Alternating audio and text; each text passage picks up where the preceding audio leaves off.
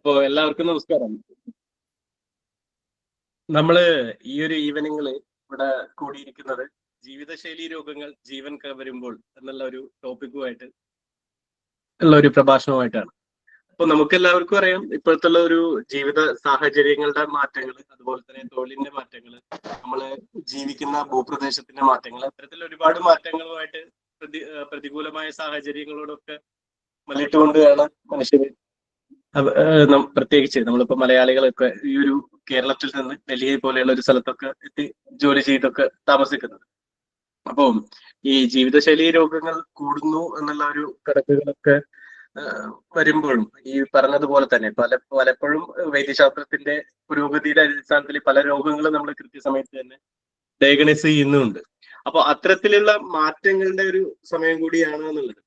പണ്ടൊക്കെ ഒരുപക്ഷെ ഒരു 100 വർഷം മുൻപൊക്കെ ചിന്തിക്കാൻ പല അസുഖങ്ങളും എന്താണെന്ന് ഡിറ്റക്ട് ചെയ്യാൻ പറ്റാത്ത സാഹചര്യങ്ങളൊക്കെ നിലനിന്നിരുന്നു എന്നുള്ളത് തന്നെയാണ് ഉണ്ടായിരുന്നത്. അതിനപ്പുറത്തേക്ക് ഇന്ന് ശാസ്ത്രത്തിന്റെ പുരോഗതി വർദ്ധിച്ചു വരുന്ന ഒരു കാലത്ത് നമുക്ക് കൃത്യമായിട്ടുള്ള ഡയഗ്നോസിസ് സംവിധാനങ്ങളും അതുപോലെ തന്നെ അതിനുള്ള കൃത്യമായിട്ടുള്ള മരുന്നുകളും സിസ്റ്റങ്ങളും എല്ലാം ഉണ്ടാവും. എങ്കിലും ജീവിതശൈലി രോഗങ്ങൾ, ലൈഫ് സ്റ്റൈൽ ഡിസീസസ് എപ്പോഴും നമ്മളെ കൂടുതലായിട്ട് ഇതിലേക്ക് തന്നെ നമ്മളെ മൊത്തത്തില് നമ്മുടെ ജീവിത രീതിയുടെ മാറ്റം കൊണ്ട് മാത്രം വരുന്ന അസുഖങ്ങൾ, അതിനെ പിന്നെ കൺട്രോൾ ചെയ്യണമെങ്കിൽ അതിന് നമ്മൾ ചെയ്യേണ്ട കാര്യങ്ങൾ, ഇത്തരത്തിലുള്ള ഒരു ഇതിനെ കുറിച്ച് ഇപ്പൊ ജനസംസ്കൃതി സോഷ്യൽ സപ്പോർട്ട് ഗ്രൂപ്പ് കോവിഡ് കാലത്ത് ആരംഭിച്ചിട്ടുള്ളതാണ്. അപ്പൊ ആ ഒരു സോഷ്യൽ സപ്പോർട്ട് ഗ്രൂപ്പിന്റെ തന്നെ ഒരു പ്രപ്പോസലായിട്ട് വന്നിട്ടുള്ള ഒരു ടോക്കാണ് ഇത് എന്നുള്ളത് കൂടി സൂചിപ്പിക്കുകയാണ്. അപ്പോ ഈ ഒരു പരിപാടിക്ക് നമുക്ക് പ്രഭാഷകനായിട്ട് കിട്ടിയിട്ടുള്ളത് ഡോക്ടർ മുഹമ്മദ് അഷീലാണ്. അദ്ദേഹത്തിന് എല്ലാവർക്കും സുപരിചിതനാണ്.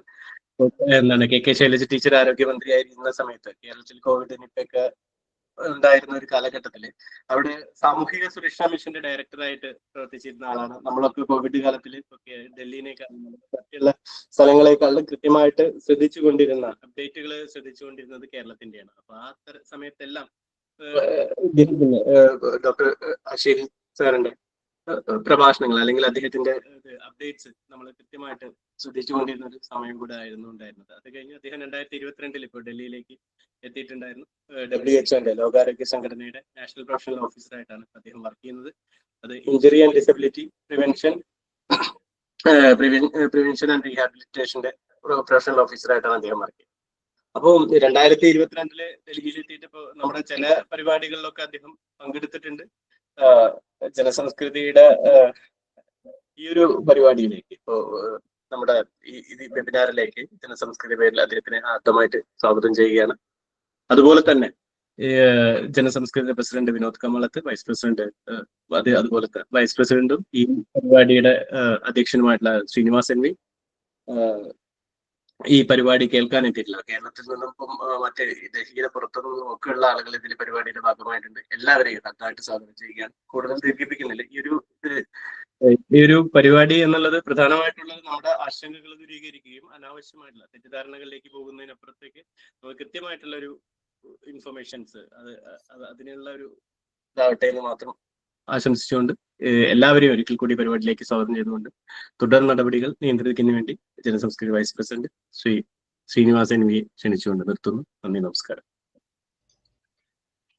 എല്ലാവർക്കും നമസ്കാരം. ഇന്നത്തെ വിഷയം എന്ന് പറയുന്നത് ഇതിൽ പങ്കെടുത്തിട്ടുള്ള എല്ലാവരും തന്നെ കേട്ടിട്ടുണ്ടാവും, ഒന്നിലധികം തവണ കേട്ടിട്ടുണ്ടാവും. എങ്കിൽ പോലും ജീവിതത്തിൽ നമ്മുടെ പ്രത്യേകിച്ച് പ്രവാസ ജീവിതത്തിൽ പാലിക്കേണ്ടതോ അല്ലെങ്കിൽ ബോധിക്കേണ്ടതോ ആയിട്ടുള്ള പല കാര്യങ്ങളും നമ്മുടെ മുന്നിൽ നിത്യജീവിതത്തിൽ ഒന്നിലധികം വന്നു പോകുന്നതുമാണ്.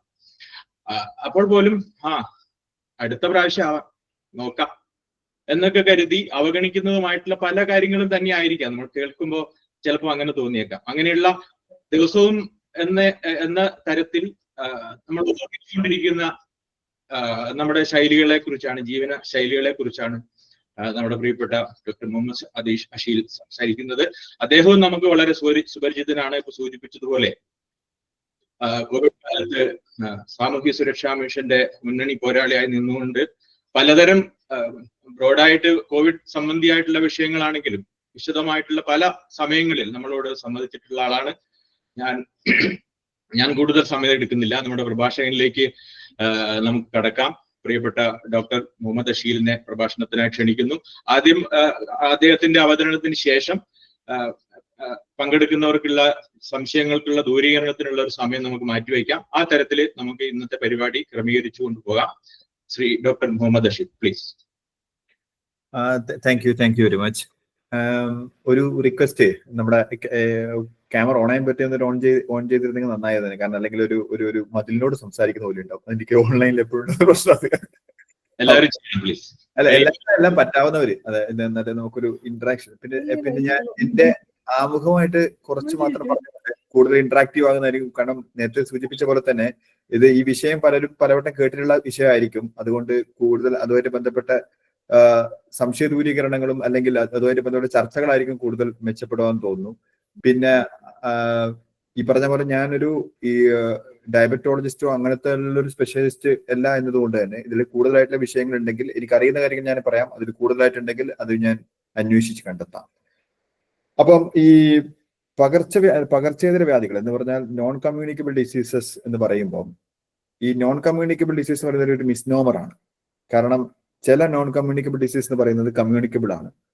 ഉദാഹരണം പറഞ്ഞാൽ ഈ നോൺ കമ്മ്യൂണിക്കബിൾ ഡിസീസിൽ നമ്മൾ സ്വതവേ കാറ്റഗറൈസ് ചെയ്യുന്ന സാധനങ്ങൾ എന്ന് പറയുന്നത് ഡയബറ്റിസ്, ഹൈപ്പർ ടെൻഷൻ, പിന്നെ CVD അതായത് കാർഡിയോവാസ്കുലർ ഡിസീസസ്, പിന്നെ സ്ട്രോക്കുമായിട്ട് ബന്ധപ്പെട്ട അങ്ങനത്തെ കുറെ സാധനങ്ങൾ, അതിൽ ഈ രക്തധമനികളായിട്ട് ബന്ധപ്പെട്ട വിഷയങ്ങൾ, പിന്നെ ക്യാൻസറുകൾ.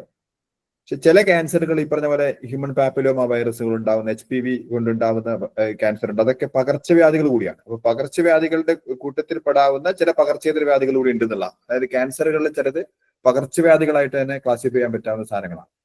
അപ്പൊ ഇപ്പൊ ഈ ക്ലാസിഫിക്കേഷൻ ഓഫ് പകർച്ചവ്യാധികളും പകർച്ചേതര വ്യാധികളും എന്നുള്ള സംഭവം, അതുകൊണ്ടാണ് കൂടുതൽ നമ്മൾ ജീവിതശൈലി രോഗങ്ങൾ എന്നുള്ള പദം കൂടുതലായിട്ട് ഉപയോഗിക്കുന്നത്. അപ്പൊ ഈ ജീവിതശൈലി രോഗങ്ങളിൽ ഇപ്പൊ പ്രധാനമായിട്ടും നമ്മൾ നോക്കുന്ന സമയത്ത് ഇന്ത്യയില് ഏകദേശം 65% മരണങ്ങൾ ഉണ്ടാവുന്നത് ജീവിതശൈലി രോഗം കൊണ്ടാണ്. അതായത് നോൺ കമ്മ്യൂണിക്കബിൾ ഡിസീസ് കൊണ്ടാണ് ബേസിക്കലി ഉണ്ടാവുന്നത്. ഈ 65% മരണങ്ങൾ അതുകൊണ്ടാണ് ഉണ്ടാവുന്നത് പറയുമ്പോൾ, ഇതിനകത്തുണ്ടാവുന്ന ഈ 65%-ൽ 50% ഉണ്ടാവുന്നത് ഹാർട്ട് അറ്റാക്ക് പോലാണ് എന്ന് പറയുന്ന ഹാർട്ട് അറ്റാക്ക്, അല്ലെങ്കിൽ നമ്മുടെ CVD എന്ന് പറയുന്ന കണ്ടീഷൻ കൊണ്ടാണ് ഉണ്ടാവുന്നത്. പിന്നെ ഉണ്ടാവുന്ന ഒരു 22% ഉണ്ടാവുന്നത് ക്രോണിക് റെസ്പിറേറ്ററി ഡിസീസ്. അത് വളരെ റെലവെന്റ് ആണ്. ഈ ഒരു ഡൽഹിയിൽ നിൽക്കുന്നവരെ സംബന്ധിച്ചിടത്തോളം ക്രോണിക് റെസ്പിറേറ്ററി ഡിസീസ് എന്ന് പറയുന്നത് വളരെ റെലവെന്റ് ആണ്. 22% മരണങ്ങൾ അങ്ങനെയാണ് ഉണ്ടാവുന്നത്. പിന്നെ വരുന്നത് നമ്മുടെ 12% ക്യാൻസർ എന്നതാണ് അതിന്റെ ഒരു കണക്ക്. അപ്പം അങ്ങനെ വരുമ്പം നമ്മുടെ ഒരു സന്തോഷം അല്ലാത്തൊരു വാർത്ത അറിയിക്കുന്ന വെച്ചാല്, ഡൽഹിയിൽ നിൽക്കുന്ന മലയാളികൾ എന്ന രീതിയിൽ സാധാരണയിൽ കൂടുതൽ റിസ്ക് നിങ്ങൾക്കുള്ളതാണ്, അല്ലെങ്കിൽ നമുക്കുള്ളതാണെന്ന് പറയാം. എന്തെന്ന് വെച്ചാല്, ഈ കേരളം അറിയപ്പെടുന്നത് ഡയബറ്റിക് ക്യാപിറ്റൽ ഓഫ് ഇന്ത്യ എന്നാണ്. കേരളത്തിലെ 5-ൽ ഒരാൾ ഡയബറ്റീസ് ഉള്ളതാണ്. നമ്മളിപ്പോ കുറേ വാർത്തകൾ, പലരും ഇങ്ങനെ വാർത്തകൾ വായിക്കുന്ന കേൾക്കാറില്ല. ഈ പറഞ്ഞ പോലെ 40 വയസ്സിൽ അറ്റാക്ക് വന്ന് മരിച്ചു, 45 വയസ്സിൽ അറ്റാക്ക് വന്ന് മരിച്ചു. ഇങ്ങനെ നിരന്തരമായിട്ട് നമ്മുടെ വാർത്തകളിൽ വരുന്ന, ഈ അടുത്ത് തൃശ്ശൂരിലെ ഒരു IMAയുടെ ഒരു സീനിയർ ഡോക്ടർ, അവരൊരു ഈ ജീവിതശൈലി രോഗങ്ങൾക്കെതിരെ ഒരു മാരത്തൺ നടത്തിയിട്ട് ആ മാരത്തൺ കഴിയുമ്പം ആ വ്യക്തി മരിച്ചു പോകുന്നുണ്ടായി. കാരണം ഈ ഹാർട്ട് അറ്റാക്ക് ഉണ്ടാവുക എന്ന് പറയുന്നത് പലപ്പോഴും നമുക്ക് വളരെ ഹെൽത്തി ആയിട്ട് തോന്നുന്നവരിൽ ഹാർട്ട് അറ്റാക്ക് ഉണ്ടാവാം. അപ്പോൾ മറ്റൊരു പ്രശ്നമില്ലെങ്കിലും ഹാർട്ട് അറ്റാക്ക് ഉണ്ടാവാനുള്ള സാധ്യതയുണ്ട്. അതെനിക്കൊന്ന് ചർച്ചയുടെ ഇടയിൽ പറയാവുന്ന കാര്യമാണ്. അപ്പം ഈ ഡൽഹിയിലെ നിൽക്കുന്ന മലയാളികളുടെ രീതിയിൽ മലയാളികൾക്ക് സ്വതവേ ഇത്തരം രോഗങ്ങൾ ഉണ്ടാവാനുള്ള സാധ്യത കൂടുതലാണ്. അതിൽ ജനറ്റിക് ഫാക്ടേഴ്സ് പറയുന്നുണ്ട്. അപ്പം ഡയബറ്റിക് ക്യാപിറ്റൽ ഓഫ് ഇന്ത്യ എന്നറിയപ്പെടുന്ന സ്ഥലമാണ്. അതോടൊപ്പം എൻവയോൺമെന്റൽ ഫാക്ടേഴ്സ്, അതായത് ഏതൊരു അസുഖത്തിനും അതിന്റെ ജനറ്റിക് ഫാക്ടേഴ്സ് ഉണ്ടാവും, എൻവയോൺമെന്റൽ ഫാക്ടേഴ്സ് ഉണ്ടാവും. എൻവയോൺമെന്റൽ ഫാക്ടേഴ്സ് നമ്മുടെ ചുറ്റുപാട് കൊണ്ടുണ്ടാവുന്ന പ്രശ്നങ്ങൾ, ആ ചുറ്റുപാട് കൊണ്ടുണ്ടാവുന്ന പ്രശ്നങ്ങൾ ഡൽഹിയിൽ കൂടുതലാണെന്നുള്ളതാണ്. ഒന്ന്, നമ്മുടെ ഈ പറഞ്ഞ പോലെ ഫ്ലാറ്റ് സംസ്കാരവും അങ്ങനെ പുറത്തധികം ഇറങ്ങി കളിക്കാൻ പറ്റാത്ത സാഹചര്യവും, പിന്നെ ഇവിടുത്തെ പൊല്യൂഷനും, ഇതെല്ലാം കൂടി വരുമ്പോൾ സാധാരണ ഉണ്ടാവുന്ന മലയാളികൾക്ക് ഉണ്ടാവുന്ന സാധാരണയുള്ള വർദ്ധിച്ച റിസ്ക്, ആ റിസ്കിന്റെ മുകളിൽ ഒരു പരിധി വരെ ചെറുതായിട്ട് അതിന്റെ കൂടെ ആഡ് ചെയ്യാനുള്ള ചാൻസ് ഉണ്ട്. അതിനെക്കുറിച്ച് പഠനങ്ങൾ വ്യക്തമായിട്ട് ഡൽഹി മലയാളികളുടെ ഇടയിൽ പഠിച്ച അങ്ങനെ റിപ്പോർട്ട് ഉണ്ടോ എന്ന് വെച്ചാൽ പറയാൻ വേണ്ടി പറ്റില്ല. പക്ഷെ ഈ റിസ്ക് ഫാക്ടേഴ്സ് രണ്ടും കൂടി ഒരുമിച്ച് വരുന്ന ഒരു സാഹചര്യം ഉണ്ടാകുന്നത് കുറച്ച് പ്രശ്നമാണ്. നമ്മൾ കൂടുതൽ ശ്രദ്ധിക്കേണ്ടതുണ്ട്. റിസ്ക് ഫാക്ടേഴ്സ് എന്ന് പറയുന്നത് പ്രധാനമായിട്ട് നമ്മൾ പറയുന്നത് എന്താണ്? ഒന്ന്, ഏറ്റവും പ്രധാനപ്പെട്ട കാര്യം ടൊബാക്കോ ആണ്. ഒരുപക്ഷെ സ്വന്തം കസ്റ്റമേഴ്സിൽ 50% ആളുകളുടെ മരണം കോസ് ചെയ്യുന്ന ഏതെങ്കിലും ഒരു വസ്തു ഉണ്ടെങ്കിൽ അത് ടൊബാക്കോ ആണ്. ടൊബാക്കോ ഉപയോഗിക്കുന്ന കസ്റ്റമേഴ്സിൽ 50%, വേറൊരു സാധനവും സ്വന്തം കസ്റ്റമേഴ്സിൽ 50% ആളുകളെ കൊള്ളില്ല. അപ്പം അത് ആ ഒരു ടൊബാക്കോ ആണ് അതിനെ കുറിച്ച് നമ്മൾ പറയുന്നത് അങ്ങനെയാണ് ടൊബാക്കോന്. പിന്നെ അൺഹെൽത്തി ഈ ഡയറ്റ് സിസ്റ്റം. ഈ പറഞ്ഞ പോലെ നമ്മൾ ഭക്ഷണം കഴിക്കുന്നത് എന്ത് കഴിക്കുന്നു എന്നുള്ളതിനേക്കാളും കൂടുതൽ പ്രാധാന്യം എപ്പോ എങ്ങനെ കഴിക്കുന്നു എന്നുള്ളതാണ്. നമ്മളിപ്പോ രാത്രി കഴിക്കുമ്പോൾ, രാത്രി ഫുഡ് കഴിക്കുക, നട്ടപ്പാതിരാക്ക് ഫുഡ് കഴിക്കുക എന്ന് പറയുന്നത് ഭയങ്കര റിസ്കി സാധനമാണ്. നമ്മള് രാവിലെ എന്ത് ഭക്ഷണം കൊണ്ട് തുടങ്ങുന്നു എന്നുള്ള കാര്യം വളരെ റിസ്കി അല്ല. ഒരു ഉദാഹരണം പറഞ്ഞാൽ നമ്മൾ രാവിലെ തന്നെ തുടങ്ങുന്നത് നല്ല ഷുഗറി സാധനങ്ങൾ വെച്ചാണ് തുടങ്ങുന്നതെങ്കിൽ കുറച്ച് സമയം കഴിയുമ്പോൾ നമ്മുടെ ഷുഗർ ഇങ്ങനെ സ്പൈക്ക് ചെയ്തതിനു ശേഷം, ഗ്ലൂക്കോസ് സ്പൈക്ക് ചെയ്തതിനു ശേഷം പെട്ടെന്ന് അങ്ങ് താഴോട്ട് വരും. അപ്പൊ നമ്മൾ 11 മണിയാവുന്ന സമയത്ത്, ഒരു 11-11:30 മണിയാവുന്ന സമയത്ത് നമുക്ക് കൂടുതൽ എന്തെങ്കിലും ഷുഗർ എന്തെങ്കിലും കഴിക്കാൻ ഭയങ്കരമായിട്ട് ക്രേവ് ചെയ്യും. അതേസമയം രാവിലെ കഴിക്കുന്നതിനകത്ത് ഷുഗർ കഴിക്കുന്നില്ല എന്ന് വിചാരിക്കും, അതായത് ഷുഗറി സാധനങ്ങളൊന്നും കഴിക്കുന്നില്ല എന്ന് വിചാരിക്കും, എന്നാൽ ഈ ക്രേവിങ് ഉണ്ടാവില്ല. അതൊരു വസ്തുതയാണ്, അത് പരീക്ഷിച്ച് നോക്കാവുന്ന ആർക്കും. അപ്പം അപ്പൊ ഈ വൈകിട്ടാവുന്ന സമയത്ത് അപ്പൊ നമ്മളുടെ ഇൻസുലിന്റെ ഒരു സൈക്കിൾ ഉണ്ട്. ഇൻസുലിൻ നമ്മൾ സർക്കാർ ഉദ്യോഗസ്ഥരെ പോലെയാണ്. രാവിലെ ഒരു 8 മണിക്ക് എണീച്ച് മെല്ലെ കയറി വന്ന് ഒരു 2-3 മണിയാകുമ്പോഴായിരിക്കും നല്ല ഇതിൽ നിൽക്കുക. അതിനുശേഷം ഒരു വൈകിട്ടാവുന്ന സമയത്തേക്ക് അത് താഴോട്ട് വരും. ഇൻസുലിൻ താഴോട്ട് വന്നതിന് ശേഷം, ഇങ്ങനെ കയറി മുകളിലോട്ട് താഴോട്ട് വന്നതിന് ശേഷം പിന്നെ നമ്മുടെ മെലറ്റോണിൻ സൈക്കിൾ ആരംഭിക്കും. മെലറ്റോണിൻ, അപ്പൊ എന്താ മെലറ്റോണിൻ എന്ന് പറഞ്ഞ ഹോർമോൺ എന്താന്ന് പറഞ്ഞു കഴിഞ്ഞാല് റിപ്പയറിംഗ് ഹോർമോൺ ആണ്. അപ്പോ മെലറ്റോണിന്റെ പ്രവർത്തനം സ്റ്റാർട്ട് ചെയ്യുന്നതിന് മുമ്പ് ഇൻസുലിന്റെ പ്രവർത്തനം നിന്നു. മെലറ്റോണിൻ തുടങ്ങി, നമ്മുടെ മെലറ്റോണിൻ സൈക്കിൾ തുടങ്ങി നമ്മളുടെ റിപ്പയറിംഗ് നടന്നുകൊണ്ടിരിക്കുമ്പോൾ ഒരു രാത്രി 12 മണിയാകുമ്പോൾ നമ്മൾ നല്ലൊരു പായസം കുടിക്കും. അപ്പൊ അവിടെ ഉറങ്ങിക്കിടക്കുന്ന ഇൻസുലിനെ തട്ടി വിളിച്ചിട്ട് വാ എനിക്ക് പണിയുണ്ട് എന്ന് പറയും. അപ്പൊ ആ നേരം ഇനി ഇൻസുലിനും വാങ്ങിയത് മെലറ്റോണിൻ ഞാനല്ല, ഞാൻ പോവാന്ന് പറഞ്ഞിട്ട് മെലറ്റോണിനും ഇതാവും. അപ്പൊ ഈ സൈക്കിൾ ആകെ ഡിസ്റ്റർബ്ഡ് ആവും. അപ്പൊ ആക്ച്വലി നമ്മൾ വൈകിട്ട് ഒരു 7 മണിക്ക് മുമ്പേ ഭക്ഷണം നിർത്തുക എന്നുള്ളത് അതുകൊണ്ടാണ് പറയുന്നത്. 7-7:30-8 മണിക്ക് മുമ്പേ, 8 മണി എന്നൊക്കെ പറഞ്ഞാൽ കുറച്ച് ലേറ്റ് ആയി, അതിന് മുമ്പേ ഭക്ഷണം നിർത്തുക എന്നുള്ളത്. അപ്പം നമ്മൾ എന്ത് കഴിക്കുന്നതിനേക്കാൾ ഉപരി എപ്പോ കഴിക്കുന്നു, എങ്ങനെ കഴിക്കുന്നു എന്ന് പറഞ്ഞ റെലവെന്റ് ആണ്. ഇപ്പൊ ഇനിയിപ്പോ ഭക്ഷണം കഴിക്കുമ്പോ തന്നെ നമ്മൾ എപ്പോഴും ഇപ്പൊ ഒരു ചോറ് കഴിക്കുന്ന അപ്പൊ അതിനൊരു ഓർഡർ ഉണ്ട്. ബേസിക്കലി പറഞ്ഞു കഴിഞ്ഞാല് ആദ്യം കഴിക്കേണ്ട എന്താണ്? ആദ്യം ഫൈബർ, പിന്നെ പ്രോട്ടീൻ, പിന്നെ ഫാറ്റ്, പിന്നെ കാർബോഹൈഡ്രേറ്റ്. നമ്മൾ നേരെ തിരിച്ചാ കഴിക്കാറ്.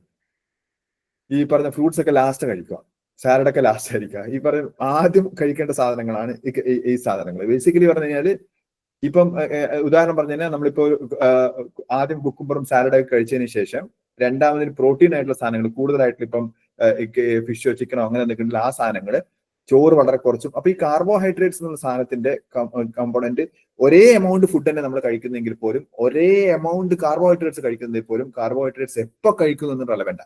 അങ്ങനെ കുറെ കാര്യങ്ങൾ, ഞാൻ അതിന്റെ വിശദാംശങ്ങളിലേക്ക് പോകുന്നില്ല. അപ്പം ഈ നമ്മുടെ ഒന്ന് ടൊബാക്കോ പറഞ്ഞു, അൺഹെൽത്തി പ്രാക്ടീസ് ആണ്. ടൊബാക്കോയിൽ പിന്നെ ഒന്ന് കൂടുതൽ പറയാനും അതിന്റെ ഒരു കോംപ്രമൈസും ഇല്ല എന്നുള്ള. ടൊബാക്കോ ഏത് രീതിയിലായാലും പ്രശ്നമാണ്. അതിന് there is no way of doing bad thing എന്ന് പറയുന്ന പോലെ ടൊബാക്കോനെ നന്നായിട്ട് കഴിക്കാൻ വേണ്ടി മറ്റൊരു മാർഗമില്ല. പിന്നെ മൂന്നാമത്തേത് ഫിസിക്കൽ ഇനാക്ടിവിറ്റി. ഫിസിക്കൽ ഇനാക്ടിവിറ്റിയാണ് നമ്മുടെ മൂന്നാമത്തെ ഏറ്റവും പ്രധാനപ്പെട്ട റിസ്ക് ഫാക്ടർ. നമ്മൾ ഫിസിക്കലി ആക്റ്റീവ് ആവുക എന്ന് പറയുന്നത് രാവിലെ നമ്മൾ, അല്ലെങ്കിൽ ഒരു ദിവസം എന്ന് പറയുന്നത് 10,000 സ്റ്റെപ്പ് എന്ന് പറയാറുണ്ട്. ഈ 10,000 സ്റ്റെപ്പ് എന്ന് പറഞ്ഞാൽ ഒരു ഗോൾഡൻ വേർഡ് ഒന്നും എടുക്കേണ്ട കാര്യമില്ല. 10,000 സ്റ്റെപ്പ് നിർബന്ധമായി നടക്കുന്നല്ല. ഇപ്പൊ അതൊരു 7,000-8,000 സ്റ്റെപ്പ് ആണെങ്കിലും അത് നമ്മൾ റെഗുലറായി നടക്കാൻ നമ്മൾ ശ്രമിച്ചു കഴിഞ്ഞാൽ, കുറച്ച് ഫിസിക്കൽ ആക്ടിവിറ്റി ഉണ്ടായി കഴിഞ്ഞാൽ കുറെ ലാഭങ്ങളുണ്ട്. അതിൽ ഒരു പ്രധാനപ്പെട്ട കാര്യം, നമ്മുടെ ഇൻസുലിന്റെ സൈക്കിൾ ശരിയാക്കാൻ വേണ്ടി അത് സഹായിക്കും. ഇൻസുലിൻ സൈക്കിൾ ശരിയാക്കാൻ പല പരിപാടികളുണ്ട്. അതിലൊന്നാണ് ഈ പറഞ്ഞ പോലെ ഈ എക്സസൈസ് ചെയ്യുക, പിന്നെ വെയിറ്റ് ലിഫ്റ്റിംഗ് ചെയ്യുക, അങ്ങനത്തെ കുറെ കാര്യങ്ങൾ വെച്ചിട്ട് നമുക്ക് ഈ സൈക്കിൾ കുറെ ക്ലിയർ ചെയ്യാൻ വേണ്ടി പറ്റും. ഇതെല്ലാം ഹോർമോണുകളുടെ, ബേസിക്കലി നമ്മുടെ എല്ലാം ശരീരം മൊത്തം കെമിക്കൽ ലോച്ചയാണെന്ന് പറഞ്ഞ പോലെ, ഇത് പറഞ്ഞ പോലെ അത് മൊത്തം നമ്മുടെ പരിപാടി എന്ന് പറഞ്ഞാൽ കുറെ കെമിക്കൽ റിയാക്ഷൻ ആണ്. അതാണ് എല്ലാം.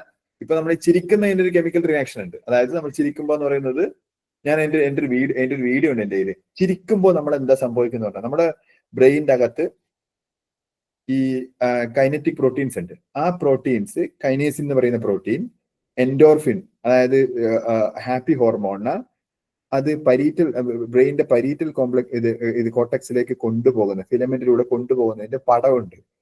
അപ്പൊ എന്താ അതാണ് നമ്മുടെ ഹാപ്പിനെസ് എന്ന് പറയാം. അതായത് നമുക്ക് ഹാപ്പിനെസ് കാണണമെങ്കിൽ അതാണ് ശരിയായ ഹാപ്പിനെസ് ഉണ്ടാകുമ്പോൾ അതാണ് ആ കെമിക്കൽ റിയാക്ഷൻ ആണ് സംഭവിക്കുന്നത്. അപ്പൊ നമ്മളിപ്പോ ചിരിക്കുമ്പോഴേക്കും ആ കെമിക്കൽ റിയാക്ഷൻ, അതുപോലെ നമ്മുടെ എല്ലാ സാധനങ്ങളുടെയും ഒരു കെമിക്കൽ റിയാക്ഷൻ ഉണ്ട്. ആ കെമിക്കൽ റിയാക്ഷൻ നന്നാക്കുക എന്നുള്ളതാണ് ഏറ്റവും പ്രധാനപ്പെട്ട കാര്യം. ആ ഫിസിക്കൽ ആക്ടിവിറ്റിക്ക് അങ്ങനത്തെ കുറെ റോൾ ചെയ്യാനുണ്ട്. പിന്നെ 4ാമത്തെ കാര്യം ആൽക്കഹോൾ. ആൽക്കഹോള് എന്താ പറയാ, ഇന്ന് സോഷ്യൽ ഡ്രിങ്കിങ് എന്നല്ല. ഇപ്പൊ ഈ സോഷ്യൽ ഡ്രിങ്കിങ് എന്ന് പറഞ്ഞാൽ നമ്മുടെ മലയാളികളുടെ സോഷ്യൽ ഡ്രിങ്കിങ് അല്ല നല്ലതെന്ന് പറഞ്ഞത്. മലയാളി കമിഴ്ത്തുന്നതിന് സോഷ്യൽ ഡ്രിങ്കിങ് എന്നല്ല പറയാ. അതിന് എത്ര എല്ലാവരും ഒരുമിച്ചിരുന്ന് കമത്തിയാലും എങ്ങനെ ഇതായി കഴിഞ്ഞാലും ആ സാധനത്തിന് സോഷ്യൽ ഡ്രിങ്കിങ് അല്ല. അത് സോഷ്യൽ ഡ്രിങ്കിങ് പറഞ്ഞാൽ റെഡ് വൈൻ നല്ലതാണെന്നൊക്കെ പറഞ്ഞ ആരൊക്കെയോ അതുണ്ട്.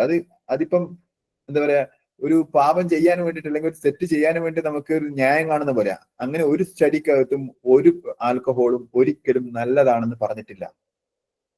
അതേസമയം ആൽക്കഹോള് എത്ര ക്വാണ്ടിറ്റിയിൽ ഇതാവെന്ന് പറഞ്ഞു കഴിഞ്ഞാൽ ലോവർ ക്വാണ്ടിറ്റിയിൽ പോലും പ്രശ്നങ്ങൾ ഉണ്ടാക്കുന്നുണ്ട്. പക്ഷെ ഹയർ ക്വാണ്ടിറ്റിയിൽ എന്തായാലും പ്രശ്നം ഉണ്ടാക്കും എന്നുള്ളത് കൊണ്ടാണ് ഈ റിസ്ക് ഫാക്ടേഴ്സിൽ കരുതുന്നത്. പിന്നെ 5ാമത്തെ ഫാക്ടർ പറഞ്ഞാൽ ഹൈപ്പർ ടെൻഷൻ ഡയബറ്റീസും. ഈ ഹൈപ്പർ ടെൻഷൻ ഡയബറ്റീസും അത് സ്വതവേ അതൊരു ഇതാണ് മാത്രമല്ല, സ്വതവേ ഹൈപ്പർ ടെൻഷൻ ഡയബറ്റീസ് ഉണ്ടാവുക എന്ന് പറയുന്നത് അതൊരു ജീവിതശൈലി രോഗമാണല്ലോ. അതല്ലാതെ അത് ഉണ്ടായാൽ അത് മറ്റു ജീവിതശൈലി രോഗങ്ങൾ ഉണ്ടാക്കും. അത് ഉദാഹരണം പറഞ്ഞാൽ കിഡ്നിയുടെ പ്രശ്നങ്ങള്, ഈ കുറെ സാധനങ്ങൾ, കുറെ പ്രശ്നങ്ങൾ ഉണ്ടാക്കുന്നത് കിഡ്നി പ്രശ്നങ്ങളായി കഴിഞ്ഞാലും നമ്മളുടെ ഈ കണ്ണിനുണ്ടാവുന്ന പ്രശ്നങ്ങൾ, അതായത് റെറ്റിനോപ്പതി, കുറെ സാധനങ്ങൾ ഉണ്ടാക്കുന്നതിന് പ്രധാനപ്പെട്ട ഒരു പങ്ക് വഹിക്കുന്നതാണ് ഈ ഡയബറ്റീസ് എന്നുള്ളത്. പിന്നെ ഇതെങ്ങനെ പ്രിവെന്റ് ചെയ്യാന്നുള്ളത് ഒന്ന് ആമുഖമായിട്ട് പറയുന്ന സമയത്ത് എങ്ങനെ ഇത് പ്രിവെന്റ് ചെയ്യാന്നുള്ള കാര്യം ഞാൻ 1-2 കാര്യങ്ങൾ പറഞ്ഞു.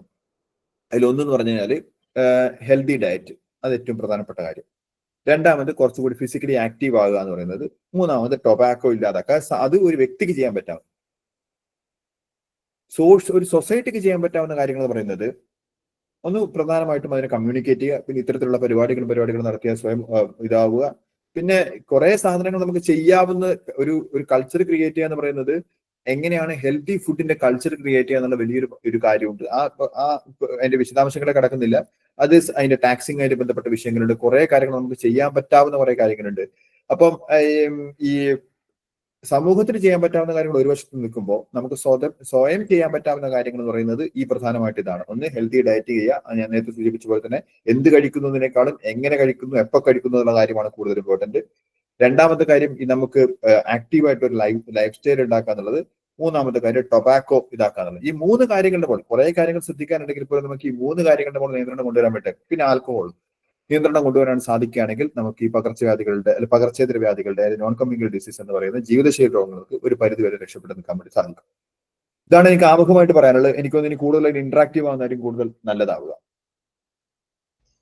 ഓക്കെ, ഡോക്ടർ ആമുഖമായിട്ട് കുറെ കാര്യങ്ങൾ സംസാരിച്ചിട്ടുണ്ട്. അപ്പം ചോദ്യങ്ങളിൽ ഓരോരുത്തർക്കും ഉണ്ടാവുന്നുള്ള കാര്യത്തിൽ സംശയമില്ല. ഓരോരുത്തരും അൺമ്യൂട്ട് ചെയ്തുകൊണ്ട് സംസാരിക്കാം.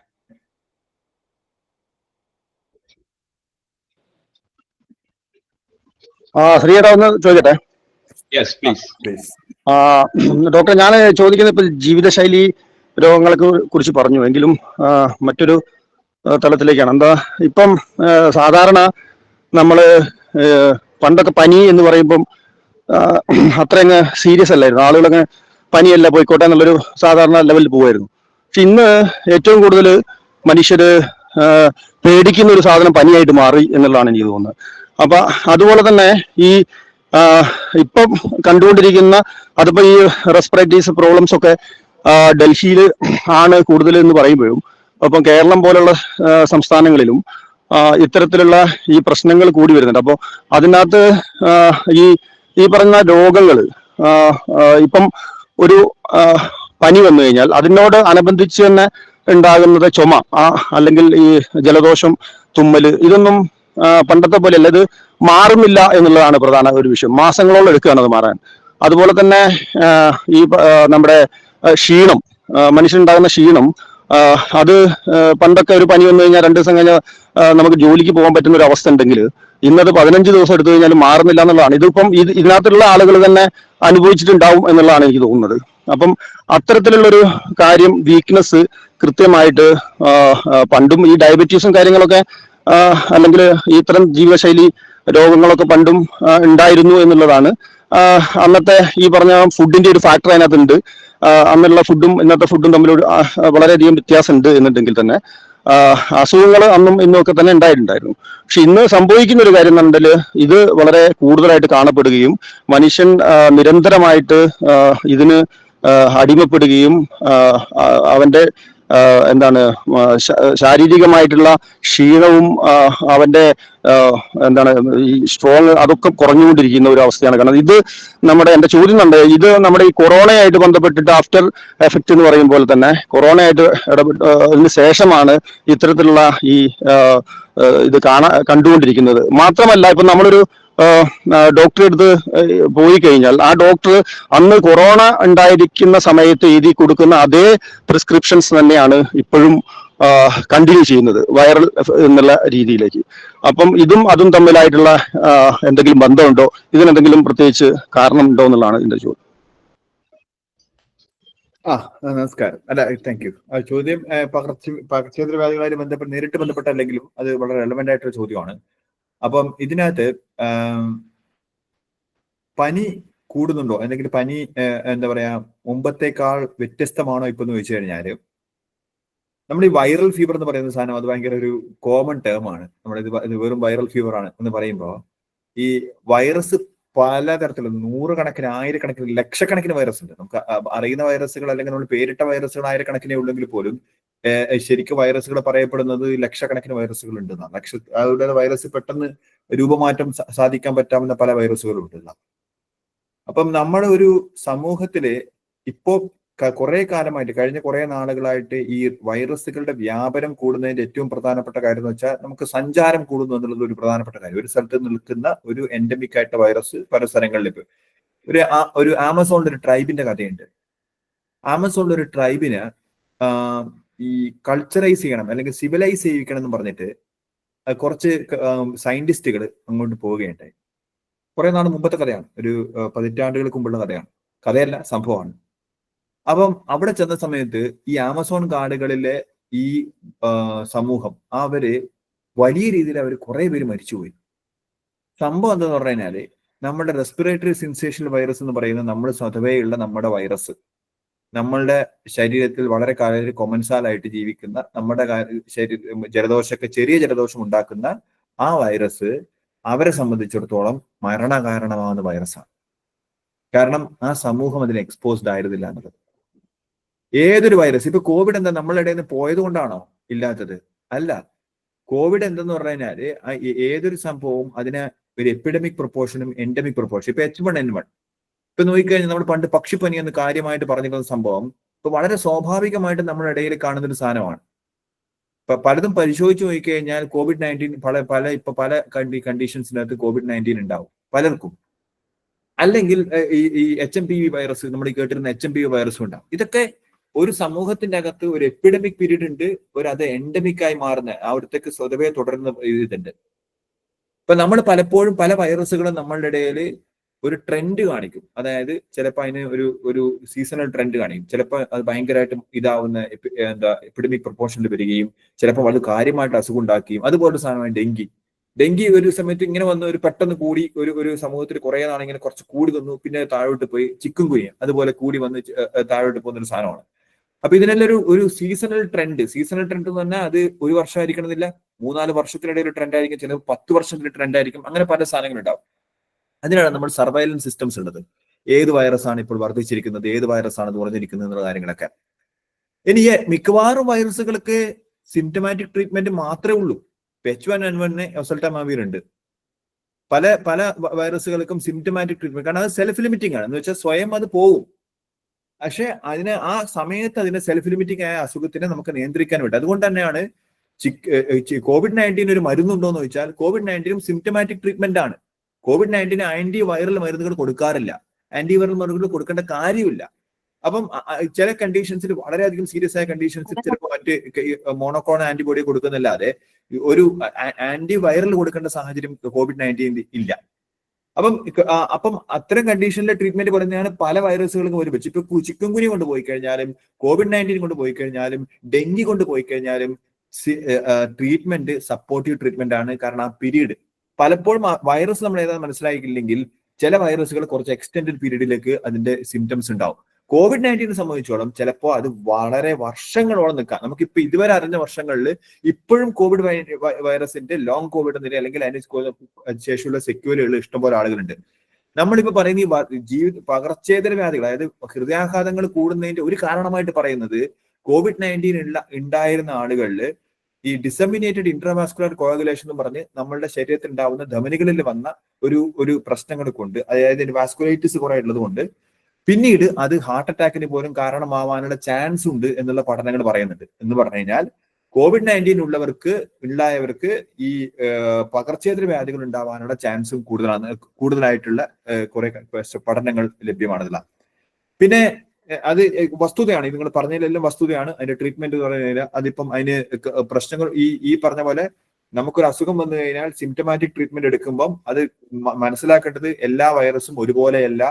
അതുകൊണ്ട് തന്നെയാണ് എല്ലാ വൈറസിന്റെയും, ഇപ്പൊ എനിക്ക് വെറും വൈറൽ പനിയാണ് വിചാരിക്കേണ്ട കാര്യമില്ല. എല്ലാ വൈറൽ പനിയും ഒരുപോലെ ആയിരിക്കണമെന്നില്ല. നമുക്കുള്ളത് HMPV ആണോ, COVID-19 ആണോ, അല്ല വേറെന്തെങ്കിലും ആണോ എന്നുള്ള കാര്യം നമുക്ക് നോക്കേണ്ടതാണ്. എല്ലാം വൈറൽ ഫീവറിന്റെ ഒറ്റ ബ്രാക്കറ്റ് ഇടരുത്. അതിൽ കൂടുതൽ പ്രശ്നക്കാരനായിട്ടുള്ള ഡെങ്കിയും ഇതൊക്കെ ഇവിടെ ഡൽഹിയിൽ കോമൺ ആയിട്ട് ഒരു കാലത്ത് കാര്യമായിട്ടുണ്ടായിരുന്നതാണ്, വളരെ കാര്യമായിട്ടുണ്ടായിരുന്നതാണ്. അപ്പം അതല്ല എന്ന് ഉറപ്പുവരുത്തേണ്ടുന്ന കാര്യമാണ്. പിന്നെ ഞാൻ അതിന്റെ ഒരു സാന്ദർഭികമായി പറഞ്ഞോട്ടെ, പലപ്പോഴും നമ്മൾ അന്നും ഇന്നും തന്നെ കമ്പാരിസൺ നടത്തുന്ന സമയത്ത് പലപ്പോഴും നമുക്കൊരു തെറ്റിദ്ധാരണ ഉണ്ടാവാറുണ്ട്. എന്ന് വെച്ചാൽ അന്ന് ഭയങ്കര, നമ്മളിപ്പോ കുറെ കാലം മുമ്പ് ഭയങ്കര എല്ലാവരും ഹെൽത്തി ആയിരുന്നു, ഇപ്പം ആളുകളുടെ ഹെൽത്ത് വളരെ കുറഞ്ഞു എന്നുള്ളത് ഒരു തെറ്റിദ്ധാരണയുണ്ട് കേട്ടാ. ഞാനൊരു ഡയറക്റ്റ് ക്വസ്റ്റ്യൻ ചോദിക്കാം. 1947 ഇന്ത്യക്ക് സ്വാതന്ത്ര്യം കിട്ടുമ്പോൾ ശരാശരി ആയുർദൈർഘ്യം എത്രയായിരുന്നു? ആർക്കെങ്കിലും പറയാൻ പറ്റുമോ? ഇന്ത്യൻ സമൂഹത്തിൽ സാധാരണ ജനങ്ങളുടെ ശരാശരി ആയുർദൈർഘ്യം എത്ര എന്ന് പറഞ്ഞു വെച്ചാൽ ഏകദേശം 48. അതിനോട് കറസ്പോണ്ടിങ് ആയിട്ട് ഇതായിരുന്നു നമ്മളുടെ സാധാരണ ഇത് ലോകാരോഗ്യ സംഘടന നമ്മളോട് ചോദിക്കാറുണ്ട്. ഈ ലോകാരോഗ്യ സംഘടന എന്താണെന്ന്. ഞാൻ ഇപ്പൊ ലോകാരോഗ്യ സംഘടന വർക്ക് ചെയ്യാം. എന്നോട് ഞാൻ ഒരു ഗുവാഹട്ടി യൂണിവേഴ്സിറ്റി പോയപ്പോൾ എന്നോട് പറഞ്ഞു 2 മിനിറ്റ് ലോകാരോഗ്യ സംഘടന എന്താണെന്ന് പറയുമെന്ന് ചോദിച്ചു. അപ്പൊ ഞാൻ പറഞ്ഞു 1948. അന്ന് ലോകത്തിന്റെ ശരാശരി ആയുർദൈർഘ്യം 50-ൽ താഴെ നിൽക്കുന്ന സമയം. ചില സിറിയോൺ ലിയോൺ പോലുള്ള രാജ്യങ്ങളിൽ 27 ആയിരുന്നു ആയുർദൈർഘ്യം. ഒന്ന് ആലോചിക്കുക, ഇന്നിപ്പോ സിറിയോൺ ലിയോണിലെ ഇതാണെങ്കിൽ നമ്മൾ എത്ര വലിപ്പുണ്ടാവും? 27 വയസ്സാണ് അത് ഇതുണ്ടായിരുന്നത്. ആയുർദൈർഘ്യമാണ് ഒരാൾ എത്ര കാലം ജീവിക്കും എന്നുള്ള കണക്കാണ്. അപ്പോ അത് അന്ന് 1948 ആകുമ്പോഴേ സമയത്ത് ഈ ലോകമഹായുദ്ധങ്ങൾക്ക് ശേഷമായി കഴിഞ്ഞാലും അതുകൊണ്ട് മാത്രമല്ല കുറെ പകർച്ചക വ്യാധികളും കുറെ അധികം പ്രശ്നങ്ങളും എല്ലാം ഉണ്ടായിരുന്ന സമയം.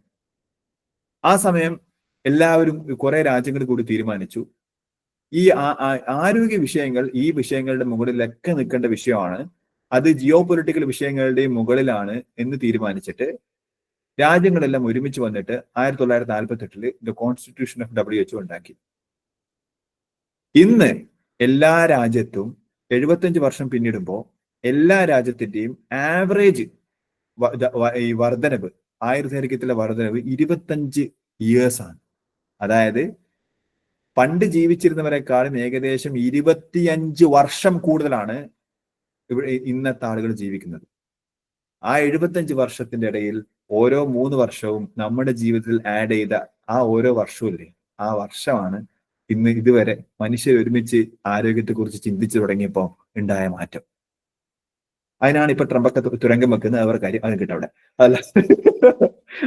അപ്പോ എന്താ ഇതിന്റെ ഒരു ഇത് വെച്ചാൽ നമ്മൾ പലപ്പോഴും ഉണ്ടാകുന്ന ഒരു തെറ്റിദ്ധാരണ പറഞ്ഞാൽ അന്ന് ആരോഗ്യമാണ്. പിന്നെ അന്ന് ഉള്ളവര് സർവൈവൽ ഓഫ് ദി ഫിറ്റസ്റ്റ് എന്ന് വരുന്ന സമയത്ത് അന്ന് കുറച്ച് പ്രായം കൂടിയവരെ സംബന്ധിച്ചിടത്തോളം അവരുടെ ആരോഗ്യം കൂടുതൽ ഉണ്ടായിരുന്നു എന്ന് പറയുമ്പോൾ സർവൈവൽ ഓഫ് ദി ഫിറ്റസ്റ്റ് എന്നൊരു കാര്യം വരുന്നതുകൊണ്ടാണ്. നമ്മൾ നോക്കി കഴിഞ്ഞാൽ അന്ന് ഒരു കുഞ്ഞ് ജനിച്ചു കഴിഞ്ഞാൽ 10 കുഞ്ഞുങ്ങൾ ജനിച്ചു കഴിഞ്ഞാൽ എത്ര കുഞ്ഞുങ്ങൾ ജീവിക്കും എന്നുള്ളത് നോക്കിയാൽ തന്നെ നമുക്ക് മനസ്സിലാവുന്നതാണ്.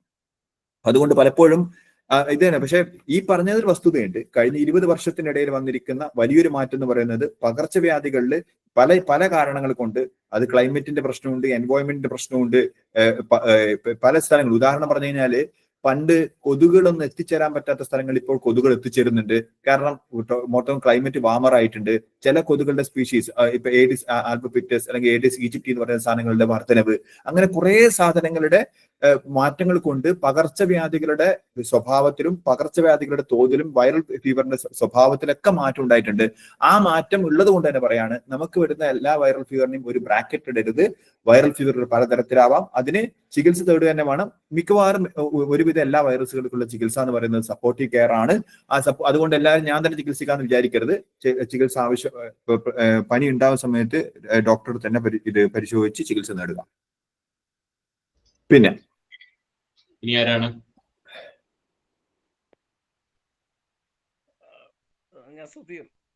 ഡോക്ടർ മ്യൂട്ടാണ്. Doctor Anil മ്യൂട്ടാണ്.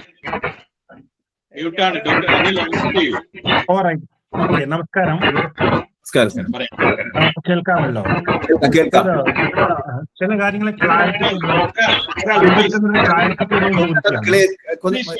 Doctor Anil continue ചെയ്യാം പ്ലീസ്. പങ്കെടുക്കുന്നവരുടെ ക്ലാരിറ്റിക്ക് വേണ്ടി ഞാൻ ചോദിക്കുകയാണ്. Hypertension, pre hypertension, അതുപോലെ തന്നെ ഡയബറ്റീസ്, പ്രീ ഡയബറ്റീസ്, ഈ കാര്യങ്ങൾ സാറൊന്ന് വിശദമാക്കുക.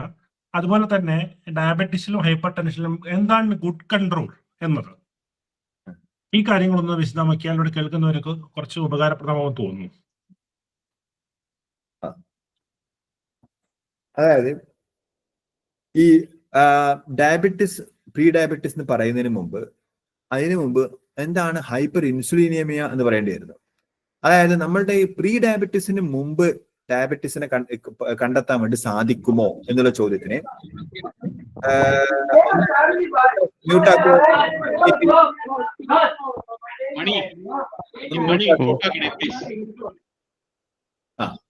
ഈ ഡയബറ്റിസിനും പ്രീ ഡയബറ്റിസിനും മുന്നായിട്ട് വരുന്ന ഒരു സംഭവമാണ് ഹൈപ്പർ ഇൻസുലിനീമിയ എന്നുള്ളത്. നമുക്ക് ഡയബറ്റിസ് ഉണ്ടാവാൻ സാധ്യതയുണ്ടോ എന്ന് മനസ്സിലാക്കാൻ വേണ്ടി ഒരുപക്ഷെ ഏറ്റവും ആദ്യം പരിശോധിക്കാൻ പറ്റാവുന്ന കാര്യം നമ്മളുടെ ഫാസ്റ്റിംഗ് ഇൻസുലിന്റെ ലെവലാണ്. ഇപ്പൊ നമ്മൾ ഫാസ്റ്റിംഗ് ഇൻസുലിൻ നോക്കി നേരത്തെ ഫാസ്റ്റിംഗ് ഇൻസുലിൻ നോക്കി അത് കൂടുതലാണെങ്കിൽ, ഹൈപ്പർ ഇൻസുലിനിയ ആണെങ്കിൽ, അത് നമുക്ക് ദാറ്റ് മേ ഇൻഡിക്കേറ്റ് നമുക്ക് പ്രീ ഡയബറ്റിസ് വരാൻ സാധ്യതയുണ്ട്. പ്രീ ഡയബറ്റിസ് അതിന്റെ അതിന്റെ അളവിനെ സംബന്ധിച്ച് പലപ്പോഴും പല സ്റ്റഡീസും വ്യത്യസ്തമായി പറയുന്നുണ്ടെങ്കിൽ പോലും പ്രീ ഡയബറ്റിസ് തന്നെ സ്വതവേ ഫാസ്റ്റിംഗ് ബ്ലഡ് ഷുഗർ 110 അടുത്തേക്ക് വരുന്നതാണ് പ്രീ ഡയബറ്റിസിന്. അതിന്റെ താഴെ വരുമ്പോഴാണ് പ്രീ ഡയബറ്റിസ് എന്ന് പറയാം. 100 to 110 വരുമ്പോൾ. അതിന്റെ മുകളിൽ വരുന്നുണ്ടെങ്കിൽ അത് നമ്മൾ ശ്രദ്ധിക്കേണ്ട ഡയബറ്റീസിന്റെ ഇനീഷ്യൽ തുടക്കമാവാം.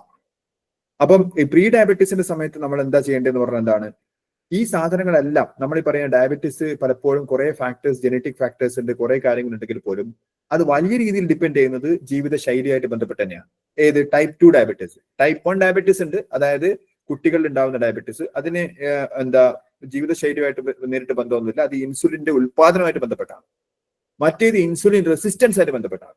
ഇൻസുലിൻ റെസിസ്റ്റൻസ് എന്ന് പറയുന്നത് നമ്മളുടെ ശരീരത്തിൽ ഇൻസുലിൻ പ്രൊഡ്യൂസ് ചെയ്യപ്പെടുന്നുണ്ട്, പക്ഷെ ആ ഇൻസുലിനെ കൃത്യമായി ആക്ട് ചെയ്യാൻ പറ്റുന്നില്ല എന്നത്. അത് ഞാൻ നേരത്തെ സൂചിപ്പിച്ച പോലെ ഇൻസുലിന്റെ റെസിസ്റ്റൻസ് ഉണ്ടാവുമ്പോൾ ഉണ്ടാവുന്ന ഒരു പ്രശ്നമാണ്. ആ ഇൻസുലിൻ റെസിസ്റ്റൻസ് നമുക്ക് കുറക്കാൻ വേണ്ടി നമ്മുടെ ജീവിതശൈലത്തിൽ കുറെ മാറ്റങ്ങൾ ഉണ്ടാക്കാം. അത് ഹൈപ്പർ ഇൻസുലിനിയ വരാൻ വരെ കാത്തു നിൽക്കേണ്ട, നമുക്ക് ഇപ്പോൾ തന്നെ ചെയ്യേണ്ട കാര്യമാണ്. ഞാൻ നേരത്തെ സൂചിപ്പിച്ച കാര്യങ്ങളല്ല. ഞാൻ ഇതെന്താ ഇൻസുലിനെ ഇതാക്കാൻ വേണ്ടിയിട്ട് പറഞ്ഞ നേരത്തെ സൂചിപ്പിച്ച കാര്യം, ഭക്ഷണത്തിൽ വരുത്തേണ്ട മാറ്റവും ഈ പറഞ്ഞ പോലെ ജീവിതശൈലിയിൽ വരുത്തേണ്ട മാറ്റവും നമ്മളുടെ ഈ ഫിസിക്കൽ ആക്ടിവിറ്റി കൂട്ടേണ്ട കാര്യം. അതുപോലെ ഹൈപ്പർ ടെൻഷൻ നമ്മൾ പറയുന്നത് വെച്ചാൽ ഹൈപ്പർ ടെൻഷന് ചിലപ്പം ചിലവർക്ക് BP, ഹൈ ട്രാക്കിംഗ് BP ഉണ്ടാവും. അതായത് പാരമ്പര്യമായിട്ട് തന്നെ ചിലവർക്ക് ഇപ്പം 140-90 എന്നുള്ളത് അവർക്ക് ചിലപ്പോൾ അങ്ങനെയായിരിക്കും, നേരത്തെ പണ്ടേ അങ്ങനെയായിരിക്കും. ഈ 120-80 എന്ന് പറയുന്ന കണക്ക്, അതായത് സിസ്റ്റോളിക് 120, ഡയസ്റ്റോളിക് 80 എന്ന് പറയുന്ന നമ്മൾ വളരെ നോർമൽ എന്ന് പറയുന്ന കണ്ടീഷൻ എല്ലാവർക്കും ഉണ്ടാവണമെന്നില്ല. ചിലവർക്ക് ഹൈ ട്രാക്കിംഗ് BP ആയിട്ടുള്ള നേരത്തെ തന്നെ ഹൈ ആയിട്ടുള്ള BP ഉള്ളവരുണ്ടാവും. അത് പാരമ്പര്യമായിട്ട് കിട്ടുന്നവരുണ്ടാവും. അവരെ സംബന്ധിച്ചിടത്തോളം ഇത് അതൊരു വലിയൊരു ഒരു ഡേഞ്ചറാണെന്ന് ചോദിച്ചു കഴിഞ്ഞാൽ അതങ്ങനെ ആവണമെന്നില്ല. അതുകൊണ്ട് ചിലപ്പോൾ ചിലവർ ഭയങ്കരമായിട്ട് എന്റെ BP 140-90 എന്ന് പറയുമ്പോൾ അതിന്റെ ട്രാക്കിംഗ് വളരെ ഇമ്പോർട്ടന്റ് ആണ്. അപ്പം ഒറ്റടിക്ക് ഹൈ റിസ്ക് BP എന്ന് പറയുന്ന ഒരു 180 എന്നൊക്കെ പറയുന്ന സമയത്ത് അത് വളരെ ഡേഞ്ചറസ് ആയിട്ടുള്ള കണ്ടീഷനാണ് ഈ അത് വരുമ്പോൾ. അതുപോലെ ഒരു ഡയസ്റ്റോളിക് 100ന്റെ മുകളിൽ പോകുന്ന കാര്യം. എഗെയിൻ അങ്ങനെ വരുന്ന സമയത്ത് നമ്മളിപ്പം പെട്ടെന്നൊരു സമയത്ത് BP നോക്കുമ്പോൾ കൂടുതലുണ്ടെങ്കിൽ നമ്മൾ റെസ്റ്റ് ചെയ്തിട്ട് റെസ്റ്റിംഗ് BP കൂടി നോക്കേണ്ടതുണ്ട്. അത് തമ്മിലുള്ള വ്യത്യാസവും കൂടി നോക്കേണ്ടതുണ്ട്. അപ്പം ഈ and depends upon many conditions. അപ്പൊ ഓരോ വ്യക്തികളെ സംബന്ധിച്ചിടത്തോളം നമ്മൾ പറയുമ്പോൾ വളരെയധികം സൂക്ഷിക്കേണ്ടതാണ്. ഈ രോഗവിവരങ്ങളെ കുറിച്ച് നമുക്ക് പൊതുവിൽ പറയാനുള്ള ഒരു പ്രശ്നം എന്ന് പറയുന്നത്, പൊതുവിൽ പറയുമ്പോൾ അത് ശരിയാവണമെന്നില്ല. ഇപ്പൊ ഡയബറ്റീസ് കൺട്രോളിന്റെ കാര്യത്തിൽ ഇപ്പൊ നമ്മൾ 6 ഇപ്പം ഇത് ഇപ്പൊ നമ്മൾ നോക്കുകയാണെങ്കിൽ ഇപ്പം ഈ നമ്മുടെ H1BS ഈ സാധനം ഈ HbA1c എന്ന് പറയുന്ന ആ സാധനം അത് 6ന്റെ അടുത്ത് നിർത്തുന്നതാണെങ്കിൽ, അതായത് നമ്മളുടെ ഗ്ലൈക്കോസിലേറ്റഡ് ഹീമോഗ്ലോബിന്റെ കണക്ക്, ആ ഗ്ലൈക്കോസിലേറ്റഡ് ഹീമോഗ്ലോബിൻ 3 മാസത്തെ ഇത് ഗ്ലൂക്കോസിന്റെ കണക്കാണ്. എന്തുകൊണ്ടാണ് നമ്മൾ ഗ്ലൈക്കോസിലേറ്റഡ് ഹീമോഗ്ലോബിൻ നോക്കുന്നത്? ഈ ഗ്ലൈക്കോസിലേറ്റഡ് ഹീമോഗ്ലോബിൻ ആണ് നോക്കുന്നതെങ്കിൽ നമ്മൾ കഴിഞ്ഞ 3 മാസത്തെ നിയന്ത്രണം അതിനകത്ത് റിഫ്ലക്ട് ചെയ്യും. ഒറ്റയടിക്കുള്ള ഒരു RBS, അതായത് നമ്മൾ റാൻഡം ബ്ലഡ് ഷുഗർ നോക്കുന്നെങ്കിൽ നമുക്ക് ആ സമയത്തുള്ള കണക്കേ കിട്ടുള്ളൂ. അതുകൊണ്ടാണ് ഗ്ലൈക്കോസിലേറ്റഡ് ഹീമോഗ്ലോബിൻ. ഗ്ലൈക്കോസിലേറ്റഡ് ഹീമോഗ്ലോബിൻ എപ്പോഴും നമ്മൾ നിയന്ത്രിച്ച് നിൽക്കേണ്ടത് ഒരു 6 എന്ന രീതിയിൽ നിൽക്കണം. അത് 7 ഒക്കെ പോയി കഴിഞ്ഞാൽ അത് കൺട്രോളിന്റെ മുകളിലാണ്. We have to keep it below 6 if possible എന്നുള്ളതാണ് ബേസിക് ആയിട്ട് അതിന്റെ തത്വം. Keep that below 6 and look for hyperinsulinaemia and do not wait for actually നമ്മുടെ ഗ്ലൂക്കോസ് കൂടുന്നവരെ വെയിറ്റ് ചെയ്യരുത്. ഡോക്ടർ നമസ്കാരം. നമസ്കാരം ഡോക്ടർ ദിഷാദ് ഖാൻ എന്ന രാധയാണ്. പറഞ്ഞോളൂ. സുഖല്ലേ? ഞങ്ങളുടെ പ്രോഗ്രാമിന് വന്നിട്ടുണ്ടായിരുന്നു. ദിഷാദ് ഖാൻ ജനസംസ്കൃതി ദിഷാദ് ഖാൻ ബ്രാഞ്ചിന്റെ. പിന്നെ ഞാൻ ഇവിടെ ഡോക്ടറോട് സംസാരിക്കുമ്പോൾ നമ്മൾ തീർച്ചയായിട്ടും ജീവിതശൈലി രോഗങ്ങളെ കുറിച്ച് സംസാരിക്കുമ്പോഴും ഇപ്പൊ നമ്മൾ വന്നിട്ട് പോയ കൊറോണയെ കുറിച്ച് ഡോക്ടർ ഒന്ന് സൂചിപ്പിച്ചു പോയിട്ടുണ്ടായിരുന്നു. അപ്പൊ അത് പൊതുവെ ഇപ്പോ നമ്മള് പൊതുസമൂഹത്തിലുള്ള ഒരു അഭ്യൂഹം എന്ന് പറയുന്നത്, നമ്മളെടുത്ത അല്ലെങ്കിൽ കൊറോണ വന്നവർക്ക് അല്ലെങ്കിൽ കൊറോണയുടെ വാക്സിൻ എടുത്തവർക്ക് കൂടുതലും ബ്ലഡ് ക്ലോട്ട് ഉണ്ടാവാനുള്ള ചാൻസ് ഉണ്ട് എന്നും, അല്ലെങ്കിൽ അത് ഡി ടൈമർ ടെസ്റ്റ് എടുത്ത് നോക്കേണ്ടതിന്റെ ആവശ്യകതയുണ്ട്, അതുകൊണ്ടാണോ, അല്ലെങ്കിൽ അത്തരത്തിലുള്ള ഡിഡൈമർ ടെസ്റ്റ് എടുത്ത് അതിന്റെ ക്ലോട്ട് എത്രയുണ്ട്, ബ്ലഡ് ക്ലോട്ട് എത്രയുണ്ടെന്നൊക്കെ നോക്കേണ്ടതിന്റെ ആവശ്യകത ഉണ്ടോ എന്നും, ഇനി അത് കൊറോണയ്ക്ക് ശേഷമുള്ള ഒരു ഹാർട്ട് അറ്റാക്കിന്റെ ഒരു കണക്കും അല്ലെങ്കിൽ കൊറോണയ്ക്ക് മുമ്പുള്ള ഒരു ഹാർട്ട് അറ്റാക്ക് കണക്കും വെച്ച് നോക്കുമ്പോൾ തീർച്ചയായിട്ടും കൊറോണയ്ക്ക് ശേഷമാണ് ഹാർട്ട് അറ്റാക്ക് ഏറ്റവും കൂടുതൽ നമ്മൾ ഡെയിലി നമ്മുടെ സുഹൃത്തുക്കൾ തന്നെ ഡെയിലി നമ്മുടെ ഒരു പരമ്പര തന്നെ ഇങ്ങോട്ട് വരുന്നുണ്ട്. മരണം പോകുന്ന വഴിക്ക് നിൽക്കുന്ന വഴിക്കും ഒക്കെ വീണ് മരിക്കുന്ന ഒരവസ്ഥ.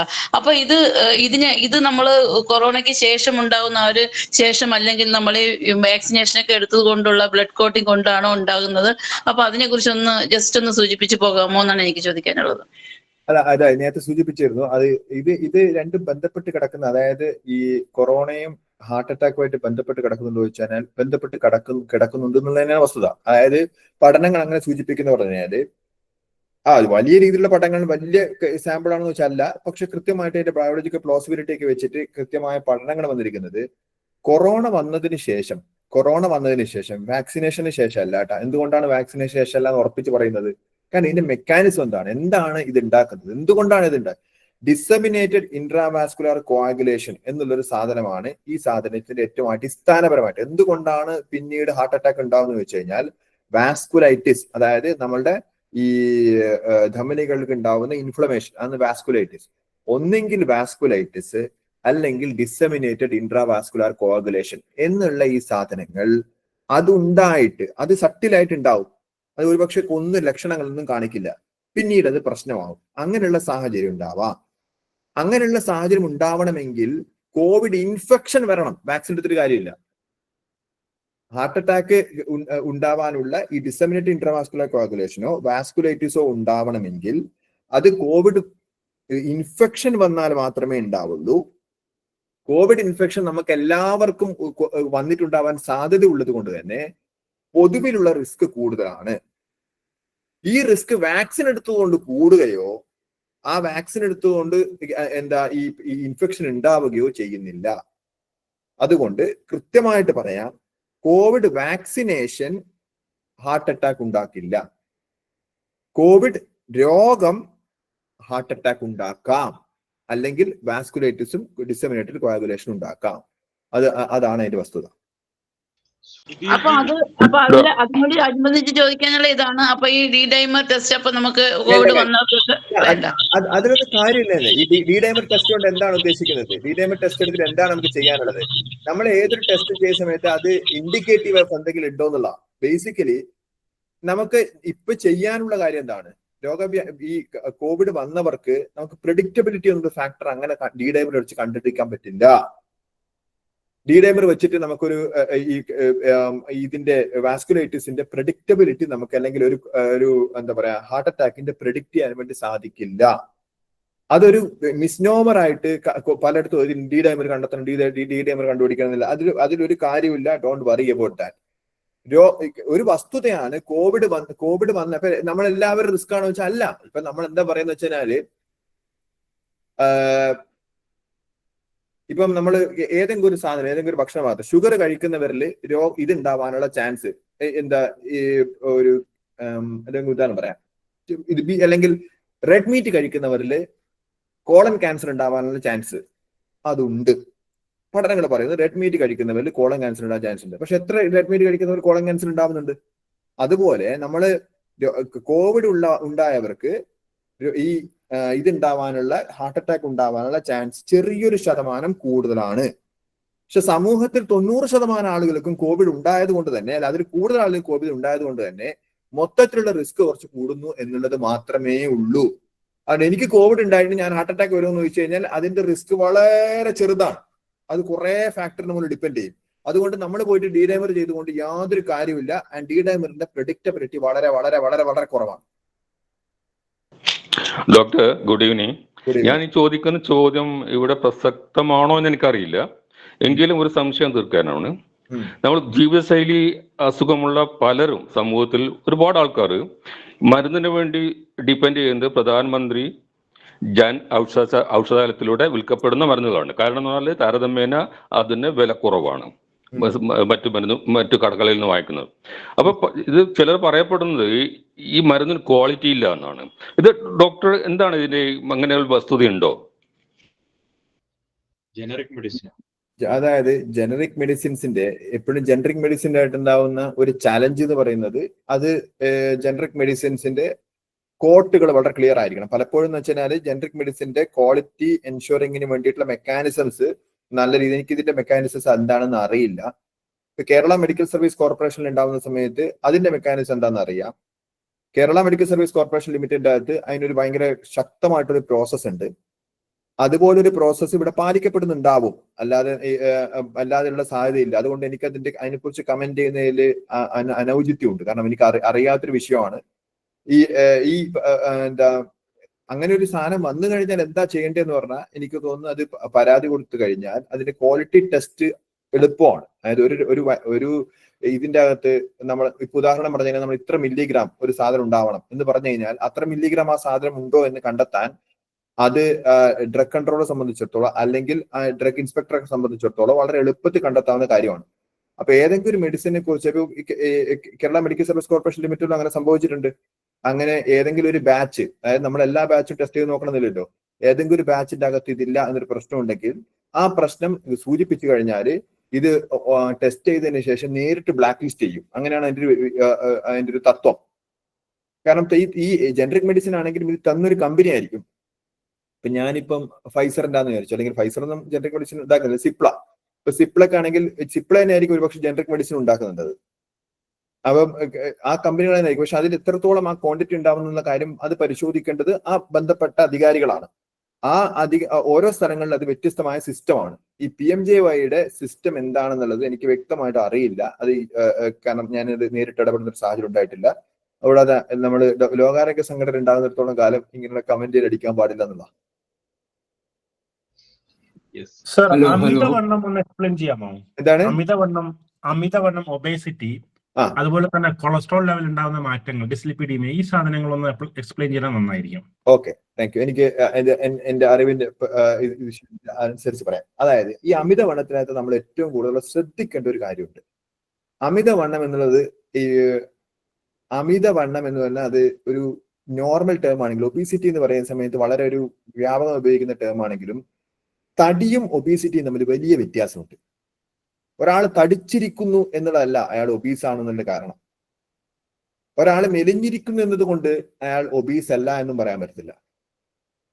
ഇത് ഈ എന്ന് വെച്ച് കഴിഞ്ഞാല് നമ്മൾ ഈ പറഞ്ഞ പോലെ ഈ പലതരത്തിലുള്ള ഒബീസിറ്റി ഉണ്ട്. അതിലൊന്ന് പോട്ട് ബെല്ലി എന്ന് പറയുന്ന സാധനം, കുംഭ എന്ന് പറയുന്നത്, നമ്മൾ ചുരുക്കി പറഞ്ഞാൽ കുംഭ എന്ന് പറയുന്നത് പോട്ട് ബെല്ലി.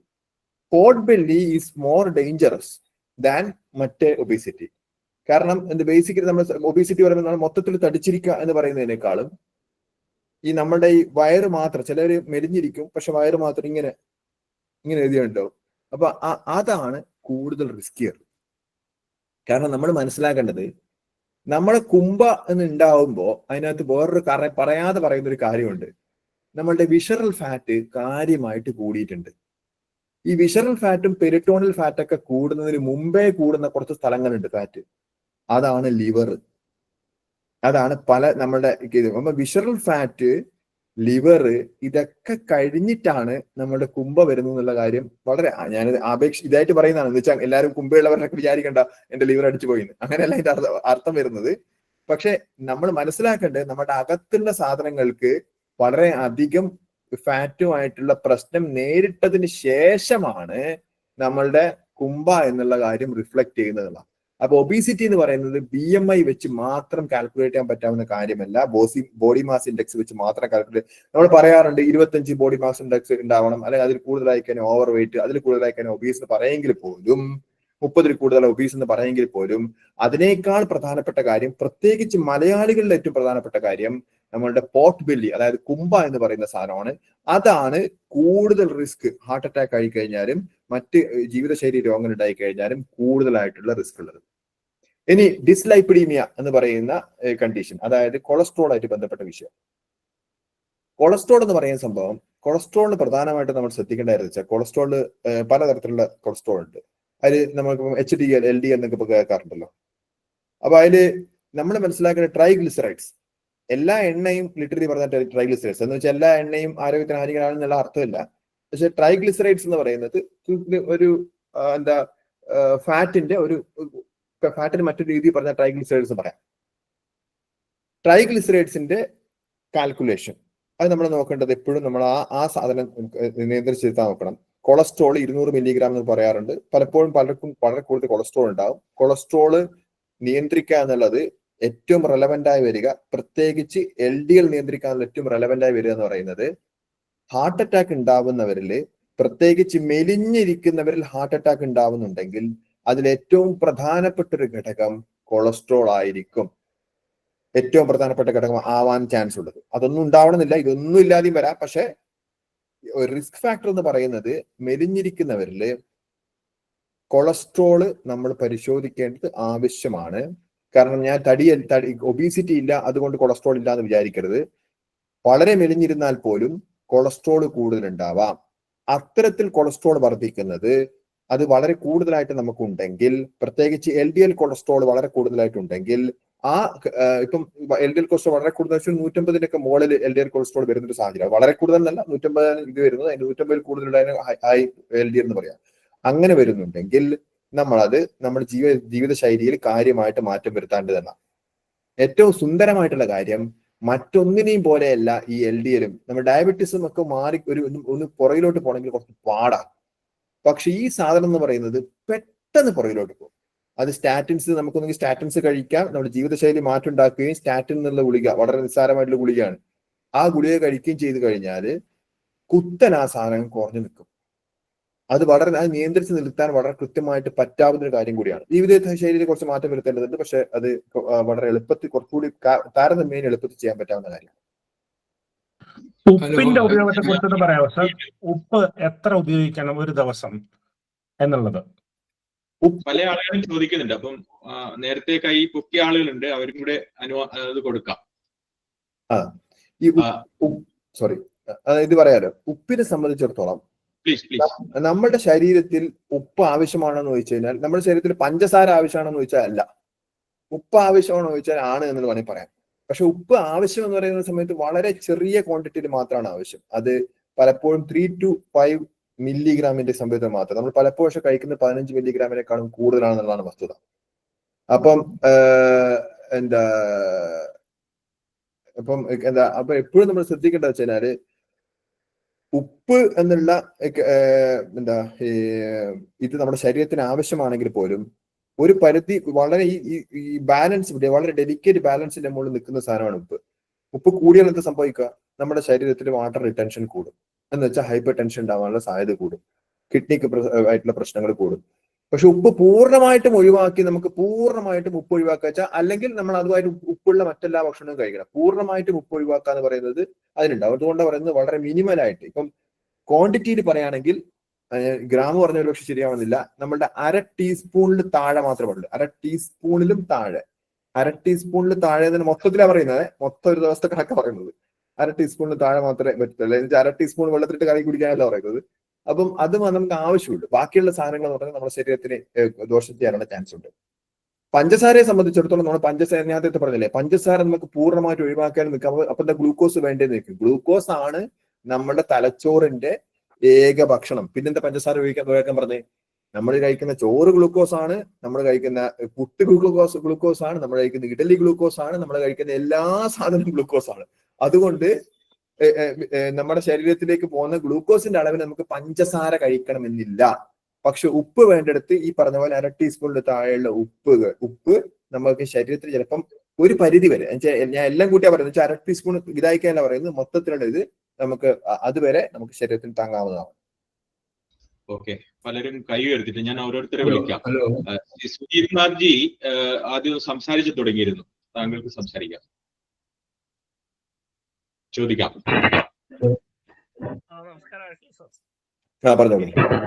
പറയാനുള്ളത് നമ്മള് ശബ്ദം കേൾക്കുന്നില്ല, പറഞ്ഞോ. കുറച്ചു മുമ്പ് പറഞ്ഞിരുന്ന ഈ ഷുഗറിന്റെ അംശം നമ്മുടെ ശരീരത്തിന് ആവശ്യമില്ല എന്നുള്ളത്. ഇപ്പം ലഭ്യമാകുന്ന ഷുഗർ ശുദ്ധമായ പഞ്ചസാരയല്ല എന്ന് പൊതുവെ പറഞ്ഞു കേൾക്കുന്നുണ്ട്. കാരണം ശർക്കരയിൽ നിന്ന് ഉണ്ടാക്കുന്ന ഒരു ഉൽപ്പന്നമാണ് ഷുഗർ എന്നാണ് നമ്മൾ പഠിച്ചിരിക്കുന്നത്. പക്ഷെ ഇപ്പോൾ വിപണിയിൽ ലഭിക്കുന്ന പഞ്ചസാര അത്തരത്തിലുള്ളതല്ല, കെമിക്കൽ കണ്ടന്റ് കൂടുതലുള്ളതാണ്. അത് ഇത്തരത്തിലുള്ള രോഗങ്ങൾ വരാനായിട്ട് ഒരുപാട് കാരണങ്ങളുണ്ട്. അതുകൊണ്ട് ഇപ്പോഴുള്ള ഷുഗർ ഒരു വിഷമാണ് എന്ന് ഞാൻ ഒരു ലേഖനത്തിൽ വായിച്ചിട്ടുണ്ട്. അത് എത്രമാത്രം ശരിയാണ്? അത് ഇപ്പോ വിപണിയിലുള്ള പഞ്ചസാര ഉപേക്ഷിക്കുന്നത് ആരോഗ്യം സംരക്ഷിക്കുന്നതിന് ഗുണകരമല്ലേ എന്ന് ഉള്ള ഒരു സംശയമാണ് എനിക്കുള്ളത്. അതൊന്ന് പറയാമോ? നല്ല ജോലി. ഈ ഷുഗർ ഒഴിവാക്കുന്നല്ല. ഞാൻ എന്റെ വീട്ടില് സത്യം പറഞ്ഞ എന്റെ ഇവിടെ ഷുഗർ ഞാൻ വാങ്ങിച്ചിട്ടില്ല കുറെ നാളായിട്ട്. അപ്പൊ നമ്മള് ഷുഗർ ഇല്ലാതെ പറ്റുമെന്ന് വെച്ചാൽ, ഷുഗർ അതാ പറയുന്നത്, ഷുഗർ എന്നുള്ള സാധനത്തിന് വളരെ രസമുള്ള ഒരു സാധനം എന്ന് വെച്ചാൽ, ഷുഗറിന്റെ സെൻസിറ്റിവിറ്റി നമ്മുടെ ഒരുപക്ഷെ ഏറ്റവും അഡിക്റ്റീവ് ആയിട്ടുള്ള സാധനങ്ങളിൽ ഒന്നാണ് ഷുഗർ. വളരെ അഡിക്റ്റീവ് ആയിട്ടുള്ള സാധനമാണ്. ഈ ഷുഗറിന്റെ ഒരു പ്രശ്നം വെച്ചാൽ, നമ്മൾ ഷുഗറിന്റെ ക്വാണ്ടിറ്റി കൂടുന്നോളും അതിന്റെ സെൻസിറ്റിവിറ്റി കുറഞ്ഞ് നമുക്ക് കൂടുതൽ ഷുഗർ ആവശ്യമായിട്ട് വരുന്ന ഒരു സാഹചര്യം ഉണ്ടാകും. ഒരു കാസ്കേഡിങ് എഫക്റ്റ് ആണ്. നമ്മളിപ്പോ ചായ അല്ല പലരും പഠിച്ചത്, ഷുഗർ ഇല്ലാതെ കുടിക്കുമ്പോൾ 3-4 ദിവസം പ്രശ്നമായിരിക്കും. പിന്നെ ഷുഗർ ഉള്ള ചായ കുടിക്കാൻ പറ്റത്തില്ല. 1-2 ആഴ്ച പ്രശ്നമായിരിക്കും. പക്ഷെ അതിലില്ലെങ്കിൽ ഇതിന് ഷുഗർ ഉള്ള ചായ കുടിക്കാൻ പറ്റില്ല. എന്തുകൊണ്ടെന്ന് പറഞ്ഞാൽ അത്ര ഒരു വളരെ ഡെലിക്കേറ്റ് സാധനമാണ് ഷുഗർ എന്ന് പറയുന്നത്. കാരണം അതിന്റെ ഡോപ്പമിനർജിക്, അതായത് അതിനെ സന്തോഷം ഉണ്ടാക്കുന്ന, അല്ലെങ്കിൽ അതിന്റെ ഈ എന്താ പറയുക, നമ്മുടെ ശരീരത്തിൽ പല ഹോർമോണും ഉണ്ട്. നമ്മളുടെ സന്തോഷം ഉണ്ടാക്കുന്ന, നമുക്ക് ടേസ്റ്റ് ഉണ്ടാക്കുന്ന ഹോർമോണുകളുടെ അതിന്റെ പ്രവർത്തനത്തെയും അത് കാര്യമായിട്ട് ബാധിക്കുന്നതാണ്. ഇപ്പൊ ഷുഗർ ഒഴിവാക്കുന്നതാണെന്ന് ആലോചിച്ചാൽ ഏത് ഷുഗറും ഒഴിവാക്കുന്നതാണ്. വിപണിയിൽ കിട്ടുന്ന ഷുഗറിനെ സംബന്ധിച്ച് കുറെ ഇതുണ്ട്.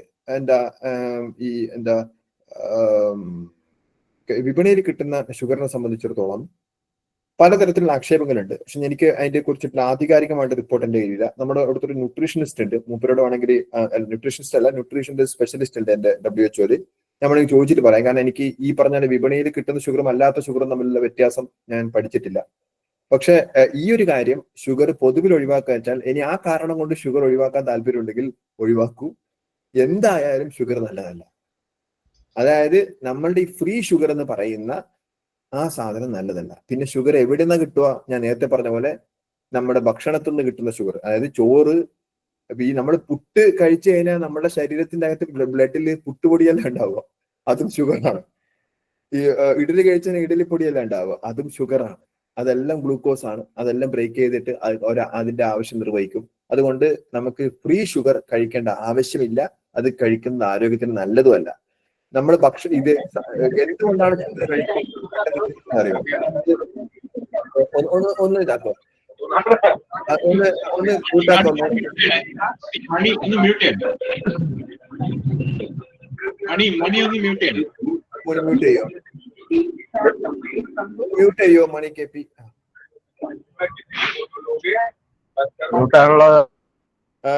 ഇപ്പൊ മ്യൂട്ടായി. Okay, thank U. അപ്പം ഈ ഷുഗർ ഉണ്ടാക്കുന്ന ഈ പറഞ്ഞ പോലെ ഷുഗർ നമുക്ക് പലപ്പോഴും എന്തുകൊണ്ടാണ് ഷുഗറിന്റെ ഒരു ഇഫക്റ്റ് എന്ന് പറയുന്നത്, നമ്മളിപ്പോ കൊക്കൈൻ കഴിക്കുമ്പോൾ ഒരു സാധനമില്ലേ, കൊക്കൈൻ എന്തുകൊണ്ടാണ് കൊക്കൈൻ ഇത്ര കഷ്ടപ്പെട്ട ആളുകൾ ഇത് മറ്റേ ഈ ഹീറോയിനും കൊക്കൈനൊക്കെ എടുക്കുന്നത് എന്തുകൊണ്ടാന്ന് പറഞ്ഞാല് പെട്ടെന്ന് ഡോപ്പമിൻ ഷൂട്ടപ്പ് ചെയ്യും. ഡോപ്പമിൻ എന്ന് പറഞ്ഞാൽ നമ്മുടെ സന്തോഷത്തിന്റെ ഹോർമോണാണ്. നമുക്ക് എന്ത് തരത്തിലുള്ള സന്തോഷം ഉണ്ടാകുമ്പോഴും ആ ഡോപ്പമിൻ എന്നുള്ള സാധനം കാര്യമായിട്ട് കൂടും. ആ ഡോപ്പമിന്റെ സൈക്കിൾ ഇങ്ങനെ മുകളിലോട്ട് പോകാൻ വേണ്ടിയിട്ട് ഏറ്റവും പെട്ടെന്ന് സഹായിക്കുന്ന സാധനങ്ങളാണ് ഏറ്റവും അഡിക്റ്റീവ് ആയിട്ടുള്ള സാധനങ്ങൾ. പൊതുവിൽ പറഞ്ഞാണ് അതിലൊന്ന് കൊക്കൈനാണ്. അതിന്റെ കുറച്ച് താഴെയായിട്ട് വരുന്ന സാധനമാണ് ഷുഗർ. ഷുഗറിന് അതുപോലെ ഒരു പവർ ഉണ്ട്. അതുകൊണ്ടാണ് പണ്ട് മധുരം കഴിക്കാന്ന് പറഞ്ഞാൽ, പണ്ടെന്നല്ല, മധുരം കഴിക്കാന്നുള്ളത് ഒരു സന്തോഷത്തിന്റെ ഒക്കേഷൻസിന് മാത്രം കഴിക്കുന്ന വെച്ചാൽ അത് പെട്ടെന്ന് ഡോപ്പമിൻ കിക്ക് ചെയ്യാൻ പറ്റാവുന്ന സാധനമാണ്. നമ്മൾ എന്ന് ആ മധുരം കഴിപ്പ് നമ്മുടെ ജീവിതത്തിന്റെ ഭാഗമാക്കി മാറ്റിയോ അന്ന് അസുഖം വിളിച്ചു വരുത്തി എന്നതാണ്. കാരണം അത് പിന്നെ സന്തോഷമല്ല, ഡോപ്പമിന് വല്ലാണ്ട് എപ്പോഴും കൂടേണ്ട കാര്യമില്ല. അതുകൊണ്ട് പഞ്ചസാര ഒഴിവാക്കാൻ വേണ്ടി ഇത് കാരണമാവുന്നുണ്ടെങ്കിൽ, ഞാൻ പറഞ്ഞില്ലേ വിപണിയിൽ കിട്ടുന്ന പഞ്ചസാരകളെ കുറിച്ച് എനിക്ക് പ്രത്യേകമായി പഠിച്ചിട്ടില്ല, പക്ഷെ പഞ്ചസാര ഒഴിവാക്കാൻ ഇത് കാരണമാവുന്നുണ്ടെങ്കിൽ സുധീരേട്ട നാളെ ഒഴിവായിക്കോ. ശ്രീ സുഗതൻ. ഹലോ. പറഞ്ഞു. ഹലോ. ഡോക്ടറെ, ഒക്കെ നമ്മുടെ ജീവിതശൈലി കേൾക്കുന്നില്ല? കേൾക്കുന്നുണ്ട്. ജീവിതശൈലിയുടെ കുറിച്ചാണല്ലോ പറയുന്നത്. കൈയാണ് കാണുന്നത്. ജീവിതശൈലിയെ കുറിച്ച് കുഴപ്പമില്ല. അപ്പോ അതില് ഈ ഡൽഹിയില് ഞാനിപ്പം ഡൽഹിയിൽ 40 വർഷത്തോളായി. നമ്മളിപ്പം ഒരു ജീവിതത്തിന്റെ ഒരു പാർട്ട് ആൻഡ് പാർസൽ എന്ന് പറഞ്ഞാൽ വെള്ളം. ഇപ്പൊ എല്ലാവരും റിവേഴ്സ് ഓസ്മോസിസ് വാട്ടറാണ് ഉപയോഗിച്ചത്, ഫിൽറ്ററിന്. അത് ഹൈ പ്രഷറില് ഫിൽറ്ററിൽ പ്രഷർ ചെയ്യുമ്പോൾ ഇതില് എല്ലാ നല്ല മിനറൽസും മിസ്സിംഗ് ആണ്. അപ്പോൾ ഒരു ഡെക്കേഡ്സ് ആയിട്ട് ഇതിങ്ങനെ ഉപയോഗിച്ചുകൊണ്ടിരിക്കുന്നത്. ഇപ്പൊ ഞാൻ നാട്ടിൽ പോയാലും അവിടെ ഈ ടെൻഡൻസി സ്റ്റാർട്ട് ചെയ്തിട്ടുണ്ട്. അതായത് ഫിൽറ്റർ ഉപയോഗിക്കുക, പ്യൂരിഫൈഡ് വാട്ടർ ഉപയോഗിക്കുക. അപ്പൊ നമ്മളെ ഈ ബേസിക് ആവശ്യമുള്ള ഈ മിനറൽസ്, ബോഡിക്ക് ആവശ്യമുള്ള എല്ലാ മിനറൽസും മിസ്സാകും. അപ്പൊ ഇത് നമുക്കിപ്പം ഈ ഒരു പറഞ്ഞ ഇത് കൂടാതെ തന്നെ ഈ ബോൺ ഡെൻസിറ്റി, ബോൺ വീക്ക്നെസ്, ഇതിനൊക്കെ ഇപ്പോൾ സപ്ലിമെന്റിന്റെ ആവശ്യം വരുന്നുണ്ടോ അല്ല ഇതിന് എങ്ങനെ മാറ്റാൻ പറ്റുന്നു? ഈ വെള്ളത്തിന്റെ ഒരു വലിയ ഒരു പ്രശ്നം ഇങ്ങനെ തന്നെ കണ്ടിന്യൂ ചെയ്യോ, അല്ലാതെ എല്ലാവരോടും സപ്ലിമെന്റ് കഴിക്കാൻ പറയണോ? എന്താണ് അതിനൊരു പ്രതിവിധി? അല്ല, ഇതില് വളരെ ഇമ്പോർട്ടന്റ് ആയിരിക്കും ഈ റിവേഴ്സ് ഓസ്മോസിസ് ഉള്ള വെള്ളം. അതൊരു പ്രശ്നം തന്നെയാണ്. നമ്മളിപ്പം പലപ്പോഴും എന്താ പറയാ, ഈ 99% മിനറൽസും കാൽഷ്യം, മെഗ്നീഷ്യം അതെല്ലാം അതിൽ നിന്ന് എടുത്ത് കളയും. റിസ്ക് എന്ന് പറയുന്നത് റിവേഴ്സ് ഓസ്മോസിസ് വെള്ളം കുടിക്കുന്നത്, സ്ഥിരമായി കുടിക്കുന്നത് ഹൈപ്പർ ടെൻഷനും കൊറോണറി ആർട്ടറി ഡിസീസ് ഉണ്ടാക്കാൻ കാരണമാവുന്നുണ്ട് എന്നുള്ള പഠനങ്ങളുണ്ട്. അതുകൊണ്ട് റിവേഴ്സ് ഓസ്മോസിസ് വെള്ളം കുടിക്കാൻ പാടില്ല എന്ന്, അതിനെ നിയന്ത്രിക്കണമെന്ന് ലോകാരോഗ്യ സംഘടന തന്നെ പറഞ്ഞിട്ടുണ്ട്. വളരെ സിമ്പിൾ ആയിട്ട് പറഞ്ഞാൽ, ചോദിച്ചു കഴിഞ്ഞാൽ എല്ലാവർക്കും അത് അത്ര എളുപ്പമല്ല മാറ്റാനെന്ന് പറയാമെങ്കിൽ പോലും ആ ചോദ്യം സ്പെസിഫിക്കലി വന്നുകൊണ്ട് പറയാണ് 99% അതിൻ്റെ അകത്തുള്ള മിനറൽസും കാൽഷ്യവും അത് ഒഴിവാക്കുന്നുണ്ട് എന്നുള്ളത് കൊണ്ട് തന്നെ റിവേഴ്സ്, അതുകൂടാതെ ഈ കാരണങ്ങൾ കൊണ്ടൊക്കെ തന്നെയാണ് അത് ഹൈപ്പർ ടെൻഷനുള്ള കാരണമാകുന്നു, അത് കാർഡിയോവാസ്കുലർ ഡിസീസിന്റെ കാരണമാകുന്നു.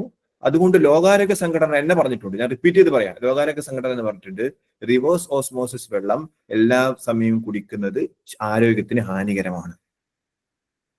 അതുകൊണ്ട് ഒന്നെങ്കിൽ നിങ്ങൾ എത്രയും റെക്കമെൻഡേഷൻ WHO കൊടുക്കാറില്ലേ മറ്റേ ഇതിനെ കുറിച്ചിട്ട്, പകർച്ചവ്യാധികളെ കുറിച്ചിട്ട് എവിടെയെങ്കിലും നിങ്ങൾ കേട്ടിട്ടുണ്ടോ തിളപ്പിച്ചാറ്റി കുടിക്കാന്നല്ലാതെ റിവേഴ്സ് ഓസ്മോസിസ് വെള്ളം കുടിക്കാൻ പറയുന്നുണ്ടോ? അപ്പോ ഈ മെനക്കെട്ട് തിളപ്പിച്ചാറ്റിക്കൊള്ളി കുടിക്കാൻ എന്താ പറയുന്നത്? അത് റിവേഴ്സ് ഓസ്മോസിസ് വെള്ളം കുടിക്കാൻ പറഞ്ഞാൽ പോരെ? അപ്പോ അത് പറയാത്തത് കൊണ്ട് തന്നെയാണ് തിളപ്പിച്ചാറ്റുക എന്ന് പറയുന്ന സമയത്ത് നമ്മൾ മിനറൽസ് അല്ല ജൈവികമായിട്ടുള്ള സാധനങ്ങളാണ് ചാകുന്നത് അതിൻ്റെ അകത്ത്. അപ്പൊ തിളപ്പിച്ചാറ്റുമ്പോൾ 20 മിനിറ്റ് നമുക്ക് തിളപ്പിച്ചാറ്റുമ്പോൾ നമ്മൾ ചെയ്യുന്ന പ്രധാന പ്രശ്നം വെച്ചാൽ കുറച്ച് വെള്ളം തിളപ്പിച്ചിട്ട് അതിൻ്റെ അകത്തോട്ട് പച്ചവെള്ളം ഒഴിക്കും. അത് ചെയ്യരുത്. ആ വെള്ളം തിളച്ച് അത് ആറുക, അതാണ് ഇമ്പോർട്ടന്റ്. അതാണ് തിളപ്പിച്ചാറ്റിയ വെള്ളം എന്ന് പറയാം.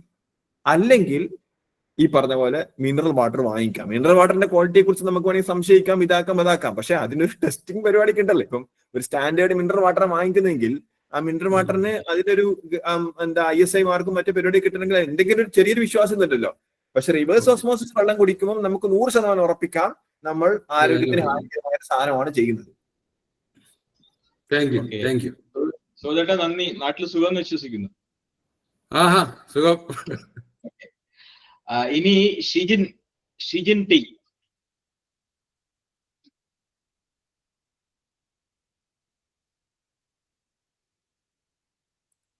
ഹലോ, നമസ്കാരം ഡോക്ടർ. ഇത് എനിക്ക് സംശയം, ഇപ്പൊ റംസാൻ മാസമാണ്.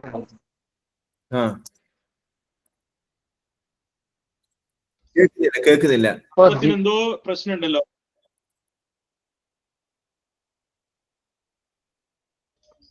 ഷിജിൻ, ശബ്ദത്തിന് എന്തോ ജീവിതശൈലി രോഗവും പിന്നെ ഈ ഫാസ്റ്റിംഗ് ചെയ്തുകൊണ്ടുള്ള ഗുണം കേൾക്കാമോ? ഇപ്പൊ കേൾക്കാം.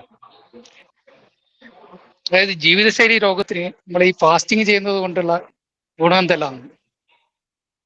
പലതരം ഫാസ്റ്റിംഗ് ഉണ്ടല്ലോ, ഇന്റർമീഡിയറ്റ് ഫാസ്റ്റിംഗ്, മന്ത്ലി ഫാസ്റ്റിംഗ്, ഇപ്പൊ റംസാൻ അത് ഫാസ്റ്റിംഗ് ആണല്ലോ. അപ്പൊ അതുകൊണ്ട് എന്തെങ്കിലും ഗുണം ജീവിതശൈലി രോഗമായിട്ട് ബന്ധപ്പെട്ട് എന്തെങ്കിലും ഗുണമുണ്ടോ? ഗുണമുണ്ടോന്ന് വെച്ചാൽ എങ്ങനെ ഫാസ്റ്റ് ചെയ്യുന്ന, അതായത് ഞാൻ പറയാം. അതായത് ഞാൻ നേരത്തെ ഒരു മിനിറ്റ്, എന്റെ കമന്റിൽ വരുന്നത് കമന്റ് വായിക്കാൻ വേണ്ടി എനിക്ക് പറ്റുന്നില്ല. അതിനിടയ്ക്ക് ഞാൻ ഒരു കാര്യം നേരത്തെ പറഞ്ഞൊരു കാര്യത്തിനകത്ത് എനിക്ക് പിന്നെ പറഞ്ഞപ്പോൾ സംശയം തോന്നിയത്, ഈ അര ടീസ്പൂൺ ഞാൻ ഇത് പറഞ്ഞല്ലോ, സോൾട്ടിന്റെ കാര്യം പറഞ്ഞല്ലോ. അര ടീസ്പൂണ് 5 ഗ്രാം ആയിട്ട്, 5 മില്ലിഗ്രാം അല്ല, ഞാൻ പറഞ്ഞ തെറ്റിപ്പോയെന്നുണ്ടെങ്കിൽ പിന്നീട് ഞാൻ 5 മില്ലിഗ്രാം എന്നാണ് പറഞ്ഞത്. 5 മില്ലിഗ്രാം കണക്കില്ല, 5 ഗ്രാം ആണ് വരിക. അപ്പം അര ടീസ്പൂൺ എന്നുള്ള കാര്യം നോക്കിയാൽ മതി. അതാണ് കൂടുതൽ റെലവെന്റ് ആവുക. മില്ലിഗ്രാം അവർ അളന്ന് നോക്കരുത്. അര ടീസ്പൂൺ, അതാണ് സോൾട്ടിന്റെ റിക്വയർമെന്റ്. നമ്മൾ പറഞ്ഞത് ഫാസ്റ്റിംഗ് ഇതും ഫാസ്റ്റിങ്ങിന്റെ ഗുണങ്ങളെ കുറിച്ചാണ്. ഫാസ്റ്റിംഗ് ചെയ്യുന്നത് ഗുണമാണോ എന്നുള്ളത് അത് ഞാൻ നേരത്തെ പറഞ്ഞ പോലെ അത് എങ്ങനെ ഫാസ്റ്റ് ചെയ്യുന്നു എന്നനുസരിച്ചിരിക്കും. അതായത് നമ്മൾ രാവിലെ കഴിക്കുന്നതിന് പകരം 3 നേരം രാത്രിയാണ് കഴിക്കുന്നതെങ്കിൽ അതിനൊരു ഗുണവുമില്ല. അതായത് ആരോഗ്യപരമായിട്ട് ഗുണമില്ല. പിന്നെ ഡിവോഷണൽ ആയിട്ടുള്ള സാധനങ്ങളുണ്ട്, അത് ഇവിടെ ചർച്ചയല്ല. അത് ഞാൻ ആരോഗ്യപരമായ ഗുണങ്ങളാണ് പറയുന്നതെങ്കിൽ, നമ്മൾ ഫാസ്റ്റിംഗ് മുറിക്കുന്ന സമയത്ത് ഹൈ ഷുഗറുള്ള സാധനങ്ങൾ വെച്ച് മുറിച്ച് അതിന്റെ കൂടെ കുറെ ജ്യൂസും കുറെ സാധനങ്ങളും എല്ലാം കലക്കി ഭയങ്കരമായിട്ട് ഹൈ ഷുഗറുള്ള സാധനം കഴിച്ച് ഫാസ്റ്റിംഗ് മുറിക്കുന്നുണ്ടെങ്കിൽ, അതായത് വൈകുന്നേരം മുറിക്കുന്നുണ്ടെങ്കിൽ, അത് ആരോഗ്യത്തിന് ഹാനികരം തന്നെയാണ്. നമ്മൾ അതേസമയം വളരെ കൃത്യമായിട്ട് ശാസ്ത്രീയമായിട്ട് വൈകിട്ട് ഇത് മുറിക്കുന്ന സമയത്ത് അധികമായിട്ട് എന്തായാലും ആ സമയത്ത് കഴിക്കുക എന്ന് വെച്ചാൽ അത് ഭയങ്കരമായിട്ട് ഭീകരമായിട്ട് ഷുഗറുള്ള സാധനങ്ങൾ കഴിക്കാതിരിക്കുക. നമ്മളുടെ ശരീരം എന്തും റിസീവ് ചെയ്യാനും വേണ്ടി 10-13 മണിക്കൂർ ഭക്ഷണം ഇല്ലാതിരുന്നിട്ട് പെട്ടെന്ന് റിസീവ് ചെയ്യുന്ന സമയത്ത് ഷുഗർ ഇങ്ങനെ കാര്യമായിട്ട് റിസീവ് ചെയ്യുമ്പം കാര്യമായിട്ട് ഗ്ലൂക്കോസ് സ്പൈക്ക് ഉണ്ടാവും. അത് കുറച്ചു നേരം വീണ്ടും ക്രാഷ് ആവും. എന്നിട്ട് 10 മണിയാകുമ്പോൾ നമുക്ക് തോന്നും വീണ്ടും കഴിക്കണം. അങ്ങനെ 10 മണിയാകുമ്പോൾ നമ്മൾ വീണ്ടും കഴിക്കും. രാവിലെ 4-4:30 ആകുമ്പോൾ വീണ്ടും കഴിക്കും. അങ്ങനെ കഴിച്ചത് കൊണ്ട്, അങ്ങനെ കഴിച്ചാൽ ഫാസ്റ്റിംഗ് കൊണ്ട് കാര്യമായിട്ടുള്ള ഗുണം ശരീരത്തിൽ ഉണ്ടാവില്ല. പിന്നെ ഗുണം ഉണ്ടാവണമെങ്കിൽ എന്ത് ചെയ്യണം? അത് നമ്മൾ കൃത്യം വൈകിട്ട് നോമ്പ് മുറിക്കുന്ന സമയത്ത് ആ മുറിക്കുമ്പോൾ ഷുഗർ വലിയ രീതിയിൽ കഴിക്കാതിരിക്കുക. കഴിക്കാം, പക്ഷെ വലിയ രീതിയിൽ കഴിക്കാതിരിക്കുക. അതെന്ന് വെച്ച് കഴിഞ്ഞാൽ ഇപ്പൊ പറഞ്ഞ പോലെ കുറെ ജ്യൂസും കുറെ സാധനങ്ങളും, പച്ചവെള്ളം അല്ലെങ്കിൽ പ്രധാനമായിട്ട് പച്ചവെള്ളം കൊണ്ട് നോമ്പ് മുറിക്കുന്നതാണ് ഏറ്റവും കൂടുതൽ നല്ലത് കേട്ടാ. എന്നിട്ട് അതിനുശേഷം ഈ ഫ്രൂട്ട്സ് ഉള്ള സാധനങ്ങൾ കഴിക്കാം, പക്ഷെ അധികം മധുരമുള്ള ഫ്രൂട്ട്സും അധികം മധുരം എക്സ്ട്രാ ആഡഡ് ആയിട്ട് ഷുഗർ ഉള്ള ഫ്രൂട്ട്സും അത് ഒഴിവാക്കുക. ഭക്ഷണത്തിന്റെ മുകളിൽ നമ്മൾ കുറെ ഷുഗറുള്ള സാധനങ്ങൾ ഒഴിവാക്കുക. 2 വട്ടമായിട്ട് കഴിക്കുന്നതിനെ കുറച്ചിട്ട് 1 വട്ടമാക്കി കഴിക്കാൻ പറ്റും നോക്കുക. ഇപ്പൊ ഈ ആദ്യം നമ്മളിപ്പം നോമ്പ് മുറിച്ച് പിന്നെ നോമ്പ് തുറന്ന് പിന്നെ ഒരു മുത്താഹം കഴിച്ച് അങ്ങനെ 3-4 കഴിയും. നമ്മുടെ നാട്ടിൽ വടക്കൊക്കെ എന്ന് പറയുന്നത് അങ്ങനെ ഒരു വലിയൊരു ആഘോഷമാണ് രാത്രി ആവുന്ന സമയത്ത്. അപ്പൊ ആദ്യം ഒരു ഇതുണ്ടാവും, പിന്നെ ഒരു നോമ്പ് മുറിക്കലുണ്ടാവും, നോമ്പ് തുറക്കലുണ്ടാവും, പിന്നെ രാത്രി ഒരു മുത്താഴം ഉണ്ടാവും, പിന്നെ രാവിലെ അത്താഴം ഉണ്ടാവും. അങ്ങനെ കഴിക്കുന്നത് ഭയങ്കര ആരോഗ്യത്തിന് ഹാനികരമാണ്. നോമ്പ് മുറിക്കുന്നതിന് തൊട്ടടുത്ത സമയത്ത് തന്നെ നോമ്പ് തുറക്കുക എന്ന് പറയുന്ന കാര്യമായിട്ട് ഭക്ഷണം കഴിക്കുക. എന്നിട്ട് രാത്രി വെള്ളം മാത്രം കുടിക്കുക, കൂടുതലായിട്ടൊന്നും ഇതാക്കരുത്. രാവിലെ ഏറ്റവും, അതായത് ഇതോടനുബന്ധിച്ച് എത്ര നമുക്ക് വൈകിക്കാൻ പറ്റുമോ അത്ര വൈകിച്ചിട്ട് സുബഹിന് മുമ്പായിട്ടുള്ള തൊട്ട് സമയത്ത് അധികം ഷുഗർ അല്ലാത്ത സാധനങ്ങൾ കഴിക്കുക. അങ്ങനെ കഴിഞ്ഞാൽ നമുക്ക് ഈ നോമ്പിന്റെ സമയം നമുക്ക് വലിയ രീതിയിൽ നിയന്ത്രിക്കാൻ വേണ്ടിയും ആരോഗ്യകരമായിട്ട് നിൽക്കാനും പറ്റും.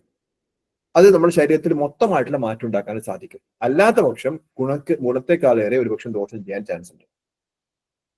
ഓക്കെ, ശ്രീ വിജയാനന്ദ് ചോദ്യം ചോദിച്ചോട്ടെ. ഒന്ന് ഈ കൈ ഉയർത്തിയിട്ടുണ്ട്, അതിനുശേഷം പറയാമേ. ഒരാളും കൂടി വിജയാനന്ദ്. നമസ്കാരം എല്ലാവർക്കും. വളരെ ഇൻഫോർമേറ്റീവ് ആയിട്ടുള്ള ഒരു സംഭാഷണമാണ്. എനിക്ക് 1-2 ചെറിയ സംശയങ്ങളാണ്. ഒന്ന്, ഈ ഷുഗറിന് പകരം ശർക്കര കഴിക്കുകയാണെങ്കിൽ കുഴപ്പമില്ല എന്നിങ്ങനെ പറയുന്നത് കേൾക്കാറുണ്ട്. അതിനെ പറ്റിയിട്ട് എന്താണ് അഭിപ്രായം?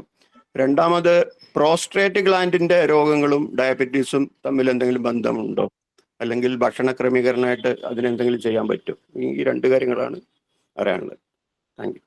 ഷുഗറും ജാഗറിയും. Jaggery is another form of sugar എന്നുള്ളതാണ് ഇത്. അതിൽ മെഗ്നീഷ്യം, പിന്നെ സിങ്ക്, അങ്ങനത്തെ കുറച്ച് മിനറൽസ് ഉണ്ട് എന്നൊഴിച്ചാൽ ജാഗറിയും ഷുഗർ തന്നെയാണ്. ലിറ്ററലി സ്പീക്കിംഗ് കളർ മാറ്റമുള്ള ഷുഗർ ആണ് എന്നുള്ളതാണ്. അതുകൊണ്ട് ജാഗറി ഇതെല്ലാം മോഡറേഷനാണ്. നമ്മളെപ്പോഴും ഇതിനാക്കെന്ന് വെച്ചാല് മമ്മൂട്ടിയോട് ഒരിക്കൽ ചോദിച്ചിരുന്ന ഒരാൾ, എനിക്ക് ഭയങ്കര ഇഷ്ടപ്പെട്ട ഡയലോഗ് ആയിരുന്നു മുമ്പിൽ പറഞ്ഞത്. അതായത് മമ്മൂട്ടിയോട് ചോദിച്ചു, നിങ്ങളുടെ ഡയറ്റിന്റെ രഹസ്യം എന്താണെന്ന് ചോദിച്ചു. അപ്പൊ അത് കഴിക്കാറുണ്ട്, ഇത് കഴിക്കും, ഞാൻ ഇത് കഴിക്കും, ഇത് കഴിക്കും, അത് കഴിക്കും, ഇത് കഴിക്കും. അപ്പം ഇങ്ങനെയൊക്കെ കഴിച്ചാൽ എങ്ങനെ ഡയറ്റ് കണ്ടത്? അപ്പം മമ്മൂട്ടി പറഞ്ഞതാ, ഞാൻ ഇഷ്ടമുള്ളതെല്ലാം കഴിക്കും, പക്ഷെ ഇഷ്ടമുള്ളത്ര കഴിക്കില്ല എന്നുള്ളത്. അത് വളരെ ഇമ്പോർട്ടന്റ് ആയിട്ടുള്ള ഒരു one of the most important message ആണ് ഇതിനകത്ത്. ഇഷ്ടമുള്ളതെല്ലാം കഴിക്കും, ഇഷ്ടമുള്ളത്ര കഴിക്കില്ല എന്ന് പറയുന്നത്. ഇറ്റ്സ് എവറി മോഡറേഷനിലാണ് കീ. നമ്മള് ഈ ജാഗറി ആയിക്കഴിഞ്ഞാലും ക്വാണ്ടിറ്റിയിൽ കൂടുതൽ കഴിച്ചു കഴിഞ്ഞാൽ അതും ഹാനികരം തന്നെയാണ്. അതേസമയം 100 milligram jaggery versus 100 milligram sugar ആണെന്ന് വെക്കുന്നുണ്ടെങ്കിൽ അത് ഏതാണ് നല്ലതെന്ന് ചോദിച്ചു കഴിഞ്ഞാൽ ഗിവൺ എ ചോയ്സ് ജാഗറിയാണ് നല്ലത്. പക്ഷേ അതിനകത്ത് ഷുഗർ ഉണ്ടോ ചോദിച്ചാൽ അതും ഷുഗർ തന്നെയാണ്. പ്ലസ് ഷുഗറിന്റെ അപ്പുറം മഗ്നീഷ്യവും കുറച്ച് സിങ്കും ഉണ്ടെന്നാണ് എന്റെ ഓർമ്മ. മഗ്നീഷ്യം എന്തായാലും കൂടുതലായിട്ടുണ്ട്. പിന്നെന്താ ചോദിച്ചാൽ പ്രോസ്ട്രേറ്റും ഡയബറ്റീസും. ഞാൻ ബേസിക്കലി പ്രോസ്ട്രേറ്റും ഡയബറ്റീസുമായിട്ടുള്ള ബന്ധം, ഡയബറ്റീസിന്റെ ഒരു പ്രശ്നം എന്ന് പറയുന്നത്, ഡയബറ്റീസ് ഹൈപ്പർ ഇൻസുലിനീമിയ ഉണ്ടാകുന്ന സമയത്ത് ശരീരത്തിൽ ഒരുവിധ എല്ലാ ഗ്രന്ഥികളെയും ബാധിക്കും. പ്രോസ്ട്രേറ്റ് ആയിട്ടുള്ള ബാധിക്കുന്നത് എന്തെങ്കിലും ഉണ്ടോ എന്നുള്ള കാര്യം നോക്കണം. എനിക്കും അതിന്റെ അത് നോക്കിയിട്ട് പറയാം. Okay, thank U. Okay, advocate Deepa Joseph.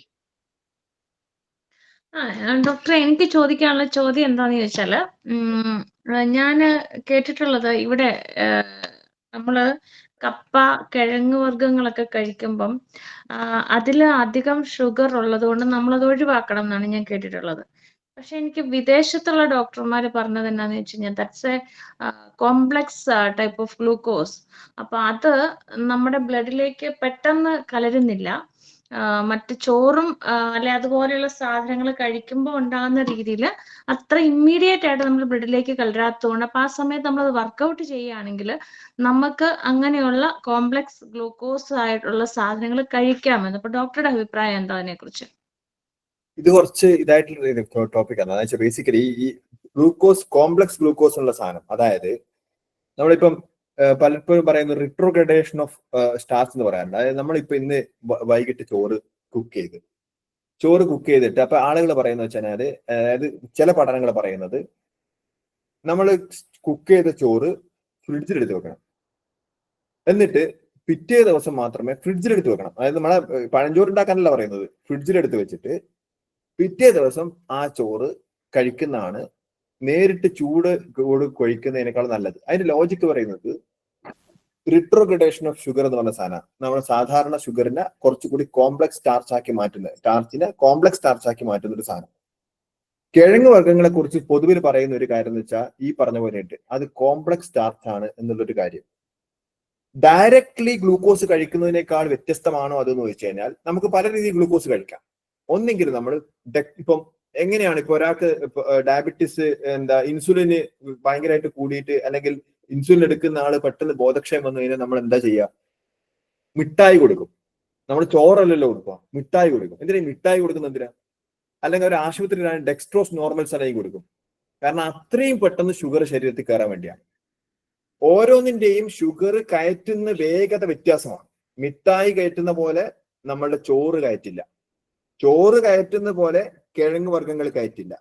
ഇതേ ചോറ് തന്നെ തണുപ്പിച്ച് ഓവർനൈറ്റ് തണുപ്പിച്ച് കഴിച്ചു കഴിഞ്ഞാൽ അത് കയറ്റുന്ന പോലെ ഇതാക്കില്ല.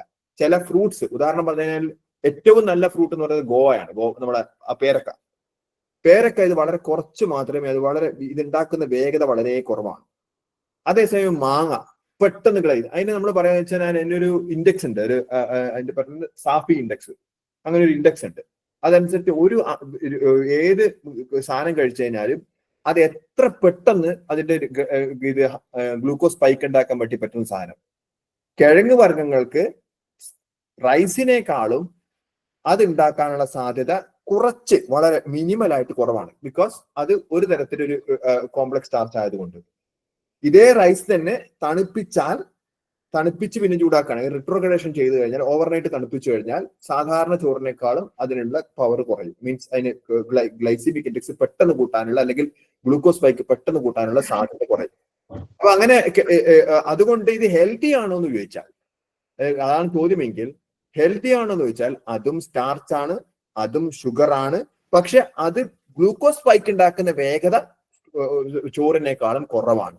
അതുകൊണ്ട് തന്നെ നമുക്ക് നിയന്ത്രിക്കാൻ വേണ്ടി നേരത്തെ പറഞ്ഞ പോലെ തന്നെ ഇതിനുശേഷം നമ്മൾ എക്സസൈസ് ചെയ്യുന്നു, ഇതാക്കുന്നു, നമ്മൾ ഗ്ലൂക്കോസ് ഉപയോഗിക്കാനുള്ള സാധനങ്ങൾ ചെയ്യുന്നു. ഇങ്ങനെ പോകേണ്ട സ്പൈക്കിനെ ഇങ്ങനെ ആക്കും. അത്രേ ഉള്ളൂ. Thank you. Elizabeth Thomas. Elizabeth Thomas ചോദിക്കാം. കൈ ഉയർത്തിയിട്ടുണ്ട്. കേൾക്കാമോ? കേൾക്കാം, ചോദിച്ചോളൂ.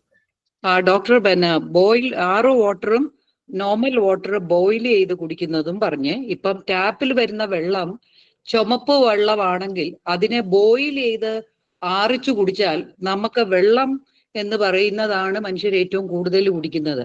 അപ്പം ഒരു 2 ലിറ്റർ 2.5 ലിറ്റർ കുടിക്കുന്ന ഒരാൾ ഈ ചുമന്ന വെള്ളം ആണല്ലോ കുടിക്കുന്നത് ഓർത്താൽ തന്നെ നമുക്ക് പ്രയാസമുണ്ട്. അപ്പൊ അതുകൊണ്ട് ഒരു നിവൃത്തികേടിന്റെ ഭാഗമായിട്ടാണ് എല്ലാവരും ആറോ വാട്ടർ ഉപയോഗിക്കുന്നത്. പക്ഷെ ആറോ വാട്ടറിനകത്ത് ഒരു മിനറൽസും ഇല്ലെന്ന് പറഞ്ഞത് ശരിയാണ്. അപ്പം നാട്ടിലാണെങ്കിൽ നമ്മുടെ കിണറ്റിലെ വെള്ളം നമുക്ക് വെറുതെ ബോയിൽ ചെയ്ത് കുടിക്കാം. പക്ഷെ ഇവിടുത്തെ വെള്ളം നമ്മൾ ബോയിൽ ചെയ്ത് ആറിച്ചു കുടിക്കുന്നത് ഇവിടുത്തെ ആറോ വാട്ടറിലും ഹെൽത്തി ആണോ? That is my first question. രണ്ടാമത്തേത്, ഇപ്പോഴത്തെ സോൾട്ടിനകത്ത് അയഡിൻ പറഞ്ഞിരിക്കുന്ന ആ ppm അളവിൽ അയഡിൻ ഉണ്ടോ? അയഡിൻ എന്ന് പറയുന്നതിന്റെ ലഭ്യത കുറവ് വലിയ പ്രോബ്ലം ഉണ്ടാക്കുന്നത് കൊണ്ട് വേറൊരു ഓൾട്ടർനേറ്റീവ് ഇല്ലാത്തത് കൊണ്ടും ഈ അയഡിൻ ഇതിലുണ്ടോ? ഇപ്പൊ അതിനൊരു പ്രാധാന്യവും കേൾക്കുന്നില്ല. രണ്ടാമത്തേത്, ഡോക്ടർ BMIയുടെ കാര്യം ഡിസ്ലിപ്പിഡീമിയ ആയിട്ട് ബന്ധപ്പെട്ട് പറഞ്ഞു. ഇപ്പം കേൾക്കുന്നു BMIക്ക് അത്ര ഇമ്പോർട്ടൻസ് ഇല്ല, വേസ്റ്റ് ഹിപ്പ് റേഷ്യോ ആണ് കുറച്ചും കൂടെ നമ്മൾ മെയിൻറ്റെയിൻ നോക്കുന്നതാണ് നല്ലതെന്ന് പറയുന്നു. പിന്നെ വാസ്കുലൈറ്റിസിൽ കാൽഷ്യം ഉള്ള കണ്ടീഷൻസിൽ നമ്മൾ കാൽഷ്യം സപ്ലിമെന്റ് എടുക്കുന്ന ആൾക്കാരിൽ കാൽഷ്യം ഡെപ്പോസിറ്റും കൊളസ്ട്രോൾ ഡെപ്പോസിറ്റിനും അതിന്റെ ഡെപ്പോസിറ്റ്സ് ഈ ഒരു കണ്ടീഷനിൽ എങ്ങനെ നമ്മളെ ബാധിക്കും? അടുത്തത് ഡോക്ടർ, ഇപ്പം നമ്മൾ ഈ വർഷം മില്ലറ്റ് ഇയർ ആയിട്ട് നമ്മൾ ചെയ്തു. മില്ലറ്റ്സ് എന്ന് പറയുന്ന ഒരു സാധനത്തിന്റെ പൗഡറുകൾ, എല്ലാ മില്ലറ്റ്സിന്റെയും പൗഡേഴ്സ് അവൈലബിൾ ആയിരുന്നു. ഞാനപ്പോ ഈ മില്ലറ്റ്സ് എല്ലാം ഉപയോഗിച്ച് ഒരുപാട് പരീക്ഷിച്ചു നോക്കി. പക്ഷേ ഇപ്പം ഡയറ്റ് കൺട്രോൾ ചെയ്യുന്ന ഒരാൾ ചിലപ്പം 1.5 ഇഡ്ഡലി ആയിരിക്കും കഴിക്കുന്നത്. ആ 1.5 ഇഡ്ഡലി ഉണ്ടാക്കി കഴിക്കുന്ന അതിനകത്ത് നമ്മൾ ഈ മില്ലറ്റ് എല്ലാം കൂടെ ചേർത്ത് കഴിഞ്ഞാൽ അല്ലെ ദോശയാണെങ്കിലും നമ്മൾ അത് കഴിക്കാൻ ഒട്ടും ടേസ്റ്റ് എന്ന് പറയുന്ന ഒരു സാധനത്തിന് നമുക്ക് വലിയ പ്രശ്നമുണ്ട്. അപ്പം എന്നാൽ കാലറി വൈസ് ഈ മില്ലറ്റിന് വലിയ കുറവുകൾ ഒട്ടും ഇല്ല താനും. ബട്ട് മില്ലറ്റ് വല്ലാതെ ഇപ്പം നമ്മളെ ഉപയോഗിക്കൂ എന്ന് പറയുന്നുണ്ട്. കൂടി വന്നാൽ നമുക്ക് ചപ്പാത്തിക്കകത്ത് കുറച്ച് ഇൻകോർപ്പറേറ്റ് ചെയ്യാൻ പറ്റും. അപ്പൊ ഇതൊന്ന് ഡോക്ടർ ഒന്ന് ബ്രീഫ് ചെയ്ത് പറയാമോ? എനിക്കും ഒരു ന്യൂട്രീഷനായിട്ട് ബന്ധമുണ്ട്, അതുകൊണ്ടാണ് ഞാൻ ഇത് ഡോക്ടറോട് ചോദിച്ചത്.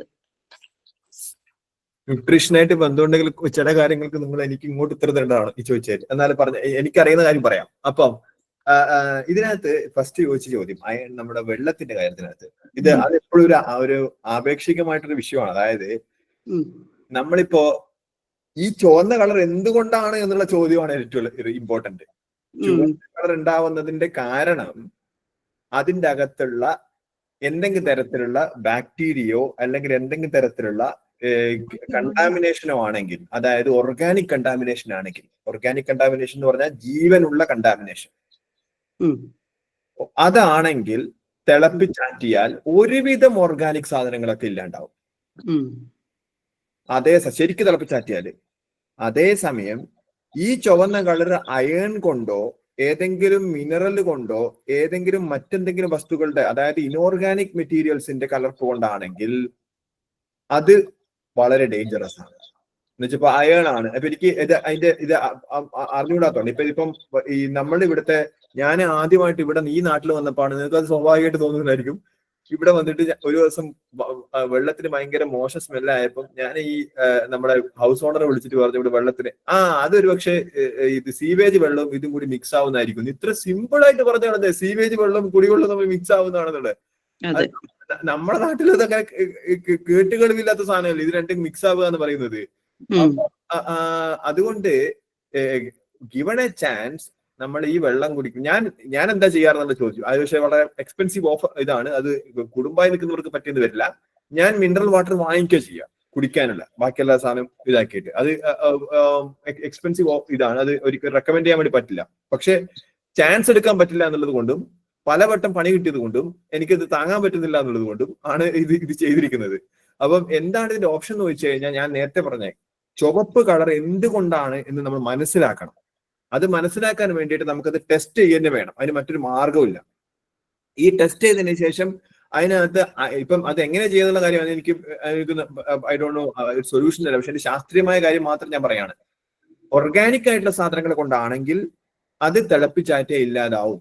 ഇനോർഗാനിക് ആയ സാധനങ്ങൾ കൊണ്ടാണെങ്കിൽ, അയൺ പോലുള്ള സാധനങ്ങൾ കൊണ്ടാണെങ്കിൽ അത് വലിയ തോതിൽ എടുക്കുന്നത് ശരീരത്തിന് ദോഷം ചെയ്യും. അതുകൊണ്ട് എന്താണ് കണ്ടന്റ് എന്ന് മനസ്സിലാക്കണം എന്നുള്ളതാണ്. ഇനി രണ്ടാമത്തെ കാര്യം ഈ അയോഡിന്റെ കാര്യം. ഈ അയോഡൈസ്ഡ് സോൾട്ടിന്റെ കാര്യം നമ്മൾ കുറെ കാര്യങ്ങൾ ചർച്ച ചെയ്തെങ്കിൽ പോലും അതിപ്പോ ഒരു വലിയ വിഷയമായിട്ടുള്ള സാധനമല്ല. ഇപ്പൊ ഒരുവിധം നമുക്ക് അയോഡിൻ പല മാർഗ്ഗങ്ങൾ കിട്ടുന്നത് കൊണ്ട് ഇപ്പൊ കൂടുതലായിട്ട് ചർച്ച ചെയ്യും. ഇപ്പം അയോഡിൻ ഡെഫിഷ്യൻസി എന്ന് പറയുന്നത് ഇന്ത്യയിൽ വലിയൊരു പ്രശ്നമായിട്ട് ഇപ്പൊ നിലനിൽക്കുന്ന ഒരു വിഷയമല്ല. പണ്ട് ഒരു നാഷണൽ പ്രോഗ്രാമിൽ ഉണ്ടായതാണ്, പക്ഷെ ഇപ്പൊ അത് എത്ര വലിയ വിഷയമായിട്ട് നമ്മൾ കരുതാറില്ല. അതുകൊണ്ട് അത് അയോഡിൻ കൂടിക്കഴിഞ്ഞാൽ കുറെ അധികം അയോഡിൻ ഇൻഡ്യൂസ്ഡ് ഇതുണ്ടാവാനുള്ള സാധ്യത ഉണ്ട് എന്നുള്ളതുകൊണ്ട്, തൈറോയിഡൈറ്റിസ് ഉണ്ടാവാനുള്ള സാധ്യത ഉള്ളതുകൊണ്ട് അങ്ങനെ അധികം വലിയ രീതിയിൽ ഇതാക്കുക. അത് ഫ്ലൂറൈഡിനും ഫ്ലൂറൈഡിനും അതുപോലത്തെ ഒരു വിഷയമാണ്. അയോഡിൻ പോലെ തന്നെ ഫ്ലൂറിനും ഒരു കാലത്ത് കാര്യമായിട്ട് ക്യാമ്പയിൻ നിങ്ങളുടെ പേസ്റ്റിൽ ഫ്ലൂറിൻ ഉണ്ടോ എന്നൊക്കെ ചോദിക്കാറില്ലേ. അപ്പൊ ആ സാധനങ്ങളൊക്കെ ഇപ്പം വലിയ ചർച്ച ചെയ്യപ്പെടാത്തത് ഫ്ലൂറിൻ ഡെഫിഷ്യൻസി എന്ന സാധനങ്ങൾ നമുക്ക് ഇപ്പൊ കാര്യമായിട്ട് ഉണ്ടാവുന്നില്ല എന്നുള്ളതാണ്. പിന്നെ BMI ഞാൻ നേരത്തെ അതാ സൂചിപ്പിച്ചത്, BMIനേക്കാളും കൂടുതൽ കാര്യം നമ്മുടെ വേസ്റ്റ് ഹീപ്പ് റേഷ്യോയിൽ വെച്ചാൽ അതാണ് ഞാൻ നേരത്തെ പറഞ്ഞത്. ഞാൻ അതുകൊണ്ടാണ് കുംഭയെ കുറിച്ച് പറഞ്ഞത്. കുംഭയാണ് BMIയേക്കാളും പ്രശ്നമുള്ള കാര്യം എന്നുള്ള കാര്യം ഞാൻ നേരത്തെ സൂചിപ്പിച്ചത് അതുകൊണ്ട് തന്നെയാണ്. പിന്നെ ഒരു കാര്യം കൂടി ചോദിച്ചത് മില്ലറ്റ്സിന്റെ കാര്യം. നമ്മൾ ഈ ഡയബറ്റീസ് ഉള്ളവർക്ക് ചപ്പാത്തി കഴിക്കുന്നവരാണെങ്കിൽ ചോറ് കഴിക്കാനും, ചോറ് കഴിക്കുന്നവരാണെങ്കിൽ ചപ്പാത്തി കഴിക്കാനും പറയുന്നതിന് കാരണം എന്താ അറിയോ? എന്തായിരിക്കും അത്? It is not to do with ഇത്. നമുക്ക് സ്ഥിരമായിട്ട് ചോറ് കഴിക്കുന്നവർക്ക് എത്ര ചോറും കയറും. സ്ഥിരമായിട്ട് ചോറ് കഴിക്കുന്നവരുടെ ചപ്പാത്തി കഴിക്കാൻ പറഞ്ഞാൽ അത് അവർക്ക് അത്ര കയറില്ല. ചപ്പാത്തി കഴിക്കുന്നവരാണെങ്കിൽ വളരെ കൂടുതൽ, ഇപ്പൊ ചില പഞ്ചാബികൾ കഴിക്കാറുണ്ടല്ലോ എത്ര ചപ്പാത്തി കഴിക്കുന്നവര്. പക്ഷെ അങ്ങനെ ചപ്പാത്തി നമുക്ക് കഴിക്കാൻ പറ്റത്തില്ല. ഐ മീൻസ് അവിടെ നാട്ടിൽ നിന്ന് വരുന്നവർക്ക് കഴിക്കാൻ വേണ്ടി പറ്റത്തില്ല. അതുപോലെ ഈ മില്ലറ്റ്സിന്റെ ഒരു കാര്യം എന്ന് പറഞ്ഞു കഴിഞ്ഞാൽ, മില്ലറ്റ്സിന്റെ ക്വാണ്ടിറ്റി കുറയുന്നത് കൊണ്ട് തന്നെ അത് ഗുണം ചെയ്യും. ഒന്ന്. രണ്ടാമത് മില്ലറ്റ്സ് ഈ പറഞ്ഞ ടേസ്റ്റ് കുറവാണെന്നുണ്ട്, ക്വാണ്ടിറ്റി കുറയുന്നത് കൊണ്ട്, അതായത് നമ്മൾ കഴിക്കുന്ന ഭക്ഷണത്തിന്റെ ക്വാണ്ടിറ്റി കുറയുന്നത് കൊണ്ട് ഗുണം ചെയ്യും. രണ്ടാമത്തെ കാര്യം, കാരണം അത്രേ കാർബോഹൈഡ്രേറ്റ്സ് കയറുള്ളൂ എന്നുള്ളത്. രണ്ടാമത്തെ കാര്യം മില്ലറ്റ്സിൽ ഫൈബറും കൂടുതലാണ്. അതുകൊണ്ട് മില്ലറ്റ്സ് നല്ലതാണോ ചോദിച്ചാൽ നല്ലത് തന്നെയാണ്. ശരീരത്തിന് നല്ലതാണ്. അത് 2 കാരണം കൊണ്ടാണ്. ഒന്ന് ഫൈബർ കൂടുതലാണ്, രണ്ടാമത് ആ സാധനങ്ങൾ നമുക്ക് സ്വതവേ നമ്മൾ കഴിക്കാത്ത ഭക്ഷണ പദാർത്ഥം പുതുതായിട്ട് വരുന്നതായത് കൊണ്ട് തന്നെ നമ്മൾ സാധാരണയിൽ കുറവാണ് ഭക്ഷണം കഴിക്കാനുള്ള ചാൻസ്. അത് that has to do with the taste also. Doctor vasculitis പറഞ്ഞില്ല, കാൽഷ്യം ഡെപ്പോസിറ്റ് ആൻഡ് കൊളസ്ട്രോൾ. അത് ഇമ്പോർട്ടന്റ് ആണ് വാസ്കുലൈറ്റിസിന്റെ കാര്യം. നമ്മളിപ്പോ കാൽഷ്യം ഗുളിക കഴിയുമ്പോൾ ഉദ്ദേശിച്ചത് കാൽഷ്യം സ്കോറുമായിട്ട് ബന്ധപ്പെട്ട വിഷയമാണ്. അതല്ല, ഇപ്പൊ നമുക്ക് വാസ്കുലൈറ്റിസ് ഉണ്ടോ ഇല്ലയോ എന്നുള്ളത് നമുക്ക് പെട്ടെന്ന് ഒരാൾക്ക് ഫീൽ ചെയ്ത് അത് അറിയാൻ പറ്റില്ലല്ലോ. അത്ര ഇപ്പൊ എനിക്ക് എന്തെങ്കിലും ഒരു ഇൻഫ്ലമേഷൻ ഉണ്ടോ എന്ന് എന്നോട് ചോദിച്ചാൽ എനിക്കറിയില്ല, എവിടെ ഡോക്ടറെ അടുത്ത് പോയി നോക്കണമെന്നല്ലാതെ പറയാൻ അറിയില്ല. പക്ഷെ ഞാനൊരു റെഗുലർ കാൽഷ്യം സപ്ലിമെന്റ് കഴിക്കുന്ന ആളാണ്. പിന്നെ ഞാൻ ഈ RO വാട്ടർ കഴിക്കുന്നത് കൊണ്ട് എനിക്കൊരു മൈൽഡ് ഒരു 130-35 ആ റേഞ്ചിൽ എനിക്ക് BP ഉണ്ട്. അപ്പം അതാണ് ഞാൻ RO വാട്ടർ ചോദിക്കാൻ.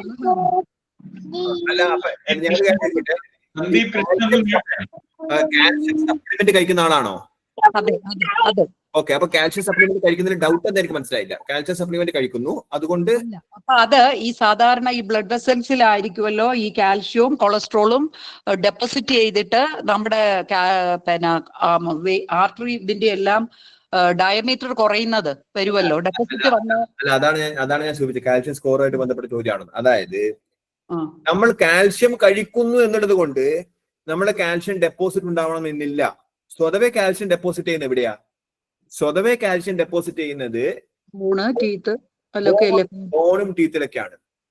എപ്പോഴാണ് കാൽഷ്യം നമ്മളുടെ ഹൃദയധമനികൾക്കകത്തും നമ്മളുടെ കുഴകളിൽ നമ്മുടെ രക്തക്കുഴലിന്റെ ചുമരിലും ഇത് ഡെപ്പോസിറ്റ് ചെയ്യുന്നത്? അതായത് നമ്മൾ കാൽഷ്യം സ്കോർ വർദ്ധിക്കാനുള്ള ചാൻസ് എപ്പോഴാണ് ഉണ്ടാവുക? നമ്മളുടെ ശരീരത്തിൽ 2 പ്രധാനപ്പെട്ട ധാതുക്കളുടെ കുറവുണ്ടാകുക. അത് ഏതൊക്കെയാണ്? വൈറ്റമിൻ D3, K2, ഈ 2 സാധനം. അതുകൊണ്ട് തന്നെ കാൽഷ്യം സപ്ലിമെന്റ് കഴിക്കുന്നുണ്ടെങ്കിലും ഇല്ലെങ്കിലും നിങ്ങൾക്ക് അങ്ങനെ ഒരു സാധനം അപ്പൊ നിങ്ങളുടെ ശരീരത്തിനകത്ത് കാൽഷ്യം സ്കോർ എത്രയാണെന്ന് അറിയണമെങ്കിൽ എന്താ, അതിനൊരു പരിപാടിയുണ്ട്. CT ആൻജിയോഗ്രാം എടുക്കണം. അത് വില കൂടിയ സാധനമാണ്. ആവശ്യമുണ്ടെങ്കിൽ മാത്രം എടുത്താൽ മതി. അങ്ങനെ എടുത്തു കഴിഞ്ഞാൽ നമ്മുടെ കാൽഷ്യം സ്കോർ അറിയാൻ പറ്റും. ഇപ്പൊ കാൽഷ്യം സ്കോർ 100-ൽ കൂടുതലാണെങ്കിൽ നമുക്ക് റിസ്ക് കൂടുതലാണ്. നമ്മുടെ ഹൈ റിസ്ക് കാറ്റഗറി പെടുന്ന. പക്ഷെ ഹൈ റിസ്ക് കാറ്റഗറി പെടുന്ന 100-ൽ കൂടുതൽ വെച്ചാൽ എല്ലാവർക്കും വലിയ പ്രശ്നം ഉണ്ടാവുന്നില്ല. ഇപ്പം മറ്റേ ട്രംപിൻ്റെത് 800-900 എത്ര നാളായി അവരെ അറിയില്ല, അല്ല പറയുന്നത്. അപ്പം അതുകൊണ്ട് നമുക്ക് അങ്ങനെ ഇതാക്കാൻ വേണ്ടി പറ്റില്ല. പക്ഷേ കാൽഷ്യം സ്കോർ കാൽഷ്യം സ്കോർ കുറയ്ക്കാൻ വേണ്ടി, അതായത് നമ്മൾ ഈ പറയുന്ന പോലെ കാൽഷ്യം സ്കോർ അതേ നിലയിൽ നിർത്താൻ വേണ്ടി നമ്മളുടെ ഇപ്പൊ വാസ്കുലൈറ്റിസ് ഉണ്ടെങ്കിൽ നമ്മൾ ചെയ്യേണ്ട കാര്യം എന്താ പറഞ്ഞു കഴിഞ്ഞാൽ വൈറ്റമിൻ D3യുടെയും വൈറ്റമിൻ K2വിന്റെയും പറ്റുമെങ്കിൽ സിങ്കിന്റെയും സപ്ലിമെന്റ് ചെയ്യുക എന്നുള്ള. ഇങ്ങനെ vitamin K3, vitamin K2, vitamin D3യും സപ്ലിമെന്റ് ചെയ്യുമ്പോൾ നമ്മളുടെ കാൽഷ്യം അത് ബോണിൽ തന്നെ ഡെപ്പോസിറ്റ് ആവും. അത് ധമനികൾ ഡെപ്പോസിറ്റ് ആവില്ല എന്നുള്ളതാണ് കാര്യം.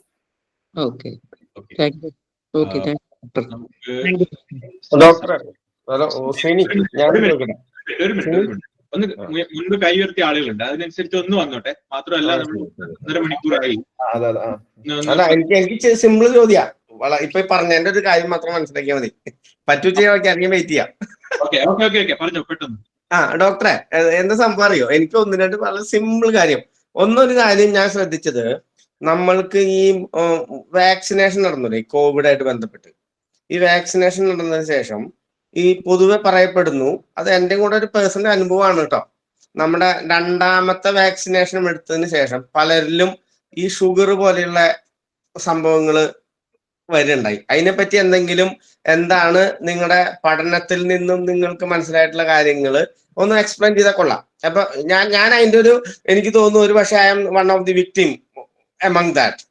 അപ്പൊ എനിക്ക് തോന്നുന്നു ഒരു പക്ഷെ അതൊരു കാര്യം. അടുത്ത് നമ്മളിപ്പോ നേരത്തെ ഡോക്ടർ സംസാരിച്ച ഒരു ചെറിയ കാര്യം ഉണ്ടല്ലോ, ഇപ്പൊ നമ്മള് ഫ്രിഡ്ജിൽ ചോറ് വെച്ചെടുത്ത് പിന്നെ അതാക്കി കഴിച്ചാൽ കുഴപ്പമില്ല. അത് ഇപ്പൊ താങ്കൾ പറഞ്ഞൊന്നല്ല ഞാൻ പറഞ്ഞത്, അത് ഇത്തിരി അതിന്റെ ഡൈല്യൂട്ട് ആകുന്നു, അതുകൊണ്ടുള്ള ഉപദ്രവം ഡൈല്യൂട്ട് ആകുന്നു എന്ന് പറയുന്നു. അതുകൂടെ ഞാൻ പിന്നെ പല സ്ഥലങ്ങളിലും ഇങ്ങനെ വായിച്ചു, ഇങ്ങനെ നമ്മളിങ്ങനെ പഴങ്കഞ്ഞി ഉണ്ടാക്കുക, ഇപ്പൊ നമ്മുടെ നാട്ടിലെ പണ്ടത്തെ രീതി. അപ്പൊ എന്നിട്ട് അതിന് ശേഷം അത് കഴിക്കുന്നത് വളരെ ആരോഗ്യകരമാണ്.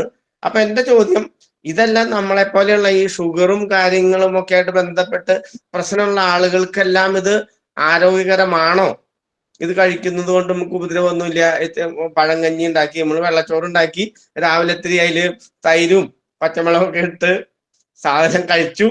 അതുകൊണ്ട് പ്രത്യേകിച്ച് ഉപദ്രവമൊന്നും ഉണ്ടാവില്ല. പ്രത്യേകിച്ച് ഡൽഹിയിലെ അറ്റ്മോസ്ഫിയറും ഇപ്പൊ നിങ്ങൾ ഇവിടുത്തെ കാര്യങ്ങൾ മനസ്സിലാവാൻ പോണല്ലേ ഉള്ളൂ, ചൂടും കാര്യങ്ങളൊക്കെ. അപ്പൊ അതെന്തായിരിക്കും എന്നൊന്ന് പറഞ്ഞാല് സന്തോഷമാവും. ലേറ്റ് ആയിട്ട് ജോയിൻ ചോദിച്ചതുകൊണ്ട് ഈ കാര്യം നമ്മൾ നേരത്തെ സംസാരിച്ചാണ്. അത് പോട്ടെ. അപ്പം എന്നിരുന്നാലും അത് ഇതാക്കാം. അപ്പോ ഈ വാക്സിന്റെ കാര്യം വെച്ചാൽ വാക്സിൻ വാസ്കുലൈറ്റിസോ വാക്സിൻ ഡയബറ്റീസോ അതൊന്നും ഉണ്ടാക്കില്ല. അതേസമയം കോവിഡ് വന്നവരില് ഈ വാസ്കുലൈറ്റിസ് ഉണ്ടാവാനുള്ള ചാൻസ് പോലെ തന്നെ ഡയബറ്റീസ് ഉണ്ടാവാനുള്ള ചാൻസും പല കാരണങ്ങൾ കൊണ്ട് കൂടുതലാണ്. അത് അതില് ഈ പറഞ്ഞ പോലെ പല ഘടകങ്ങളും അതിനകത്ത് കുറച്ച് സ്റ്റഡീസ് വരുന്നത് വെച്ചാൽ ഡയബറ്റീസിനെ സംബന്ധിച്ച് അങ്ങനെ ഒരു കാര്യമായിട്ട് നമുക്കൊരു കൺക്ലൂസീവ് ആയിട്ടുള്ള സ്റ്റഡി ഇല്ല. അതേസമയം ഹാർട്ട് അറ്റാക്കിനെ സംബന്ധിച്ചും വാസ്കുലൈറ്റിസിനെ സംബന്ധിച്ചും ഉണ്ട് എന്നുള്ളതാണ്. അതായത് കോവിഡ് വന്നവരിൽ, വാക്സിൻ എടുത്തവരിലല്ല, കോവിഡ് വന്നവരിൽ. എന്തുകൊണ്ടാണ് വാക്സിൻ എടുത്തവരിൽ ഇല്ലാത്തതെന്നും കോവിഡ് വന്നവരിൽ ഉണ്ടാവുന്നത് നേരത്തെ വിശദീകരിച്ചിട്ടുണ്ടായത്. കാരണം വാസ്കുലൈറ്റിസ് ഉണ്ടാവാനുള്ള ചാൻസ് അതിലാണ് കൂടുതൽ നിന്നുകൊണ്ട്. പിന്നെ ഈ ഫ്രിഡ്ജിൽ വെച്ചതും പഴങ്കഞ്ഞിയും കഴിച്ചാൽ കുഴപ്പമില്ലാന്ന് ഞാൻ പറഞ്ഞില്ല കേട്ടോ. ഞാൻ പറഞ്ഞത് ഫ്രിഡ്ജിൽ വെച്ച ചോറിന് സാധാരണ ചോറിനേക്കാളും ഷുഗർ റൈസ് ചെയ്യാനുള്ള വേഗത കുറയും. കാരണം അത് കോംപ്ലക്സ് സ്റ്റാർച്ച് ആണ്. അതുകൊണ്ട് നമ്മൾ ഒരു കപ്പ് ചോറ് കഴിക്കുന്നതും ഒരു കപ്പ് ചോറ് ഫ്രിഡ്ജിൽ വെച്ച് ഓവർനൈറ്റ് വെച്ച് കഴിക്കുന്നതും തമ്മിൽ, ഫ്രിഡ്ജിൽ വെച്ച് കഴിക്കുന്നതിന് ഗ്ലൂക്കോസ് സ്പൈക്ക് ഉണ്ടാക്കാനുള്ള ചാൻസ് മറ്റതിനേക്കാളും കുറവാണ്. എന്ന് വെച്ചാൽ ഇങ്ങനെ പോകുന്നതിന് പകരം ഇങ്ങനെ പോകും എന്നുള്ളതാണ് അതിൽ കാര്യം. സ്പൈക്ക് ഉണ്ടാക്കാനുള്ള ചാൻസ് കുറയും. അത് ചില പഠനങ്ങൾ സൂചിപ്പിക്കുന്നു എന്നുള്ളതാണ് ഉദ്ദേശിച്ചത്. ഇനി ഇത് ഷുഗർ ഉള്ളവർ കഴിക്കാമോ? അവിടെയാണ് ചോദ്യം. ഷുഗർ ഉണ്ടാകുമ്പോൾ അത് എങ്ങനെ നിയന്ത്രിച്ച് നിർത്തുന്നു എന്നനുസരിച്ചിരിക്കും. ഇപ്പൊ നമ്മളുടെ ഒരു ഇപ്പം ഡയബറ്റിക് നമ്മളുടെ HbA1c നമ്മൾ നോക്കി. HbA1c നോക്കിയതിന് ശേഷം നമ്മൾ കാണുന്നത് ഒരു നോർമൽ റേഞ്ച്, ഒരു 5.7 നിൽക്കാന്ന് വിചാരിച്ചോ. അതാണെങ്കിൽ കഴിക്കാം. എന്ത് കഴിക്കാം? അത് നിയന്ത്രിച്ച് നിർത്തിക്കൊണ്ടുള്ള സാധനമാണ് എന്നുള്ള കാര്യം നമ്മൾ നിയന്ത്രിക്കുക എന്നുള്ളതാണ് ഏറ്റവും പ്രധാനപ്പെട്ട കാര്യം. ഡയബറ്റിസ് ത്രഷോൾഡ് ഇപ്പൊ HbA1c നോക്കുമ്പോൾ 6.5 അല്ലെങ്കിൽ കൂടുതലോ ആണ് എന്ന് പറയുകയാണെങ്കിൽ നമുക്കത് നിയന്ത്രണം അത്ര ശക്തമല്ല എന്നുള്ളതാണ് മനസ്സിലാക്കേണ്ടത്. ഞാൻ ഇത് വളരെ കൃത്യമായിട്ടുള്ളൊരു ഡെലിക്കേറ്റ് ബാലൻസ് ആണ് ഈ ഷുഗർ എന്നുള്ള പറഞ്ഞ സാധനം. അത് നോക്കാൻ വേണ്ടി നമ്മുടെ 3 മാസത്തെ കണക്കാണ് HbA1c. ഈ 3 മാസത്തെ കണക്കിന്റെ ഇടയിൽ നമ്മൾ എത്ര നിയന്ത്രിക്കുന്നു? നമ്മൾ നിയന്ത്രിച്ചിരിക്കുമ്പോൾ ഇതാ 5.7 അകത്ത് നമ്മൾ നിയന്ത്രിച്ച് നിർത്തുന്നുണ്ട്. അതനുസരിച്ചുള്ള ഭക്ഷണങ്ങൾ നമുക്ക് കഴിക്കാം. ഷുഗർ പൂർണ്ണമായിട്ട് നമുക്ക് ഒഴിവാക്കാൻ വേണ്ടി സാധിക്കുന്നു. ഷുഗർ എന്ന് വെച്ചാൽ ഞാൻ ഉദ്ദേശിച്ച പഞ്ചസാരയല്ല, ഭക്ഷണത്തിൽ വരുന്ന എല്ലാ തരത്തിലുള്ള ഷുഗറുകളും പൂർണ്ണമായും നമുക്ക് ഒഴിവാക്കാൻ സാധിച്ചു എന്ന് വരില്ല. അതിന് പകരം നമുക്ക് ചെയ്യാവുന്ന കാര്യം എന്ന് പറഞ്ഞു കഴിഞ്ഞാൽ അതിനെ നിയന്ത്രിച്ച് നിർത്തുക.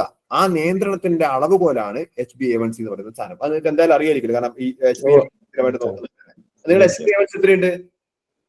എന്റെ ചില പ്രാവശ്യം 10 പോയി, പിന്നെ 7 ഞാൻ അഡ്ജസ്റ്റ് ചെയ്തപ്പോ 10 പോയിട്ടാണ് ഞാൻ ഈ മരുന്ന് കഴിക്കാൻ തുടങ്ങിയത്.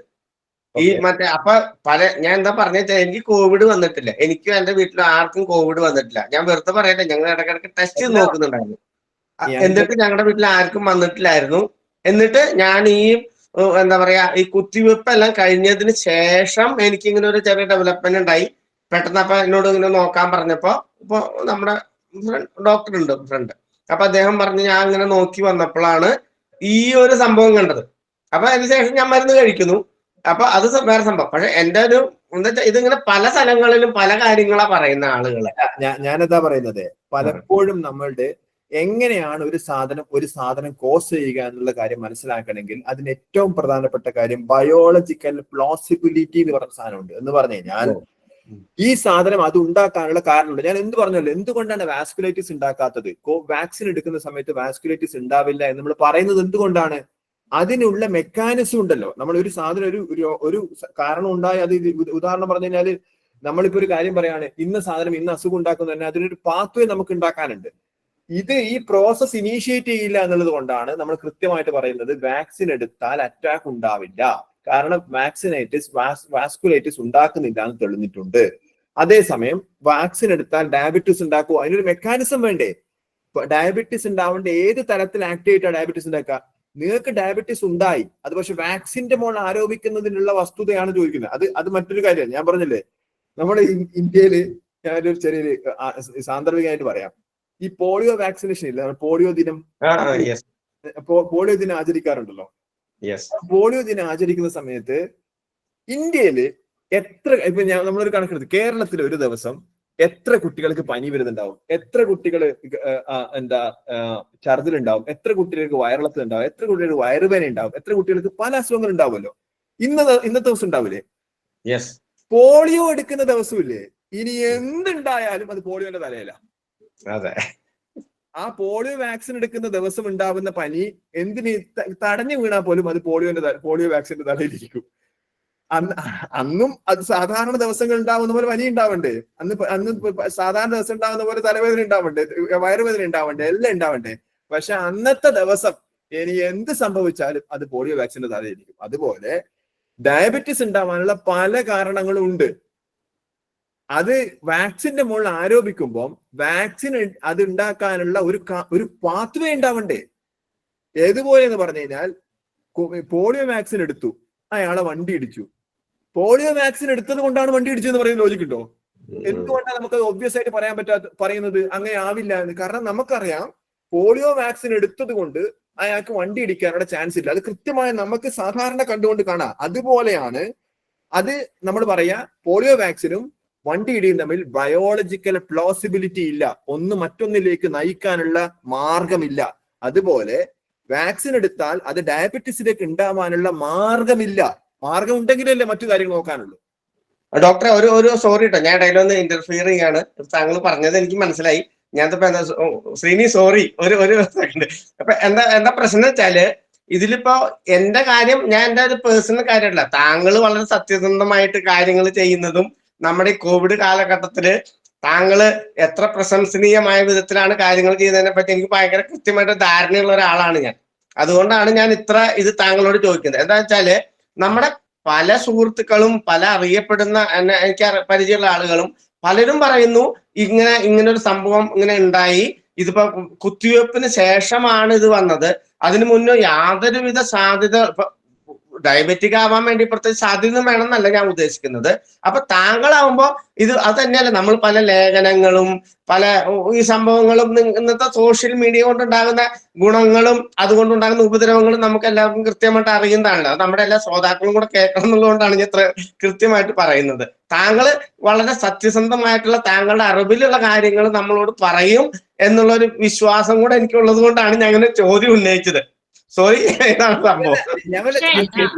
അതിനോടനുബന്ധിച്ച് ഒരു കാര്യം കൂടി ഞാൻ പറഞ്ഞോട്ടെ ഡോക്ടറെ. അതായത് ഒരു കാര്യം ചോദിച്ചു, അതായത് ഞാൻ പൂർണ്ണമായി പറഞ്ഞില്ല. അതായത് നമുക്കുണ്ടാവുന്ന ആശങ്കകള് അത് ചോദിക്കാനേ വേണം, അതിന് സംശയമൊന്നുമില്ല. ആ ആശങ്കകള് അതായത് അത് പരിശോധനയിൽ എന്താണ് എന്നുള്ളതാണ് ഞാൻ പറയുന്നത്. ഇപ്പൊ എനിക്ക് തോന്നുന്നു എന്ന് വിചാരിച്ചു. ഇപ്പൊ എനിക്കിപ്പോ തോന്നുന്നുണ്ട്, എന്നോട് ചോദിക്കുകയാണ് നിങ്ങൾ കുറെ കേസുകൾ ഡയബറ്റീസ് അതിന് ശേഷം കണ്ടിട്ടുണ്ടോ, കുറെ ആളുകൾ അറിയുമെന്ന് ചോദിച്ചാൽ ഞാൻ അറിയുമെന്ന് പറഞ്ഞാൽ പോലും ഇതിനെങ്ങനെയാ ടെസ്റ്റ് ചെയ്യുക? അതിന് ശാസ്ത്രീയമായിട്ട് ഇപ്പൊ ഞാൻ പറഞ്ഞല്ലോ, ഈ ഹൃദയാഘാതം ഉണ്ടാക്കാൻ, കോവിഡ് മൂലം ഹൃദയാഘാതം ഉണ്ടാക്കാനുള്ള സാധ്യത വഴികൾ ഇതാണ് എന്ന് കൃത്യമായ പഠനങ്ങൾ എന്റെ മുന്നിൽ വരുന്നത് വരെ എനിക്ക് പറയാൻ സാധിക്കുക കോവിഡ് ഹൃദയാഘാതം ഉണ്ടാക്കാനുള്ള ചാൻസ് വർദ്ധിച്ചതായിട്ട് പഠനമില്ല എന്ന് പറയും. അതുപോലെ കോവിഡ് ഡയബറ്റീസ് ഉണ്ടാക്കാനുള്ള കാര്യമുണ്ടോ ചോദിച്ചാൽ ഞാൻ നേരത്തെ സൂചിപ്പിച്ച പോലെ ഹൃദയാഘാതം ഉണ്ടാക്കാൻ സാധ്യതയുള്ള മാർഗം വാസ്കുലൈറ്റിസും ഡിസമിനേറ്റഡ് ഇൻട്രാവാസ്കുലർ കോഗുലേഷന്റെയും പാത്വേ കണ്ടെത്തിയ പോലെ കോവിഡ് ഡയബറ്റീസ് ഉണ്ടാക്കാനുള്ള സാധ്യത വളരെ വിരളമായിട്ട് വളരെ കൃത്യം വളരെ നോൺ കൺക്ലൂസീവ് ആയിട്ടുള്ള കുറച്ച് സ്റ്റഡീസ് മാത്രമേ ഉള്ളൂ. വാക്സിൻ ഇത് ഉണ്ടാക്കോ, ഹാർട്ട് അറ്റാക്ക് ഉണ്ടാക്കുമോ, വാക്സിൻ ഇത് ഉണ്ടാക്കുമോ എന്ന് വെച്ച് കഴിഞ്ഞാൽ ഇതിന് രണ്ടിനുമുള്ള പോസിബിലിറ്റി, അതായത് ഈ വാക്സിൻ ചെയ്യുന്ന മാർഗമില്ലേ, വാക്സിൻ ഉണ്ടാക്കുന്ന ഒരു ഇഫക്റ്റ് ഇല്ലേ, ആ ഇഫക്റ്റ് ഇതിന് പര്യാപ്തമല്ല എന്നുള്ളതാണ്. നമുക്കൊരു സാധനം ഉണ്ടാക്കണമെങ്കിൽ അതിന് പര്യാപ്തമായിട്ടുള്ളൊരു മാറ്റം ശരീരത്തിൽ ഉണ്ടാവണമല്ലോ. വാക്സിൻ ഉണ്ടാക്കുന്ന മാറ്റം, വാക്സിൻ ഉണ്ടാക്കുന്ന ആ കാര്യം, വാക്സിൻ ഉണ്ടാക്കുന്ന ആന്റിബോഡി ഡെവലപ്മെന്റ് എന്നുള്ള സാധനം, അത് ഇതുണ്ടാക്കാനുള്ള പ്രശ്നങ്ങൾ ഉണ്ടാക്കാൻ മാത്രം പര്യാപ്തമല്ല എന്നുള്ളതാണ് നിലവിലുള്ള തെളിവുകൾ. ഇനി അല്ല നാളെ വേറൊരു പഠനം വരികയാണെങ്കിൽ ഈ പറഞ്ഞതൊന്നും നമ്മുടെ മുമ്പിലുള്ള പഠനങ്ങളാണ് ഇതിന് ഏറ്റവും പ്രധാനപ്പെട്ട കാര്യം. ഈ ആധുനിക വൈദ്യശാസ്ത്രവും മറ്റ് ശാസ്ത്രങ്ങളും നമ്മൾ ഏറ്റവും അടിസ്ഥാനപരമായ കാര്യം എന്ന് പറഞ്ഞു കഴിഞ്ഞാൽ ഏത് ആധുനിക ശാസ്ത്രവും മറ്റ് ശാസ്ത്രങ്ങളുടെ വ്യത്യാസം വെച്ചാൽ ഫാൾസിഫയബിലിറ്റി എന്ന സാധനമാണ്. എന്ന് പറഞ്ഞു കഴിഞ്ഞാൽ ഇന്നുള്ള തെളിവുകളെ നാളെയുള്ള മറ്റൊരു തെളിവ് കൊണ്ട് നിഷേധിക്കാൻ പറ്റും എന്നുള്ളതാണ്. ഒരു കാലത്ത് നമ്മൾ അറിഞ്ഞുകൊണ്ടിരിക്കുന്ന കാര്യമല്ല മറ്റൊരു കാലത്ത് നമുക്ക് മനസ്സിലാക്കുന്നത്. നിലവിലുള്ള തെളിവുകൾ അനുസരിച്ച് ഇതുവരെയുള്ള പഠനങ്ങൾ അനുസരിച്ച് വാക്സിനുകളുടെ മുകളിൽ ഡയബറ്റിസ് ഉണ്ടാക്കുന്നുണ്ടോ, വാക്സിനുകളുടെ മുകളിൽ ഇതുണ്ടാക്കുന്നുണ്ടോ എന്ന് വെച്ച് കഴിഞ്ഞാൽ അതിന് പഠനങ്ങൾ നടത്തിയിട്ടുണ്ട്. ആ നടത്തിയ പഠനങ്ങളെല്ലാം പറയുന്നത് വാക്സിൻ അങ്ങനെ ഉണ്ടാക്കാനുള്ള സാധ്യതയില്ല. കാരണം അതിന് മാത്രമായിട്ട് പര്യാപ്തമായിട്ടുള്ള വ്യത്യാസങ്ങൾ ശരീരത്തിൽ ഉണ്ടാക്കുന്നില്ല എന്നുള്ളത്. Thank you very much. ഇനി ചോദ്യങ്ങൾ മാത്രമായിട്ട് ചുരുക്കണേ. ഇനി പറയുന്നവര് കൈ ഉയർത്തി ദീപ എന്തോ ഇടയ്ക്ക് പറയുന്നില്ല. ചോദ്യമാണെങ്കിൽ പെട്ടെന്ന് ചോദിച്ച അവസാനം ഞാൻ പറയാൻ വന്നത് വേറൊന്നും ആയിരുന്നില്ല. എനിക്കും അഡ്വക്കേറ്റ് ജയശങ്കർ പറഞ്ഞതിനോട് വളരെയധികം യോജിക്കുന്നു എന്ന് മാത്രമേ എനിക്ക് പറയാനുള്ളൂ. കാരണം ഹാർട്ട് അറ്റാക്കിന്റെ റേറ്റും അതുപോലെ തന്നെ ഷുഗർ പേഷ്യന്റ് മറ്റ് രോഗങ്ങള് എല്ലാം തന്നെ ആ സമയത്ത് ഒത്തിരി കൂടിയിട്ടുണ്ടായിരുന്നു. അതുകൊണ്ട് എനിക്ക് ഡോക്ടർ പറഞ്ഞത് അത്ര അങ്ങോട്ട് ഡൈജസ്റ്റ് ആയില്ല എന്ന് മാത്രമേ പറയാനുള്ളൂ. കൂടിയിട്ടുണ്ടോ വെച്ചാൽ കോവിഡിന് ശേഷം കൂടിയിട്ടുണ്ട്. ഞാൻ പറഞ്ഞല്ലോ ഹാർട്ട് അറ്റാക്കിന്റെ ശേഷം കോവിഡിന് ശേഷം കൂടിയിട്ടുണ്ട്. കോവിഡ് അല്ല, ഞാൻ തിരിച്ചു ചോദിക്കാം, കോവിഡ് അല്ല കാരണം വാക്സിൻ ആണ് കാരണം എന്ന് പറയുന്നത് എന്തുകൊണ്ടാണ്? അതാണ് ഞാൻ ചോദിക്കുന്നത്. കാരണം കോവിഡ് അല്ല കാരണം വാക്സിൻ ആണ് കാരണം. എന്താണ് കോവിഡും വാക്സിനും തമ്മിൽ വ്യത്യസ്തമാക്കുന്ന സാധനം? എനിക്ക് എന്നോട് ചോദിക്കുന്നെങ്കിൽ ഞാൻ ഒറ്റ വാക്കിലാണ് ഉത്തരം പറയുന്നത്. വാക്സിൻ എടുക്കാത്തവർക്ക് ഷുഗറിന്റെ റേറ്റ് അഥവാ ഹാർട്ട് അറ്റാക്ക് അവർക്ക് അങ്ങനത്തെ പ്രശ്നങ്ങളൊന്നുമില്ല. പക്ഷെ വാക്സിൻ എടുത്തവർക്ക് ഇത് അവരെ വെച്ച് നോക്കുമ്പോൾ കമ്പാരിറ്റീവ്ലി കൂടുതലാണ് എന്നാണ് എനിക്ക് പറയാനുള്ളത്. ഞാൻ പറഞ്ഞ ഏത് പഠനം ഒരു പഠനം അത് ഈ വിഷയം പഠന വിധേയമാക്കിയിട്ടുണ്ട് എന്നുള്ളതാണ് ഞാൻ പറയുന്നത്. ഈ ചോദ്യത്തിന് പഠന വിധേയമാക്കിയിട്ടുണ്ട്.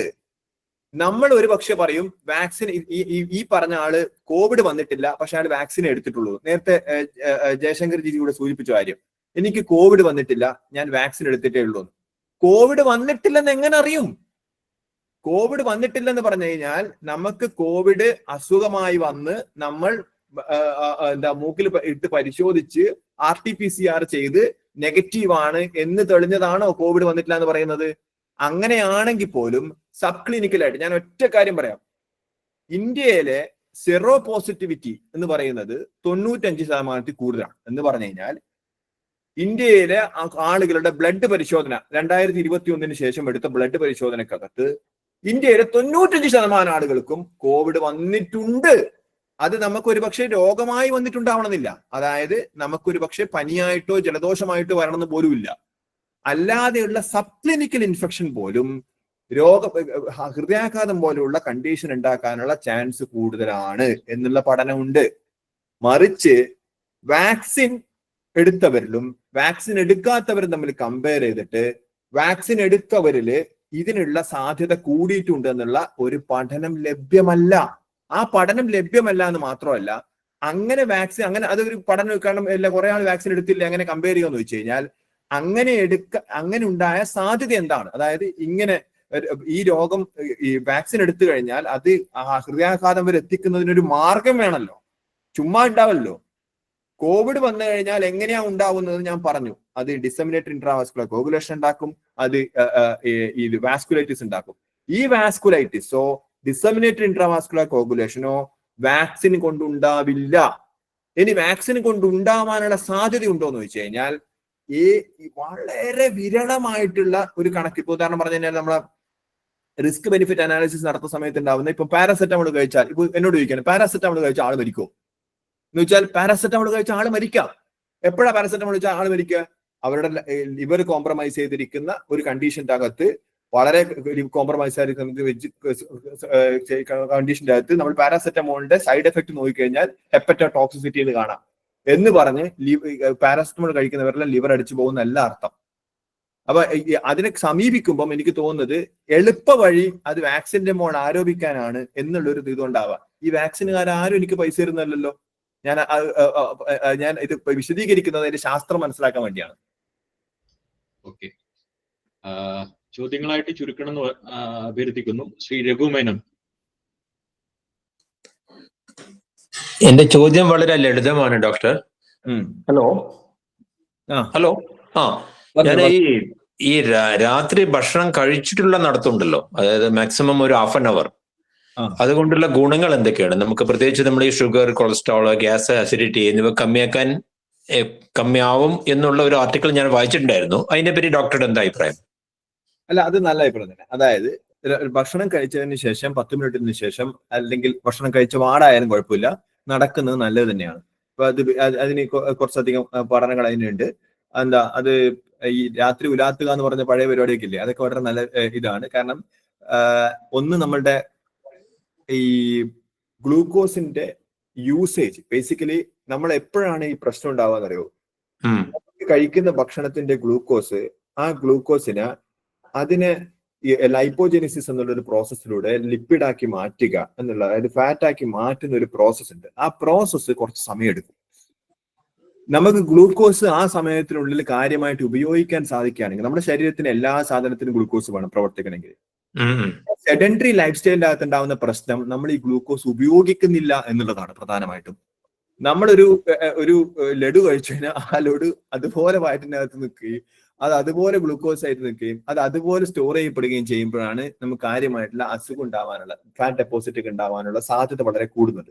അതേസമയം നമ്മൾ അതിനിണക്കായി ഉപയോഗിക്കുന്നുണ്ടെങ്കിൽ, നമ്മളിപ്പോ നടക്കുക എന്നുള്ള പ്രവർത്തനത്തിലൂടെ ചെയ്യുന്നത് ആ ഗ്ലൂക്കോസിന്റെ ഉപയോഗം ഉണ്ടാക്കുന്നു. അതിലൂടെ ഗ്ലൂക്കോസ് റെസിസ്റ്റൻസ് എന്നുള്ള കാര്യം കുറക്കുന്നു, അതായത് ഇൻസുലിൻ റെസിസ്റ്റൻസ് കുറക്കുന്നു. ഇൻസുലിൻ റെസിസ്റ്റൻസ് പറഞ്ഞാൽ ഇൻസുലിൻ നമ്മൾ ആക്ട് ചെയ്യുന്നത് പ്രധാനമായിട്ടും നമ്മുടെ മസിലുകളിലും എല്ലാറ്റിലും ഈ ഇൻസുലിന്റെ പ്രസൻസ് ഉണ്ട്.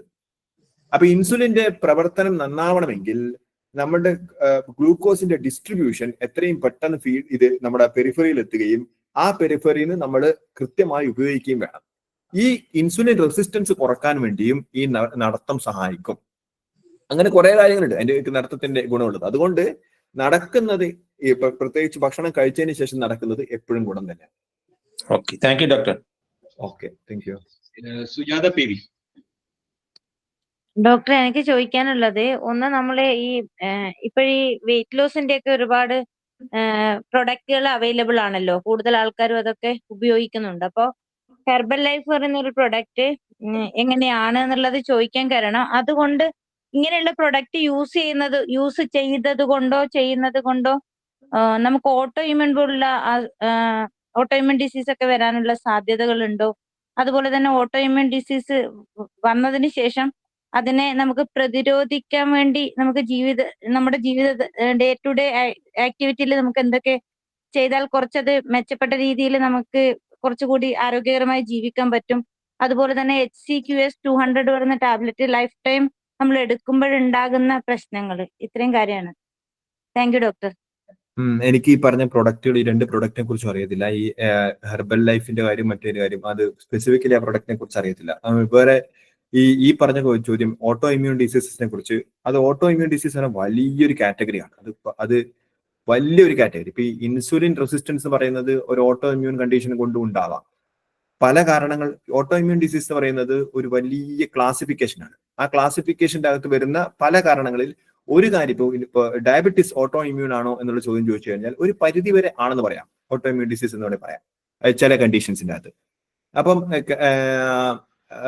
ഈ ഹെർബൽ ലൈഫ് പോലുള്ള സാധനങ്ങൾ കഴിച്ചാൽ ഓട്ടോ ഇമ്മ്യൂൺ ഡിസീസ് ഉണ്ടാവുമോ എന്ന് ചോദിച്ചു കഴിഞ്ഞാൽ അതെനിക്ക് അറിയില്ല, ഒന്നാമത്തെ കാര്യം. രണ്ടാമത്തെ കാര്യം, ഓട്ടോ ഇമ്മ്യൂൺ ഡിസീസ് അങ്ങ് ഒരു പ്രൊഡക്റ്റ് കഴിക്കുന്നത് കൊണ്ട് അങ്ങ് പെട്ടെന്ന് ഉണ്ടാവുന്ന സാധനമല്ല. അപ്പം എനിക്ക് ഈ സാധനത്തിന്റെ കമ്പോണൻസ് അറിയാത്തത് കൊണ്ട് എനിക്ക് അതിൽ കമന്റ് ചെയ്യാൻ വേണ്ടി അറിയില്ല. അതാണ് ബേസിക്കലി.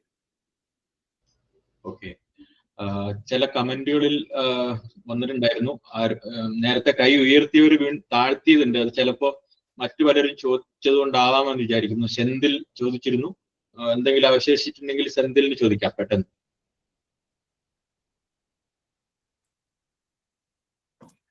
ഇതിനു മുമ്പ് ഡോക്ടർ കമന്റ് വായിക്കാൻ കഴിഞ്ഞില്ല എന്ന് പറയുന്ന ഒരു സാഹചര്യം, രാത്രി ഭക്ഷണം 7 മണിക്ക് മുൻപേ കഴിക്കണം എന്നാണ് പൊതുവെ പറയാറുള്ളത്. പക്ഷേ ഇന്നത്തെ ജോലി സമയം, മറ്റുള്ള തിരക്കുകളും കാരണം ഇത് ഒരിക്കലും നടക്കാറില്ല. അതിനെന്തെങ്കിലും പ്രതിവിധി ഉണ്ടോ എന്നാണ് ആ ഒരു കമന്റിൽ ഉണ്ടായിരുന്നത്. അല്ല, അതിൽ പ്രതിവിധി ഉണ്ടോന്ന് ചോദിച്ചു കഴിഞ്ഞാല്, നമ്മൾ ഉറപ്പിക്കേണ്ടത് മിനിമം ഒരു 12 മണിക്കൂറെങ്കിലും നമുക്ക് അതിന് റെസ്റ്റ് കൊടുക്കാന്നുള്ളതാണ്.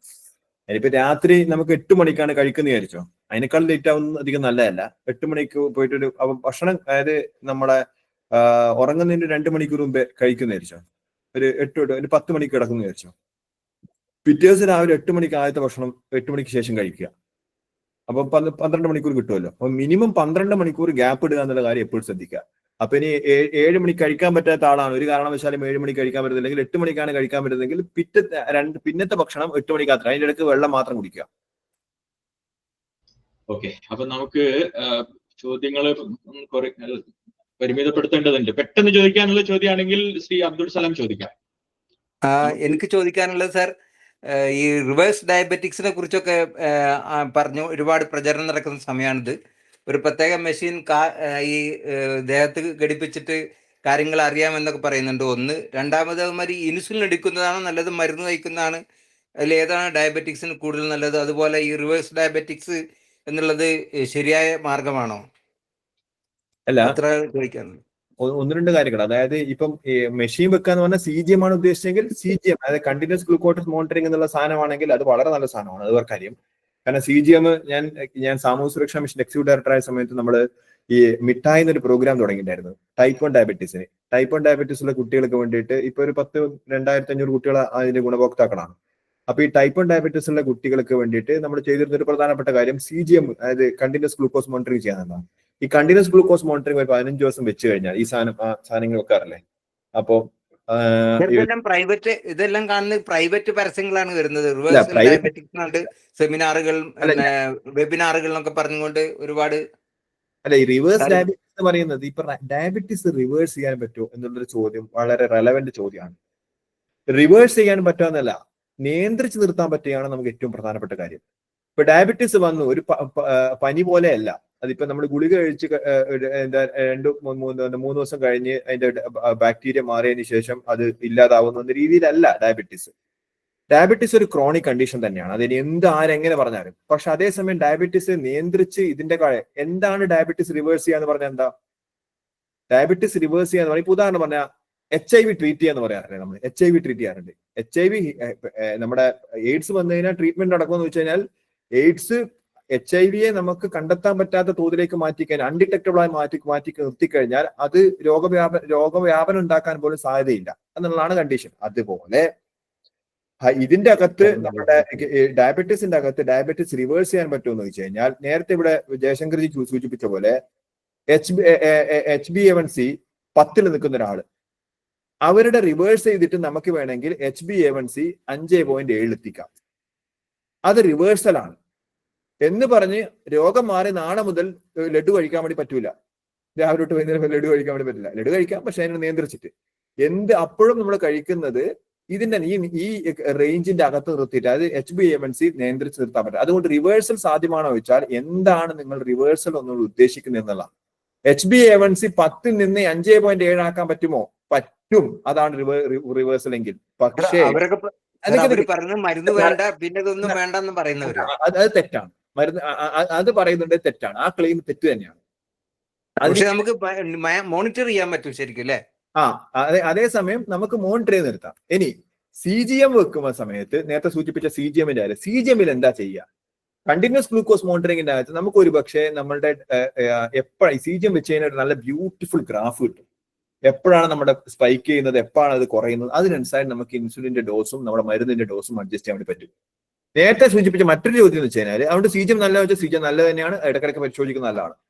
ഇനി റിവേഴ്സ് ചെയ്യാൻ പറ്റുമോ വെച്ചാൽ റിവേഴ്സ് ചെയ്യാൻ പറ്റുമോ വെച്ചാൽ, ഇതാണ് റിവേഴ്സൽ ഉദ്ദേശിക്കുന്നെങ്കിൽ HbA1c 10 നിന്ന് 7 അല്ലെങ്കിൽ 5.7 ആക്കാണ് റിവേഴ്സൽ എങ്കിൽ അത് സാധ്യമാണ്. പക്ഷെ അത് ഒറ്റയടിക്ക് മാറുന്ന രോഗമല്ല, അത് അങ്ങനെ നിയന്ത്രിച്ച് നിർത്തേണ്ടത് തന്നെയാണ്. മൂന്നാമത്തെ കാര്യം, ഈ സൂചിപ്പിച്ച കാര്യം വെച്ചാൽ എന്തായിരുന്നു? ഇൻസുലിൻ ആണോ നല്ലത്, ഇതാണോ മരുന്നാണോ നല്ലത്? ഡിപ്പെൻസ്. ടൈപ്പ് 1 ഡയബറ്റീസ് ആണ്, അതായത് നമ്മുടെ കുട്ടികളിൽ ഉണ്ടാവുന്ന ഡയബറ്റീസ് ആണെങ്കിൽ അതിന് ഇൻസുലിൻ മാത്രമേ പറ്റുള്ളൂ. എന്തുകൊണ്ടാ? കാരണം അവരുടെ പ്രശ്നം നമ്മുടെ ഈ ബീറ്റാ സെൽസ് എന്ന് പറയുന്ന പാൻക്രിയാസിന്റെ അകത്തുള്ള സെൽസ് ഇൻസുലിൻ ഉണ്ടാക്കുന്നില്ല എന്നുള്ളത് കൊണ്ടാണ് അവർക്ക് ആ രോഗം വരുന്നത്. അപ്പൊ അതുകൊണ്ട് അതിന് ഇൻസുലിൻ കൊടുക്കുക എന്നത് മാത്രമേ മാർഗമുള്ളൂ. അതാണ് ടൈപ്പ് 1 ഡയബറ്റീസ്, അതായത് കുട്ടികളിൽ തുടങ്ങുന്ന ഡയബറ്റീസിന്റെ അതിന് കൊടുക്കുന്നത്. അതേസമയം കുട്ടികളിൽ ടൈപ്പ് 2 ഉണ്ടാവും, പക്ഷെ ഞാൻ പറഞ്ഞ കുട്ടികളുടെ ഡയബറ്റീസ് നമ്മൾ എളുപ്പത്തിൽ വേണ്ടി പറഞ്ഞ ടൈപ്പ് 1 ഡയബറ്റീസ് എന്നുള്ളത്. ടൈപ്പ് 2 ഡയബറ്റീസ് ആണ് നമ്മൾ സ്വതവേ എല്ലാവരും കാണുന്ന ഡയബറ്റീസ് എന്ന് പറയുന്ന സാധനം. അതിന് first line of treatment insulin അല്ല. ഫസ്റ്റ് ലൈൻ ഓഫ് ട്രീറ്റ്മെന്റ് എന്താണ്? നമ്മളുടെ മെറ്റ്ഫോമിൻ. എന്തുകൊണ്ട് അങ്ങനെ കൊടുക്കുന്നത് മനസ്സിലായോ? ടൈപ്പ് 2 ഡയബറ്റീസിലെ പ്രശ്നം എന്താ? നമ്മുടെ ശരീരത്തിൽ ഞാൻ നേരത്തെ സൂചിപ്പിച്ചല്ലോ, ടൈപ്പ് 2 ഡയബറ്റീസിന്റെ ആദ്യ ലക്ഷണം എന്താ? പ്രീ ഡയബറ്റീസ് അല്ല. അതിന്റെ ആദ്യ ലക്ഷണം നമ്മുടെ ശരീരത്തിൽ ഇൻസുലിൻ കാര്യമായിട്ട് കൂടും. എന്തുകൊണ്ടാണ് ഇൻസുലിൻ കാര്യമായിട്ട് കൂടുന്നത്? നമ്മുടെ ശരീരത്തിൽ ഇൻസുലിൻ കാര്യമായിട്ട് കൂടാനുള്ള കാരണം നമ്മുടെ മസിലുകൾക്കകത്തും മറ്റിടത്തേക്കുമുള്ള ഗ്ലൂക്കോസിനെ അതിനെ പരിഹരിക്കാൻ വേണ്ടി, ഗ്ലൂക്കോസിനെ അതിനെ എന്താ പറയാ കെമിക്കൽ പ്രോസസ്സിന് വിധേയമാക്കാൻ വേണ്ടി ഈ ഇൻസുലിനെ കൊണ്ട് സാധിക്കുന്നില്ല. അതിനാണ് നമ്മൾ ഇൻസുലിൻ റെസിസ്റ്റൻസ് എന്ന് പറയുന്നത്. ആ ഇൻസുലിൻ റെസിസ്റ്റൻസ് ആണ് ടൈപ്പ് 2ന്റെ പ്രശ്നം. അതുകൊണ്ടാണ് ടൈപ്പ് 2ന്റെ ആദ്യഘട്ടത്തിൽ ഇൻസുലിൻ കാര്യമായിട്ട് നമ്മുടെ ശരീരത്തിൽ കൂടുന്നത്, ഹൈപ്പർ ഇൻസുലിനീമിയ ഉണ്ടാവുന്നത്. എത്ര ഇൻസുലിൻ കൂടിയിട്ടും നമ്മുടെ ഇത് നിർത്താൻ വേണ്ടി, അതിനെ നിയന്ത്രിക്കാൻ വേണ്ടി പറ്റില്ല. നമ്മുടെ ശരീരത്തിൽ ഉണ്ടാക്കുന്ന ഇൻസുലിൻ നിയന്ത്രിക്കാൻ വേണ്ടി പറ്റില്ല. അപ്പൊ എന്താണ് ഈ മെറ്റ്ഫോമിൻ ചെയ്യുന്നത്? എന്താണ് പയോഗ്ലിറ്റോസോൺ ചെയ്യുന്നത്? ഈ മരുന്നുകളൊക്കെ നമ്മളുടെ ഇൻസുലിൻ റെസിസ്റ്റൻസിനെ കുറക്കും. നമ്മുടെ ശരീരത്തിനകത്തുള്ള ഇൻസുലിന് പ്രവർത്തിക്കാനുള്ള സാഹചര്യം ഉണ്ടാക്കും. പിന്നെ എപ്പോഴാ ഇൻസുലിൻ കൊടുക്കേണ്ടി വരിക? എത്ര സാഹചര്യം ഉണ്ടാക്കിയിട്ടും ശരീരത്തിന്റെ അകത്തുള്ള ഇൻസുലിന് നമ്മളുടെ ഗ്ലൂക്കോസിനെ പരിഹരിക്കാൻ സാധിക്കുന്നില്ല എന്ന് പറയുമ്പോൾ പുറത്തുനിന്ന് ഇൻസുലിൻ കൊടുക്കും. ചുരുക്കി പറഞ്ഞാൽ ടൈപ്പ് 1 ഡയബറ്റീസ് പോലെ അല്ല ടൈപ്പ് 2 ഡയബറ്റീസ്. ടൈപ്പ് 2 ഡയബറ്റീസ് ആണ് നമ്മൾ സ്വതമായി കാണുന്ന ഡയബറ്റീസിന്റെ അകത്ത് പ്രശ്നം ആദ്യഘട്ടത്തിൽ ഇൻസുലിൻ കൂടിയിരിക്കുന്നു. നമ്മുടെ ശരീരത്തിൽ നമ്മൾ ഉണ്ടാക്കുന്ന ഇൻസുലിൻ കൂടുന്നു. ആ ഇൻസുലിൻ കൂടുന്നു എന്തിനാണ്? നമ്മുടെ ശരീരത്തിൽ പെരിഫറിയിൽ സാധാരണ ലെവലിൽ ഇൻസുലിൻ കൊടുത്താൽ അത് ഗ്ലൂക്കോസിന്റെ പ്രശ്നം പരിഹരിക്കപ്പെടുന്നില്ല. ആ ഘട്ടത്തിൽ നമ്മൾ ഡോക്ടർക്ക് പോയി കഴിഞ്ഞാൽ ഡോക്ടർ മെറ്റ്ഫോമിൻ, പയോഗ്ലിറ്റസോൺ എന്ന മരുന്നൊക്കെ എഴുതി തരും. അത് എഴുതി തരുമ്പോൾ ശരീരത്തിന്റെ പെരിഫറിയിൽ വരുന്ന നമ്മളുടെ നാച്ചുറൽ ഇൻസുലിന് പ്രവർത്തിക്കാനുള്ള സാഹചര്യം ഒരുക്കുക എന്നുള്ളതാണ് ഈ മരുന്നുകളുടെ ആവശ്യം. ആ മരുന്നുകൾ ഒരു ഘട്ടത്തിൽ ഫെയിൽ ആയാൽ പിന്നെയുള്ള മാർഗം പുറത്തുനിന്നുള്ള ഇൻസുലിൻ കൊടുക്കുക എന്നുള്ളതാണ്. അതാണ് ടൈപ്പ് 2 ഡയബറ്റീസിൽ ഇൻസുലിൻ കൊടുക്കുന്ന സാഹചര്യം. അതേസമയം ടൈപ്പ് 1 ഡയബറ്റീസിൽ ഇൻസുലിൻ ഉൽപ്പാദിപ്പിക്കപ്പെടുന്നില്ല എന്നുള്ളത് കൊണ്ട് ഇൻസുലിൻ കൊടുക്കുക അല്ലാതെ മറ്റൊരു മാർഗമില്ല. Thank you sir. ഓക്കെ. അപ്പോ നമുക്ക് ഷിജിൻ വീണ്ടും ചോദിച്ചിട്ടുണ്ട്. ഒറ്റ ചോദ്യം, ഇന്നത്തെ ഈ സെഷനിലെ ഏറ്റവും അവസാനത്തെ ചോദ്യമാക്കാം. ഒന്നിലധികം ചോദ്യങ്ങൾ, ഒറ്റ ചോദ്യം മാത്രം പ്ലീസ്. നേരത്തെ ആറോന്റെ കാര്യം പറഞ്ഞല്ലോ. ഇപ്പം പുതിയ മാർക്കറ്റിൽ വരുന്ന മിനറൽ ആറോ, പിന്നെ pH കൺട്രോൾ ചെയ്യുന്ന ആറോ, അതിനെ പറ്റി ഒന്ന് പറഞ്ഞാല്. pH ലെവല് 7 9 നിലനിർത്തണം അങ്ങനെ പറയുന്നത്, അത് എന്താണ്? ഈ പുതിയ തരത്തിലുള്ള ഈ ആറോകളുടെ വ്യത്യാസം, ആറോ എന്നുള്ള പ്രോസസ് എന്താ? റിവേഴ്സ് ഓസ്മോസിസ് അല്ലേ? ഈ ആറോ പ്രോസസ്സിന്റെ അകത്ത് ഒരു 95% മുകളിൽ എന്തായാലും ഇത് ഇതാക്കും. ഇനിയിപ്പം ആറോ പ്രോസസ് ചെയ്ത് ആറോന്റെ അകത്ത് ട്രീറ്റ് ചെയ്തിട്ട് വരുന്നുണ്ടോ എന്നുള്ളതാണ് ചോദ്യമെങ്കിൽ അതെനിക്ക് അറിയില്ല, അങ്ങനെ ട്രീറ്റ് ചെയ്ത് വരുന്ന സാധനങ്ങളുണ്ടോ എന്നുള്ളത്. അത് ഇതിന്റെ ലോജിക്ക് ഇതാണ്. ബേസിക്കലി റിവേഴ്സ് ഓസ്മോസിസ് എന്ന പ്രോസസ് നടന്നു കഴിഞ്ഞാൽ നിലവിലുള്ള വെള്ളത്തിൽ നിന്ന് 95% തൊട്ട് 99% വരെ കാൽഷ്യവും മിനറൽസും ഇല്ലാതാകുന്നു. അത് ആരോഗ്യത്തിന് നല്ലതല്ല. ഇനി അതല്ല, അതിനുശേഷം ഇതെന്തെങ്കിലും ഇത് ട്രീറ്റ് ചെയ്ത് ഈ സാധനങ്ങൾ അതിൻ്റെ അകത്തോട്ട് കയറ്റാൻ പറ്റുന്നുണ്ടെങ്കിൽ അത് മറ്റൊരു സാധനമാണ്. അത് മിനറൽ വാട്ടറായി. പിന്നെ അതുകൊണ്ട് അത് പിന്നീട് അത് വെറും റിവേഴ്സ് ഓസ്മോസിസ് വാട്ടർ അല്ല. ഞാൻ കേട്ടെ അങ്ങനെ റിവേഴ്സ് ഓസ്മോസിസ് വാട്ടർ വിത്ത് pH കൂട്ടിയ സാധനം വാങ്ങിക്കുന്നതിന് നല്ലത് മിനറൽ വാട്ടർ വാങ്ങിക്കുന്നില്ല. എനിക്കറിയില്ല, റേറ്റിന്റെ വ്യത്യാസം എങ്ങനെ അറിയില്ല. അപ്പൊ ചുരുക്കി പറഞ്ഞാൽ റിവേഴ്സ് ഓസ്മോസിസ് എന്ന പ്രോസസ്സ് മിനറൽസിനെ ഇല്ലാതാക്കും. അതിനുശേഷം എന്തെങ്കിലും ട്രീറ്റ് ചെയ്യപ്പെടുന്നു എന്നുള്ള കാര്യത്തെ കുറിച്ച് എനിക്ക് അറിയില്ല, അതിന്റെ റെക്കമെൻഡ് ചെയ്യാൻ അറിയില്ല. ഓക്കെ. അപ്പോ ഇതാരാ? പ്രവിത വീണ്ടും ചോദിച്ചിരിക്കുന്നു. വീണ്ടും ചോദിച്ചാണ് അവർ ആദ്യമായിട്ട് ചോദിക്കുന്നത്, അറിയില്ല. പ്രവിത ലാസ്റ്റ്, ഇന്നത്തെ ഈ സെഷന്റെ അവസാനത്തെ ചോദ്യം. പ്രവിത പെട്ടെന്ന് ചോദിക്കും. ഏറ്റവും അല്ലേ ശരിക്കും അവസാനം. ഡോക്ടർ നമസ്കാരം. അത് ഞാന് ഈ ഉറക്കം, നമ്മൾ ഈ ഉറക്കം എന്ന് പറയുന്നത് നമ്മൾ 8 മണിക്കൂർ ഉറങ്ങണം എന്നൊക്കെ പറയുന്നുണ്ടല്ലോ. അത് ഇപ്പോഴത്തെ ഒരു കുട്ടികളും അല്ലെങ്കിൽ എല്ലാവരും രാത്രി 12 മണി 1 മണി 2 മണി അങ്ങനെയൊക്കെ ആയിട്ട് ഉറങ്ങണേ. അത് ശരിയാണോ? അത് ഒരു 8 മണിക്കൂർ ഓക്കെ, 4 മണിക്കൂർ ഉറങ്ങിയാലും നമുക്ക് 8 മണിക്കൂർ ഉറങ്ങാം. അത് നമ്മളെ എങ്ങനെയെങ്കിലും അത് നമ്മളെ ഇതിനെ ബാധിക്കുന്നുണ്ടോ? അതിനെപ്പറ്റി ഒന്ന് പറഞ്ഞാൽ നന്നായിരുന്നു. ഈ സോഷ്യൽ മീഡിയ ഡോക്ടർമാര് അങ്ങനെ കുറെ പലരും പലതും പറഞ്ഞ് നമ്മൾ കേൾക്കുന്നുണ്ട്, അങ്ങനെ ഉറങ്ങാൻ പാടില്ല, പാടും പാടില്ല, അങ്ങനെയുള്ള കുറെ അത്. അല്ല, അങ്ങനെ 4 മണിക്കൂർ ഉറങ്ങാൻ പാടുള്ളൂ എന്ന് പറഞ്ഞ ഡോക്ടർ ഏതാന്ന് അറിയണല്ലോ. 4 മണിക്കൂർ ഉറങ്ങാൻ പാടുന്നല്ല, 4 മണിക്കും നമുക്ക് ഉറങ്ങാം. അപ്പൊ നമ്മളിപ്പോ നോർമലി ഒരു 10 മണിക്ക് ഉറങ്ങി രാവിലെ എണീക്കും, അങ്ങനെയാണല്ലോ അതിനെപ്പറ്റി ഈ ലേറ്റ് ആയി ഉറങ്ങണതിനെ പറ്റിയിട്ട് എന്താ ഒരു? അല്ല, അത് നമ്മുടെ സർക്കേഡിയൻ റിതം, അതായത് നമ്മുടെ ശരീരത്തിൽ സെറ്റ് ചെയ്തിരിക്കുന്ന റിതം എങ്ങനെയാണ് എന്നുള്ളത് വളരെ ഇമ്പോർട്ടന്റ് ആണ്. ഇപ്പൊ നമ്മൾ 4 മണിക്കൂർ ഉറങ്ങുമ്പോൾ അല്ലെങ്കിൽ പോട്ടെ, നമ്മൾ 8 മണിക്ക് ഉറങ്ങുമ്പോൾ, ഇപ്പൊ ഞാൻ ഒരു ചെറിയൊരു ഉദാഹരണം പറയാം. ഞാൻ കഴിഞ്ഞ ആഴ്ച മുമ്പത്തെ ആഴ്ച മൊറോക്കോയിലായിരുന്നു. നമ്മുടെ ഇവിടത്തെക്കാളും 4 മണിക്കൂർ വ്യത്യാസം, ഏകദേശം 4-4.5 മണിക്കൂർ വ്യത്യാസമുണ്ട്. ഈ നമ്മളിപ്പം എന്റെ ഹെഡ് ക്വാർട്ടേഴ്സ് ജനീവയിലാണ്. അവിടെ പോകുമ്പോൾ ഏകദേശം 5 മണിക്കൂറിന്റെ വ്യത്യാസമുണ്ട്. നമ്മൾ ഒരു ദിവസത്തെ ജെറ്റ് ലാഗിന് ശേഷം പിന്നെ എന്റെ അവിടുത്തെ ജീവിതക്രമം എന്ന് പറയുന്നത് അവിടുത്തെ സൈക്കിളാണല്ലോ നടക്കുക, സർക്കേഡിയം റിതം എന്ന് പറയുന്ന സാധനം. അപ്പൊ ഞാൻ ഇവിടെ ആയിരുന്നെങ്കിൽ ഉറങ്ങേണ്ട സമയത്ത് നിന്ന് വ്യത്യസ്തമായിട്ടാണ് അവിടെയാകുമ്പോൾ ഉറങ്ങുന്നത്. അതാണ് അതിന്റെ ലോജിക്ക്.